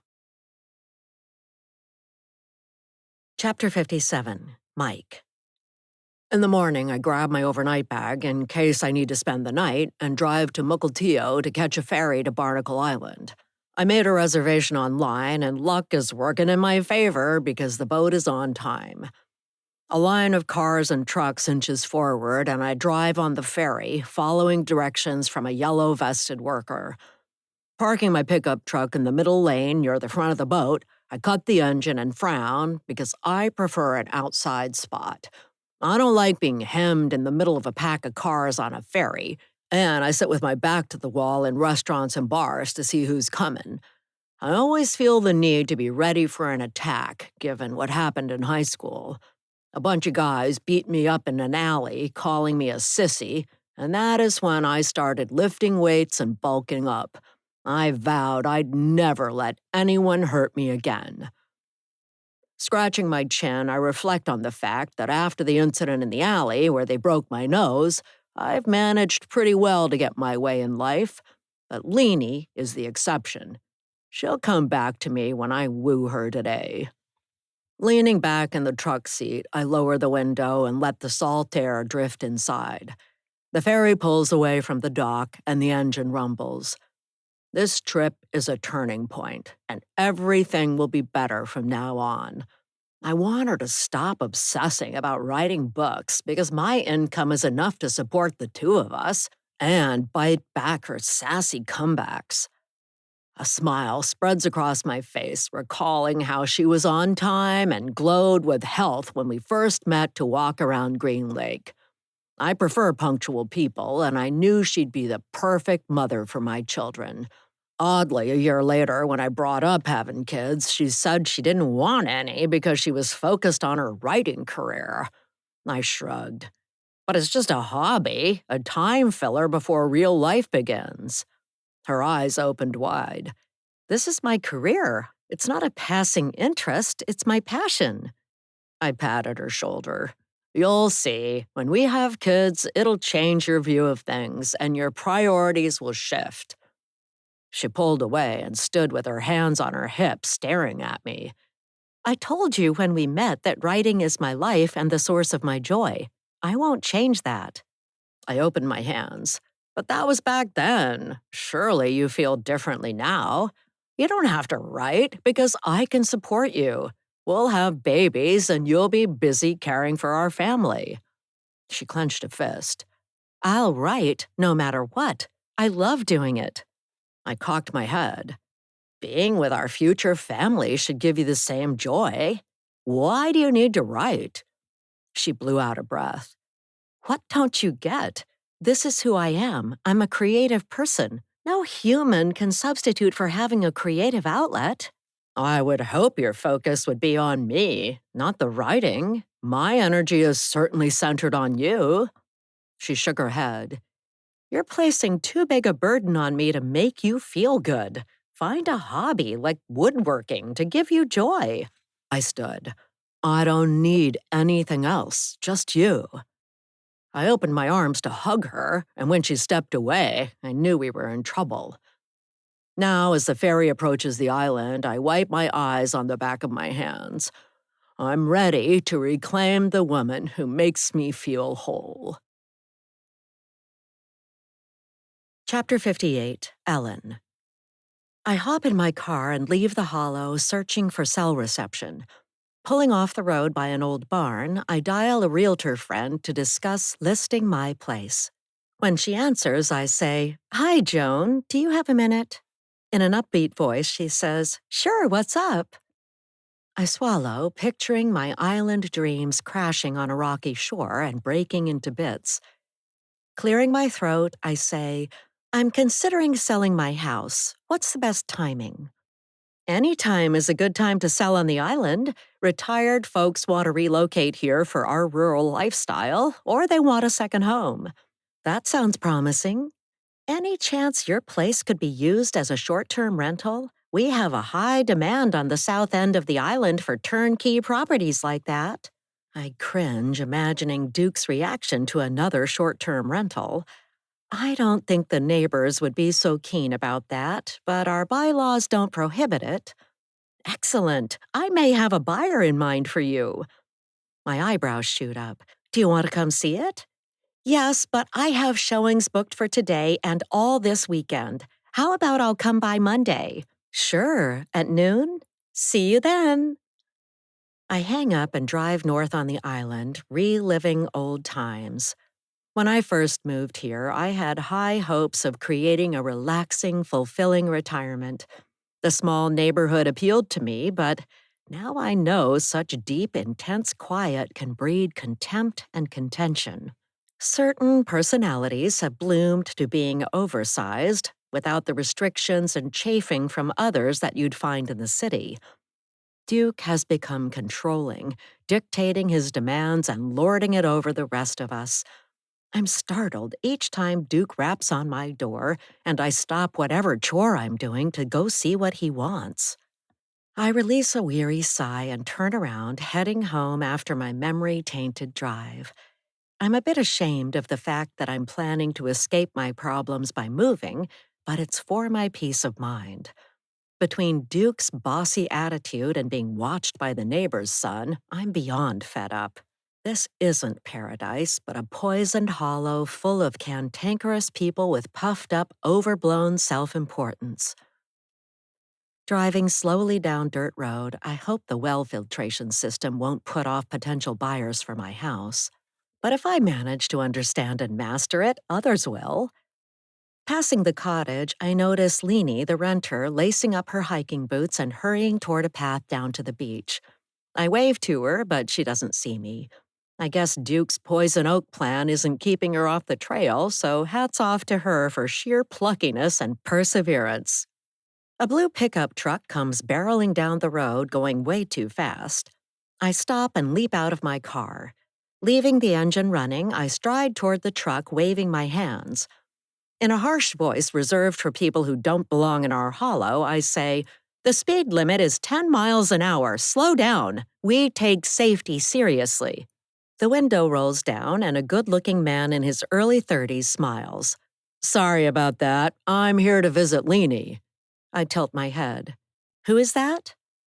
"You know, she rented a cottage and thinks she's a writer. She's expecting me." His left eye twitches. I tap a toe, wondering why the renter gave a different name when she met me. I say, "The person in the cottage didn't mention having a visitor. She likes the quiet here and wants to be left alone to write."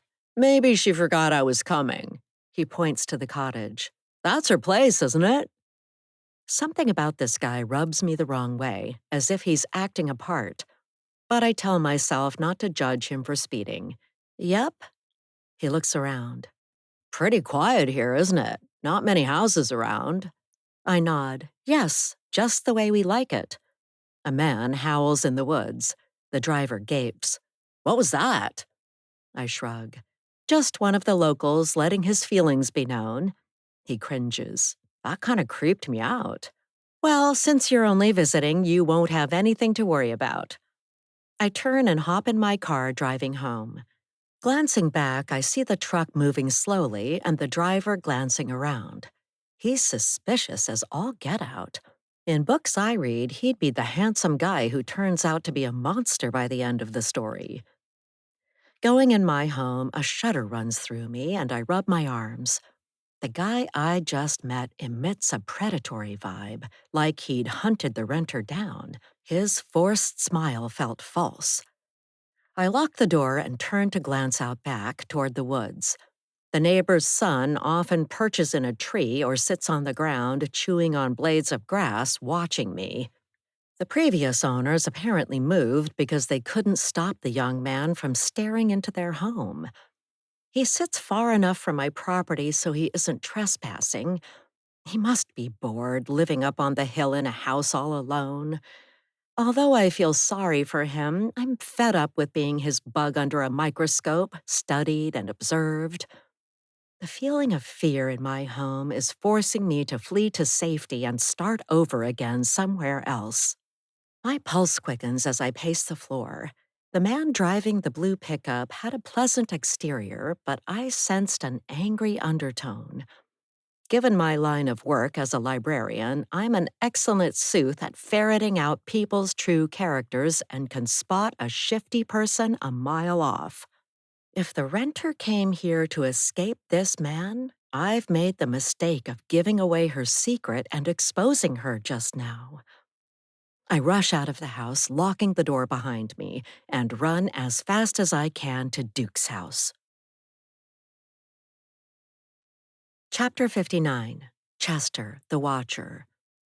I hunch over and sit cross-legged on a plywood platform in a tree on my parents' property. Activities in the hollow have been very interesting since the new cottage renter arrived. We don't get cell reception or television where I live on the hill, so I come here to sing or recite a heartfelt poem. A shiny blue truck drives down dirt road. The driver stops to talk to Ellen and eyes the renter's cottage. I wonder what he's up to.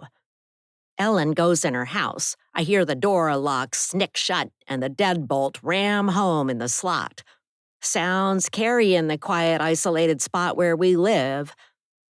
A few minutes later, Ellen pops out of her place and locks the door. She pumps her arms and runs to Duke's place on the bluff. Something interesting is occurring. I pick up my binoculars and watch.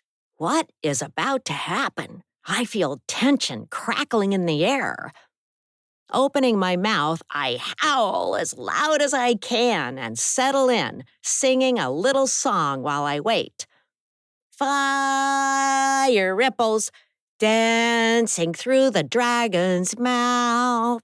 It charges down a hill in a blue truck. Who knows what'll happen and what he'll stir up? No one knows, but maybe Ellen does. Someone must save the day. Chapter 60. Mike. A weird guy in the woods howls and sings, making my skin crawl. I don't understand why Leanie would want to come to a creepy place like this when she could be living with me in the city. Maybe she'll be relieved to see me, fall into my arms, and come willingly home. I hurry up steps to the cottage, rapping hard on the door. When no one appears, I cup my hands and peer inside, but I don't see anyone. I march around to the back of the house and look in. No one's inside as far as I can tell, but her car's here, so I bet she stepped away. Behind me, some crackpot in the woods sings from his perch in a tree, and I whirl around. This guy must be off his rocker. Scanning the area, my gaze lands on a shed, and I tromp over to it. It's locked with a metal padlock, which means Leanie isn't inside writing nonsense. I rattle the cold metal door handle, venting frustration at not finding her after making a special trip from the city. Of course she isn't making it easy on me, waiting for me to show up, so we'll have to do this the hard way. Cupping my hands, I call, "Leanie, are you here?" The sound is swallowed by the whistling wind. Up in a tree, a guy wearing an orange headband and a leather coat mimics me. "Leanie, are you there? Are you everywhere?" I yell, "Knock it off, tree man." "Knock it off, Mr. Blue Truck." I shake my head and hurry to my truck. Opening the door, my gaze rests on a bouquet of red roses with white baby's breath wrapped in cellophane. I grab my jacket and pull it on, striding toward the road and craning my neck, searching for her. I didn't see her on the road when I drove in, but she must be somewhere around here. A stiff breeze blows past. Trees sway back and forth, and my ears grow cold. I shiver and zip up my coat, wishing I'd brought a hat. I didn't expect the wind coming off the water to be so cold. I thought Leanie would be on her laptop, wasting her time writing. I'd pictured her welcoming me as the brave rescuer and saying she was ready to return to the city. Walking ahead, I watch an eagle soar through a gray sky. My boot skids in something slick. I glance down and swear because I stepped in a pile of deer poop. Issuing a sigh, I soldier on down the dirt road to fulfill my purpose and do what I came here to do. I'll reclaim my love, and we'll be together. She refused to take up running or go to bed promptly with me at 9:30 each night. Instead, she stayed up late writing. I didn't want to live separate lives in the same house. I nod. This time, I'll do things differently. I'll get her home, and there will be no visitors, no devices, no outgoing mail, and no landline. We'll live in a protected bubble, just the two of us. I'm about to turn down a lane, but stop when I spot footsteps in the mud ahead. The hiking boot tread shows a boot about Leanie's shoe size. Hints of a dirt trail hide behind clumps of trees. My pulse picks up. I can barely make out where to go in the dim light. This isn't Green Lake with a paved path, but I'll be fine. I hurry ahead. With a squishing sound, my leather loafer becomes stuck in thick, gooey mud. The once shiny shoe comes off. Swearing and hopping on one foot, I grab my shoe, which I wore to look my best for our reunion, and slap it on, getting my hands grimy with gritty mud. Why anyone would want to live in a damp hollow on an isolated island is beyond my understanding. I clench my jaw. My sweet Leanie just needs a reminder of the good times we had, like our lunch at a beach cafe. But I was shocked when she ordered the same thing I wanted. When a couple eats out, they don't both order the same dish. Everyone knows that. I take a tentative step on the path. I'll find my lost love and give her a better life. After all, it's Valentine's Day. Chapter 61, Duke. Ellen raps at the back door, barging inside. My head jerks, my eyebrows shoot up, and I jump up from my ratty old armchair. Something must be wrong, because she's always formal and reserved, at least around me. Panting for air, she clutches her chest. There's a stranger at the cottage, and he just followed Leanie down to the beach. I chuckle. I hope he gets a bad case of poison oak. No one belongs down there but locals who live on the road. But I thought she said her name was Donna. Ellen nods. She did, and I think she's hiding from someone. It could be this guy. I got a creepy feeling from him. He was speeding down Dirt Road and didn't give a hoot about our speed limit. I frown. He could damage the road, and we'll have to fix it. I don't like this guy already. He followed her down to the beach. What if he hurts her? She didn't mention having any visitors when I talked with her. Did she say anything to you about that? No, she didn't, but let's not jump to conclusions. We'll let them work it out on their own, if he does in fact know her. But just to be safe, let's go out and watch from the bluff in case she needs us. Although Lord knows why we're so concerned with her well-being. She's only a renter after all. Ellen moves to the door. But she's a human being. Come on, let's go. Chapter 62, Mike. Glancing around, it occurs to me that Leanie might not have gone this way. This whole trip might have been a waste. When she returns to the cottage, she might refuse to see me and slam the door in my face. Rain starts to fall, softly pattering on tree leaves. The wind picks up and whooshes past my head. Doubts creep in about my mission today. Not watching where I'm going, I slip in the mud and fall.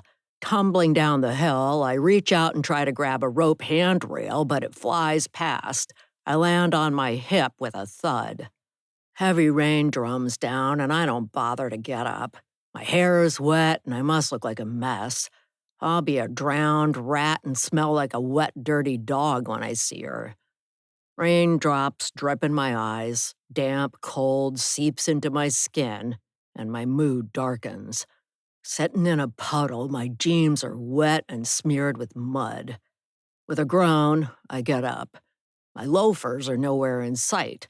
My socks are dirty and my feet are wet. Releasing a scream, I rip off my socks and throw them in the bushes. My coat is sopping wet. I arrived at the cottage feeling lighthearted and filled with hope, but this disaster of a fall has forced me into a foul mood. Glowering, I look around for her. She always knew how to make me mad, by writing at night when she knew how it bothered me. I spent evenings alone, watching shows. It's all her fault that I'm wet and filthy dirty and lost my shoes and socks. If she doesn't agree to leave with me right away, I'll be forced to do something drastic. Stumbling the rest of the way down, my hands brush against leaves that might be poison oak. I finish my descent and frown. This trip better be worth it.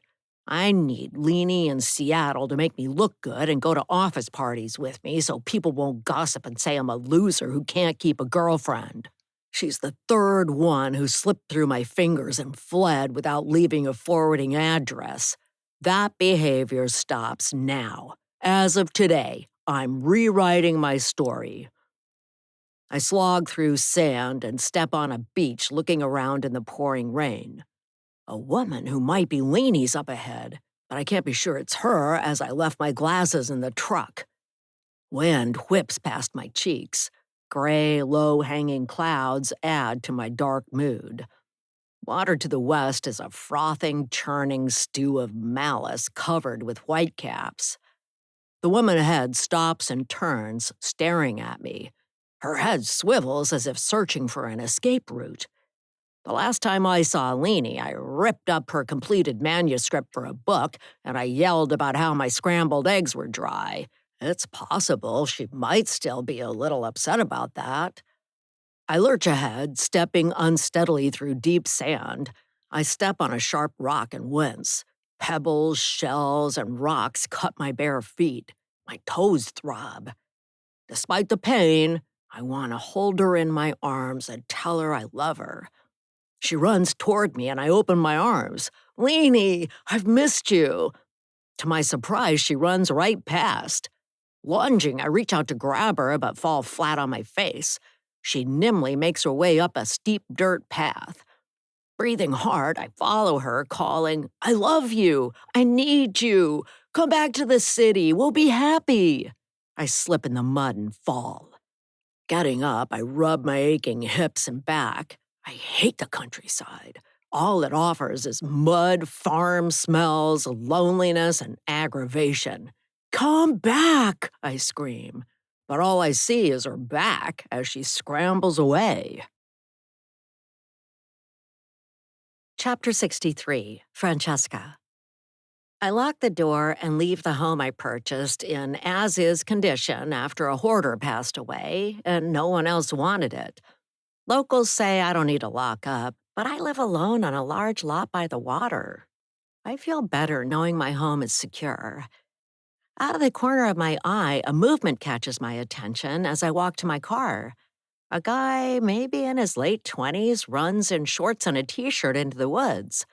Weird stuff has been happening here, but I'm glad I bought the place. Not many people get to live by the water, so I'll take the good with the bad. A strange sound makes me stop before climbing in my car. A man is singing about a lost love and heartbreak.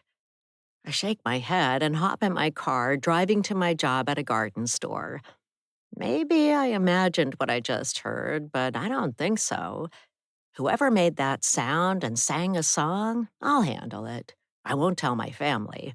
My mom and brother don't need to know about any troubles here, because if they did, they'd worry and tell me to rent it out. Chewing on the inside of my cheek, I release a worried sigh. I found indentations on my beds after I'd been away from the house. A towel in the bathroom was damp, but I didn't use it. I wave a hand. Nothing to fret about. I'm sure it's just in my imagination from watching so many scary movies. Chapter 64, Leanie. I walk on the beach, plotting and planning so I'll be ready if Mike ever shows up. He harbored a sense of betrayal about former girlfriends leaving him, and he said I was the last one. He'd never let me go. Someone yells near the trail down to the beach, and a heavy sense of dread sweeps over me. It sounded like Mike's voice. I jog ahead, but when I look back, Mike stands with his fists clenched, glowering at me. My heart thumps, my pulse pounds in my ears. True panic sets in. I grit my teeth. I'm alone with him by the water, with no one else around.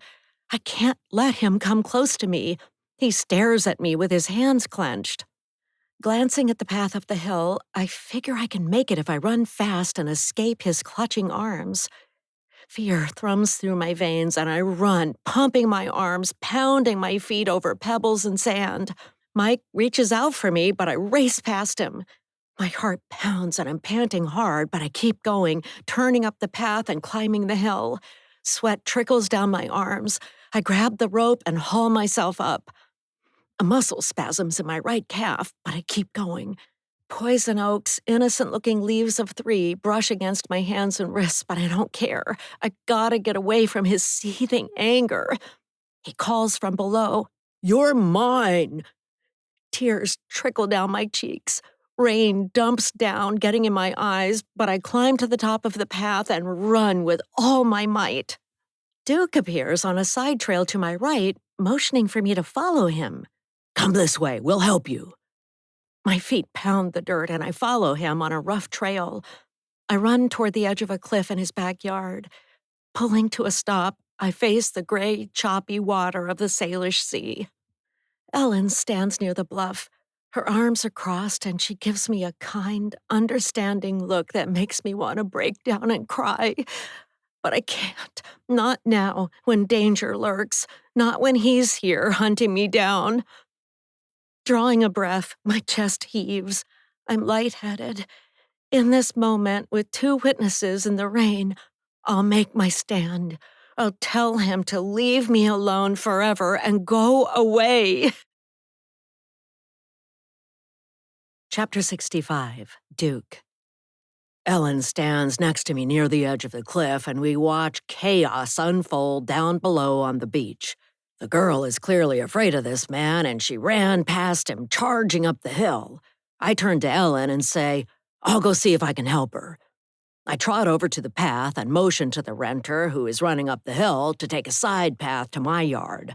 Her eyes are wide open and her face is streaked with tears. She's panting and out of breath. I say, This way, he won't see you on my property. Come on. Huffing and puffing, she follows me. We stand with Ellen on top of the cliff, watching to see if he'll appear down below on the beach. But out of the corner of my eye, a blur appears, barreling toward the renter. Froth flies from the intruder's mouth. His flushed face and wild eyes make him appear unhinged. He skids to a stop and screams at the renter. You left, but you're coming home today. Happy Valentine's Day, honey. She shakes her head and plants her feet wide apart. I'm not going with you. You destroyed my manuscript, and I believe 2 people at a table can order lamb chops at a restaurant. You tried to snuff out my creative drive and make me small. But I won't ever go back to you. What we had is over. You can forget about any reunion plans. He opens his arms. Come on, don't be like this. Let's leave this stupid place. I love you and I know what's best for you. She says, Nope, you don't. We're done and that's final. He scowls and runs at her, arms outstretched, his fingers grasping. She steps aside and spins away just in time. Momentum carries him forward and he stumbles, still moving ahead. I reach out to grab him, but he flies off the edge of the cliff, tumbling down, screaming as he falls. He lands on the beach in a crumpled heap. We gasp, and I clap a hand to my heart, studying the body. He landed on his back with his neck bent at an odd angle, eyes staring up at a dull, brooding gray sky. I clear my throat. I'll drive out, get the EMTs, and call the police. Ellen says, But you're a physician, can't you help him? I shake my head. He's beyond any help I can give him. He's dead. The renter's lips tremble. I'll go check on him while you get help. Ellen says, I'll go with you, but we can't get close. He's violent. I hurry to my house, grab my car keys, and roar out of the hollow to get help, not caring about the state of the dirt road for once. Chapter 66, The Landlord. Driving down dirt road, I tap on my brakes and stick to the posted 10-mile-an-hour speed limit. Duke tears past me in his sports car, heading to Sills Road. I wave, but he doesn't glance over. His eyes are trained straight ahead on the road. I shake my head when I see a blue pickup parked beside the renter's car. Lainey told me she wouldn't have any guests while she was here. It would just be her, single occupancy all the way to focus on writing. When she asked for a price break, I gave her a cut on rent because she was staying 3 months and there'd be less wear and tear with only one tenant. I huff out a breath. Renters are liars, all of them. I wish I'd never inherited this bad luck cottage. Sorry, Dad. I know you meant well, but it's been a burden. Parking outside a vacant chalet-style home, I hurry to the cottage I inherited from Dad. This place has become a big fat hassle since he passed. Neighbors complained when he bought the property, arguing they were using the land for a community park. But if they wanted to continue doing that, they could have bought the property. It was for sale for 2 years, and Dad got a good deal because the nasty neighbors discouraged other buyers from purchasing it. I run up the front steps and rap on the door, looking inside.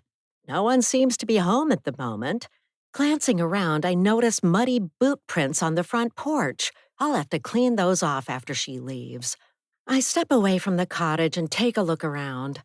Rain pours down, getting my hair wet, and I pull up the hood of my jacket.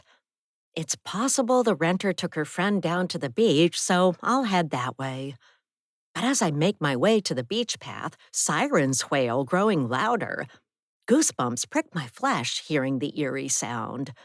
They're coming closer, and I get the feeling something's wrong in the hollow. A young man in a tree says in a sing-song voice, It won't end well. Tell me what's wrong. I need to know. Just tell me what's wrong and why the renter ran up from the beach. Is she okay? Are any of us all right? What's wrong?" I cock my head, listening. I'll lay into the renter for lying when I catch up with her at the beach or wherever she is with her supposed friend. I won't put up with someone who tries to trick me. Sirens sound behind me. I trot to the top of the muddy beach trail and glance back at a police car, a fire chief's car, and a red EMT truck. The sirens stop, and I watch as people in uniforms climb out of vehicles and run toward me. Two people carry a stretcher. A woman with a ponytail points to the trail. "Are they down here?" Goosebumps prick my flesh. I say in a choked voice, "I just got here and I'm not sure. Is someone hurt?" A middle-aged man with short brown hair wearing a blue uniform says, "Is this the way to the beach?" I nod. "Yes? What happened?"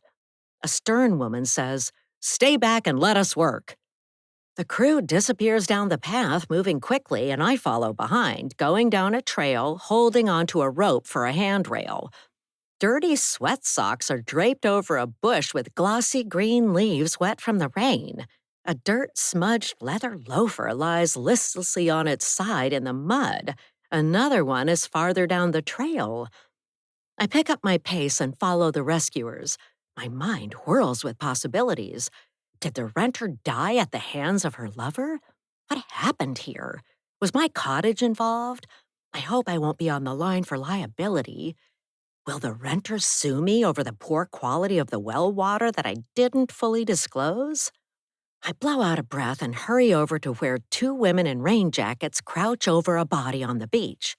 Rain pelts down, creating pockmarks in the sand. The rescuers run toward a prone person. Stumbling ahead, I trip over a rock but catch myself before I fall. The small neighborhood has had contentious troubles in the past, but as far as I know, no one has died here, except for Dad, when he had a fatal heart attack on the front porch of his cottage. Wiping tears from my eyes, I slog ahead. I try to focus and forget Dad's death, but it's tough to do with a body before me. It looks like a man fell from the cliff, and his face is pale gray and as dull as driftwood. A younger woman standing by the body might be my renter, and the other is my neighbor Ellen, the cottage's well partner. Since the day I inherited the cottage, Ellen and the Road Association have been a pain in my side, demanding fees and insisting the culvert Dad installed wasn't up to regulations. Tearing my gaze away from the poor soul on the beach, I stare at churning, choppy water. I'd like to rid myself of the whole mess and sell the cottage to some unsuspecting fool, but I can't afford to do it now. Swallowing hard, I inhale briny sea air. Seagulls call and swoop overhead, perhaps wanting to see what all the fuss is about. I can handle only one flaming disaster burning up in my life at a time. The cottage will have to wait for my attention until I get my mother settled. I roll my eyes at the sea and watch waves crash on the sand. Just my luck, I picked a writer for a 3-month tenant.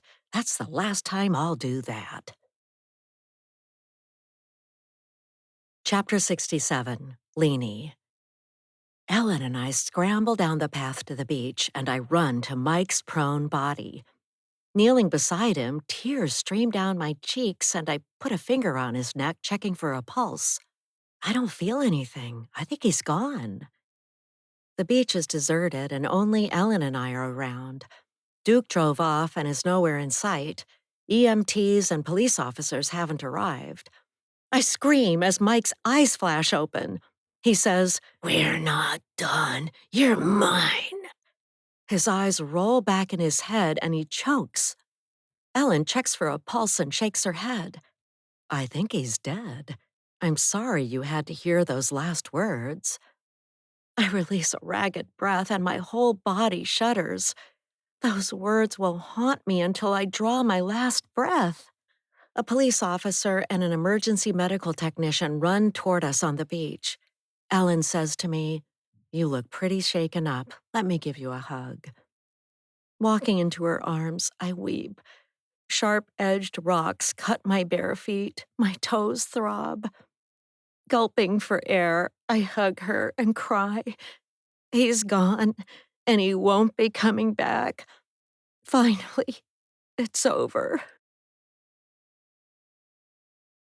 Chapter 68, Lainey. 4 weeks after Mike took his fatal final step, I knock on Duke's back door and go inside. My body's calm and my pulse is steady. My fears left when Mike fell to his death off the bluff. The creepy memory of when he hissed his last words rears up from time to time, and I suspect it'll stick with me. That visceral moment carved a psychic wound, searing my soul, and it won't instantly scar over.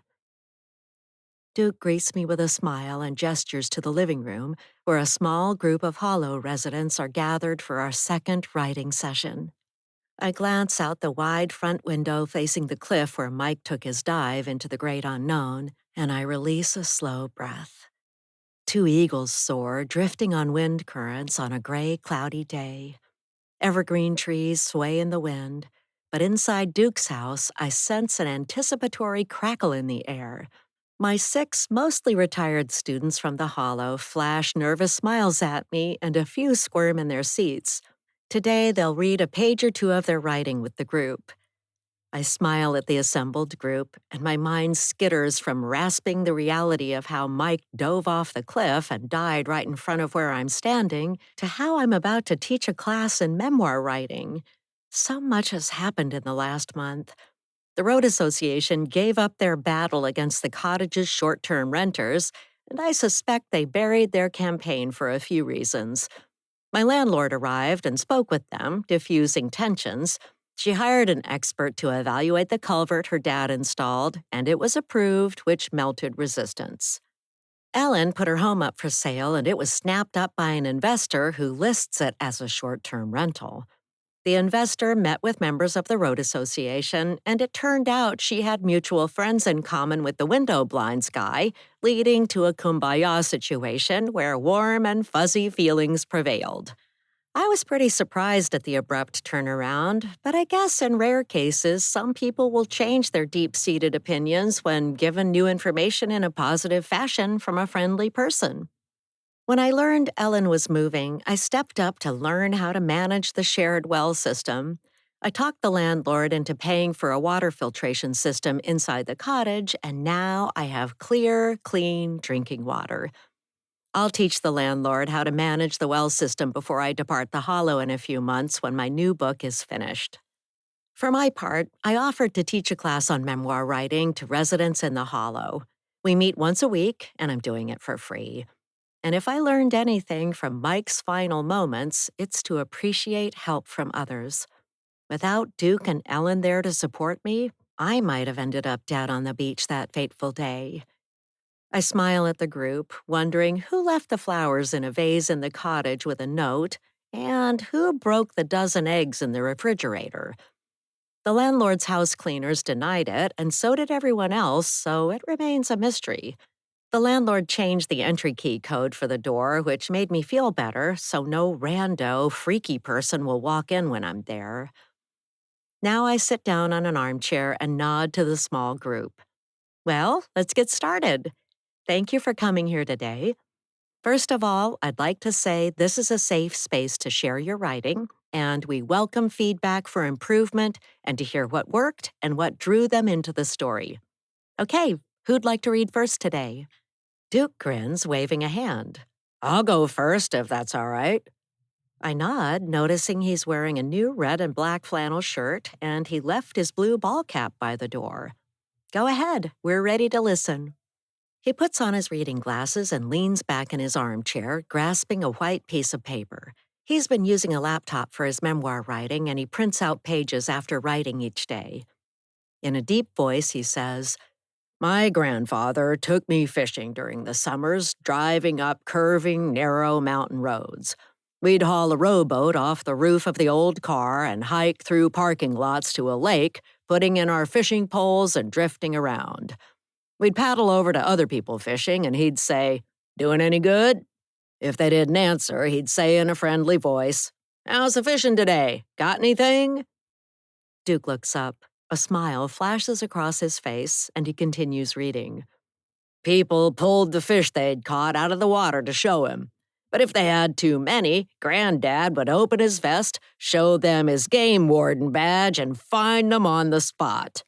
He puts the paper on his knee, smacking it with his huge hand. I tilt my head, curious to hear more from him on another day. No wonder he's fiercely adamant about people adhering to rules. Except he hit a patient, and that's absolutely not okay, which must bring him inner shame, haunting him, perhaps leading him to lash out at others. I say, "Thanks, Duke. That was vivid and held my attention. It left me wanting to know more." Any comments from the group? Window Blinds Guy raises his hand. I liked it. It brought me back to when I was growing up and made me feel nostalgic. Duke blows out a breath and nods, tucking the paper under his arm. Anyone else? I scan the room, searching for others to chime in with feedback. Please come to our next meeting prepared to offer one constructive comment and a suggestion for improvement, like an open-faced sandwich. My group of mostly retired students snickers. I smile and say, I'd like to hear from each of you. We all have something unique to contribute. Window Blinds Guy squirms in his seat on the sofa. I closed the shop and took time off to be here, so I'd like to go next if it's okay with the rest of you. Everyone nods, and I say, Go ahead. He clears his throat. His hands tremble, holding a yellow pad of paper with handwriting scrawled in heavy pencil. Danny, the window blinds guy, isn't trying to steal land from the cottage anymore. We've made peace. He reads, If I could change anything in the past, it'd be to have that Willie Mays home run baseball back in my hands. You might wonder what happened and how I lost it, and I'll tell you all about it. The end. This has been Poisoned Hollow, written by Susan Specht Oram, narrated by Robin McAlpine.